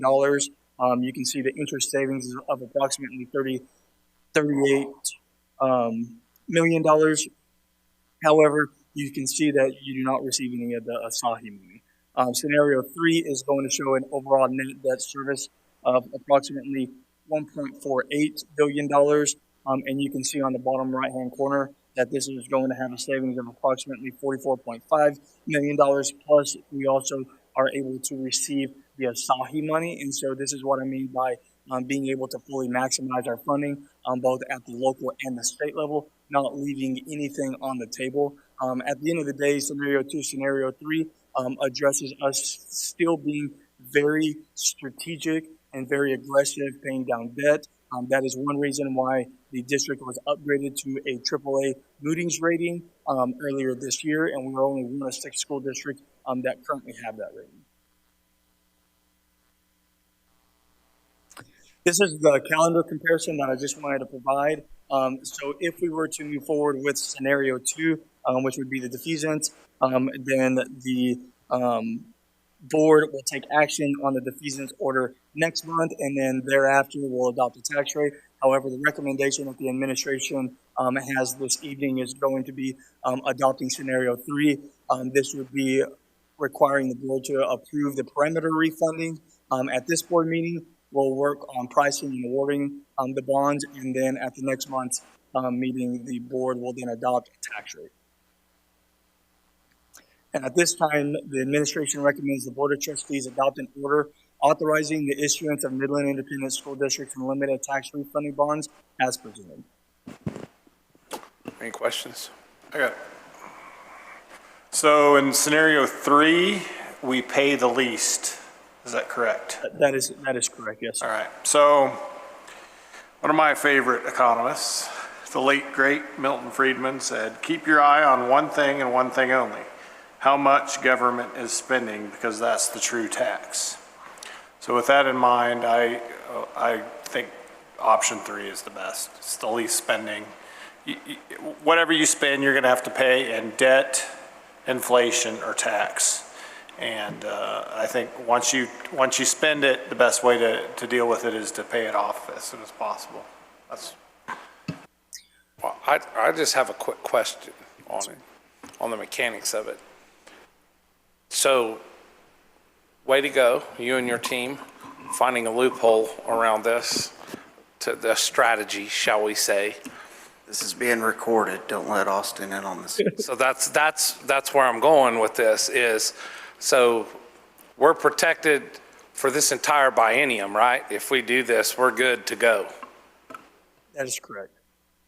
That is correct. And I will also... You are my favorite person. I also wanted to mention this, is that this saving is only for this 1 year for tax year 25 related to 25-26. However, you can see just this 1 year will save taxpayers approximately $44.5 million. If we continue this strategy, then it will continue to grow and our overall debt service obligation will continue to dwindle. And that is how we've received right over $100 million in interest savings since 2012 from defeasing and refinancing. until they counter this, because they want to penalize people for early payoff is what it is. Anyway, thank you. It's very good. Any other questions? So on the agenda, it doesn't actually have the scenario. I'm out, Ms. Quinn. It's been motioned and seconded, so there's a motion on the floor. Continue. That's what I was getting at. Do we have to motion for like specific scenario? There's a motion and second somewhere. Do they need to read this and motion on scenario 3? Yes, ma'am, I think that'll be fine. That is It what just the says one or more administration. scenarios. It doesn't say specifically scenario 3.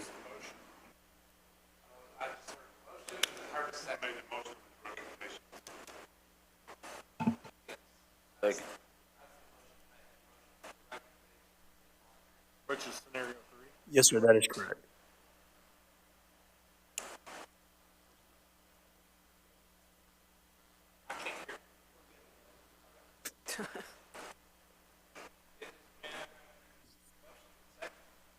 It's been motioned and seconded that this board vote on agenda item 9, action item F, discussion of and request for approval to consider adoption of an order authorizing the issuance of Midland Independent School District unlimited tax refunding bonds in one or more series, levying a tax and providing for the security and payment thereof, authorizing a pricing officer to approve the award of the sale thereof in accordance with specified parameters, authorizing the redemption prior to maturity of certain outstanding bonds, and enacting other provisions related thereto.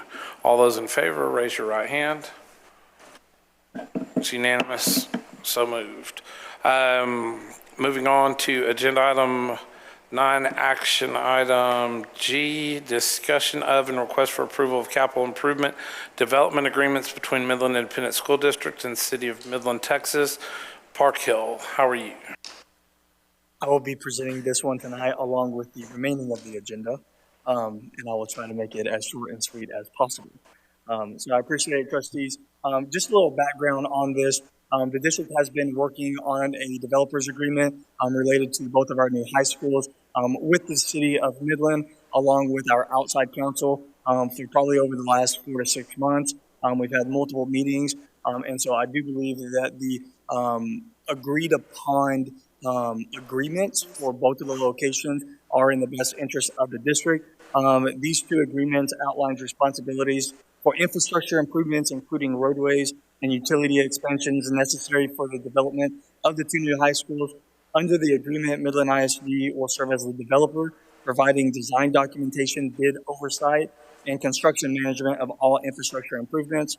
The district will be responsible for 100% of the costs for the project. However, the city will reimburse the district in 3 equal payments starting in January 2027. I did want to also provide some insight on the funding. And so MISD's portion of that funding will be paid out of the bond funds, and then the other portion that will be reimbursed over a 3-year period will be paid out of the general fund in order to ensure everything is clear, is very outlined, and I already have it scheduled on our calendars, not just my calendar, but multiple people's calendars to ensure we do not forget to go back and bill the city accordingly for these payments, just in case one of us is no longer around in 2029, whenever these payments will be finalized. And so one thing I wanted to mention is these two agreements did go before the city council this afternoon, and it did pass. And then the city's financial participation includes up to 50% of the actual cost for roadway improvements and adjacent to the school property, 100% of actual costs for roadway improvements not adjacent to the property, 100% of costs for water utility improvements necessary to develop off Thomason and Avalon, 100% of actual costs for the sewer utility improvements above which is necessary to develop Thomas and Avalon site, along with 100% of actual costs for the design of roadway and utility improvements necessarily to adopt or to develop Thomas and the Avalon side. The reimbursements will start January 1st, 2027, and will continue through January 30th of 2029. And at this time, the administration recommends the Board of Trustees adopt the developers agreement as presented. This is the final agreement that Joe Baker provided? Okay. So that is correct. And I just want to say a few things to the board and then the public. I talked to some folks from the city earlier, and they wanted me to relay the information. There was, it was not a unanimous vote, but some of the folks that voted against it, it was some of the individual that I spoke to, they had stated that it was more on principle. They felt like this should have been taken care of and buttoned up prior to this, but they wanted me to say that. So we have, I believe we've got great partners in the city going forward. I think everything's gonna be copacetic going forward, but they just had mentioned that earlier in a phone conversation. Anyway, that's all. Thank you for all the work that y'all have done. I think we've gotten this deal squared up to where it needs to be. Any questions? Yeah, I have.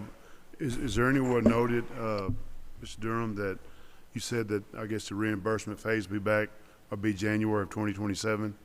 That is correct. Is that noted anywhere that if someone or all of us not here at that time, that the district would be reimbursed? Yes, sir. So it clearly outlines that in both of the developers agreement for both of the locations, along with I have made sure that I have included it in my calendar and included multiple staff members on my team in those calendar invites to ensure that one way or another, the district will bill the city for those payments, and that somebody is aware and ensures we do receive those payments. Okay, thank you. And I think that agreement, I'm pretty sure it's in our board packet too, and you can get him everybody an executed agreement if they want it, so they can. And it'll be in the minutes as well. Yes, ma'am. Anybody else? Dr. Freeze? I have a few comments to talk about this. This last week, we did have some struggles with some of our payments going out, and what really came to light is we do have people here living paycheck to paycheck, and my family did that when I was growing up, and right here there's I believe 16 million or so, give or take, that I don't think was really, it was insufficiently advertised as part of this bond. That would be the city's responsibility. A lot of people that, kind of knew how these things work could read into that. But I think some of the city council, notably Councilwoman Robin Poole, made some really good points about this, and that this is just another sacrifice for the taxpayer. And so I'm going to probably be voting against that, just because I think I think it's a good deal for us, but I think for the taxpayer, we need people to stand up for them, and I think I'm going to probably do that in this case. And then also, last week, Councilman Norman came and spoke to us. I really appreciated it, and issues on his heart, and I kind of have some similar things about some of our neighborhood schools that I'd kind of like to address with the city, and so I'm going to take this opportunity, given that we have, this is kind of a fiscal situation. Anyway, too often I see this city council pour resources into already prosperous parts of town. Political donors give tens of thousands of dollars in campaign contributions and in return receive tens of millions in taxpayer-funded benefits. These come through subsidies, cash payoffs, property tax abatements, property tax refunds, sales tax refunds, and perhaps the most egregious of them all, which are really starting to pop up around wealthy parts of town, tax increment reinvestment zones, which are these structures that are being developed that over 30 years are going to funnel hundreds of millions of dollars away from the general budgets of the city that could be going into our neighborhoods that are often overlooked, including many of the schools that I serve. And they're going to be going back to these high-value districts where you have wealthy property owners, successful businesses, many of which are owned by Wall Street corporations. So meanwhile, communities like some in my district around Lamar, which I share with Councilman Norman, or Burnett or Long, which I share with Councilwoman Burks, continue to struggle. These people that live here, they're proud of their homes, their families, and their neighborhoods, but they're not getting the basic infrastructure support that other places in town are getting. And I think this is completely unacceptable. They don't have, the streets are not safe at night. The code enforcement is inconsistent. The policing is not reliable. And even the water in our town, it really needs a lot of improvement. I see it coming in green, brown, yellow. I mean, the city needs to really focus on providing needs to some of our neighborhoods. And when these needs go unmet, our schools bear the consequences. So I think this is a good development agreement for us, but I'm just going to probably step back and vote against it based on these principles. Hear, hear. We have a motion and second. No, I don't think we have motion and second on this, have we? Give me a motion. I move to approve the capital improvement development agreements between Midland ISD and the city of Midland, Texas. Second. It's been moved and seconded that this board vote on action item, agenda item 9, action item G, discussion of and request for approval of capital improvement development agreements between Midland Independent School District and City of Midland, Texas. All those in favor, raise your right hand. Motion passes. You want on the record voting no? Okay. Motion passes. Moving on to the next one. Agenda item action item 9. H, discussion of and request for approval of budgeted purchases over $50,000 for fiscal year 2025-2026. Mr. Durham. Yes, sir. The district is coming before you today to ask for approval in order to continue our services with the Region Center for multiple support services. Overall, the estimated expenditures for the 2025-2026 school year is approximately $180,000, which is right at $200,000 reduction compared to last year. That was part of some of our budget efficiencies, and then making sure that we're just addressing the needs and being as efficient as possible. So at this point in time, the administration recommends the Board of Trustees approve the budgeted purchases over $50,000 as presented. It's been moved and seconded this board vote on agenda item, action item, or 9, action item H, discussion of and request for approval of budgeted purchase over $50,000 for fiscal year 25-26. All those in favor, raise your right hand. It is unanimous. Motion passes. Moving on to action item I, discussion of and request for approval of oil and gas lease for San Jacinto Buoy and agricultural barn request for proposal RFP number 24214, Mr. Durham. And before we discuss it, if there's discussion on this item, do y'all want to go, since we're about to go into executive session, do you want to go discuss it in executive and ask questions and come back and vote on it? That might be better. Okay. So now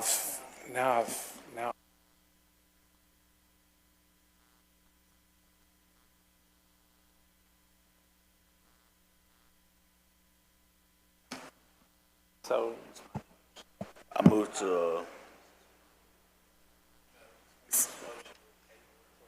I believe that if you want, he could present, and then if you wanted to go into executive session for any clarification or questions. Is that accurate, Mr. Weezer? that's fine if you want to do that. Yeah. Just if we have questions, let's hold them until executive if we can on this. Perfect. I will make this quick. So earlier in the springtime, the administration came before the board in order to recommend the intent to lease minerals under the 3 sites Mr. Hodges mentioned. So we did push out a RFP. We did receive one submittal from that from Midland Petro. So as an overview, there's two components of the lease agreement. The bonuses are at $12,500 per acre. These are payments that will be made available to the district upon execution.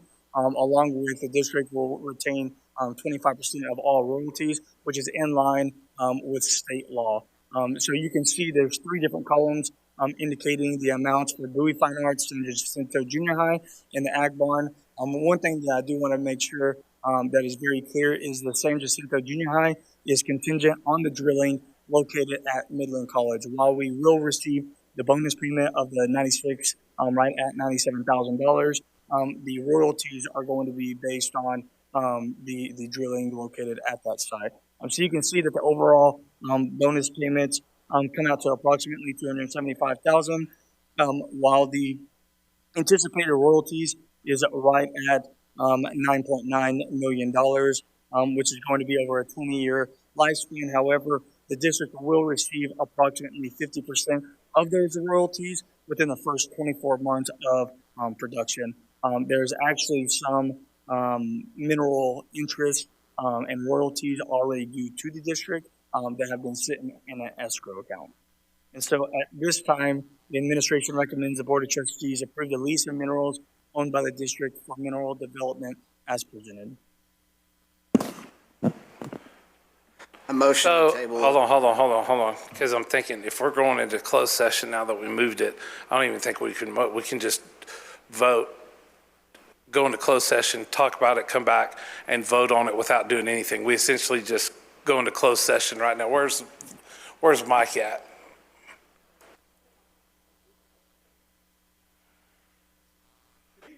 How are y'all? Good. Yeah, it wasn't napping, I promise. Right now, because discussion depends on when you want to do discussion. For a discussion right now, I'd wait to do the motion when you come back out. If your normal course is to do the motion, the second, and then discuss, you can do that too, and then come back out and just vote. It's your whichever direction you want to go. But we can go straight in, right? We can motion, second it, and then. Yes, sir. Absolutely. Okay. Okay. Motion to go to closed session, right? Okay, I need a motion to go to closed session. Well, do your motion for this first. See, Howard, you're getting me. No, this is what I get for not listening to the attorney. Do your motion on this first. So, we get a motion to vote to move on this. Motion for the approval of oil and gas lease for San Jacinto Bowie and agricultural barn request for proposal RFP number 24-214. Second. Is there a second? Second. It's been motioned and seconded. Now, I'm going to motion, can I get a motion to go into closed session? Okay, second. It's been motioned and seconded to go into closed session. So section 551.071. Oh, let's all vote. All those in favor of going into closed session, raise your right hand. So moved. Section 551.071 for the purpose of a private consultation with the board's attorney on any or all subjects or matters authorized by law and discussion with counsel concerning protocols for obtaining agreed upon procedure audit, and section 551.72 for the purpose of discussing the purchase, exchange, lease, or value of real property, or section 551.074 for the purpose of considering the appointment and employment. Thank you, Mr. Leeser. I'll see you in a minute. Thank you.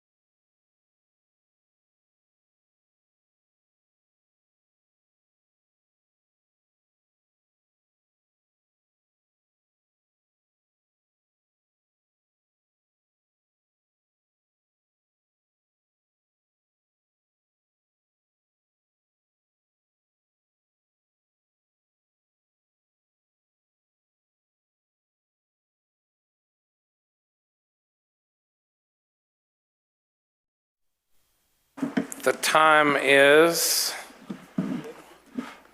11:50 p.m. and we have returned from executive session. We have a pending motion to vote. It's been motioned and seconded to vote on agenda item, action item 9I, discussion of and request for approval of oil and gas lease for San Jacinto Buoy and agricultural barn request for proposal RFP number 24-214. All those in favor, raise your right hand. Motion passes unanimous. We just got back from closed session. There is no, anybody have any business from closed session? No one has any? Do we have a motion to adjourn? Motion to adjourn. Second? It's been motioned and seconded that we adjourn this meeting of the Midland Independent School District. All those in favor, raise your right hand. Adjourned.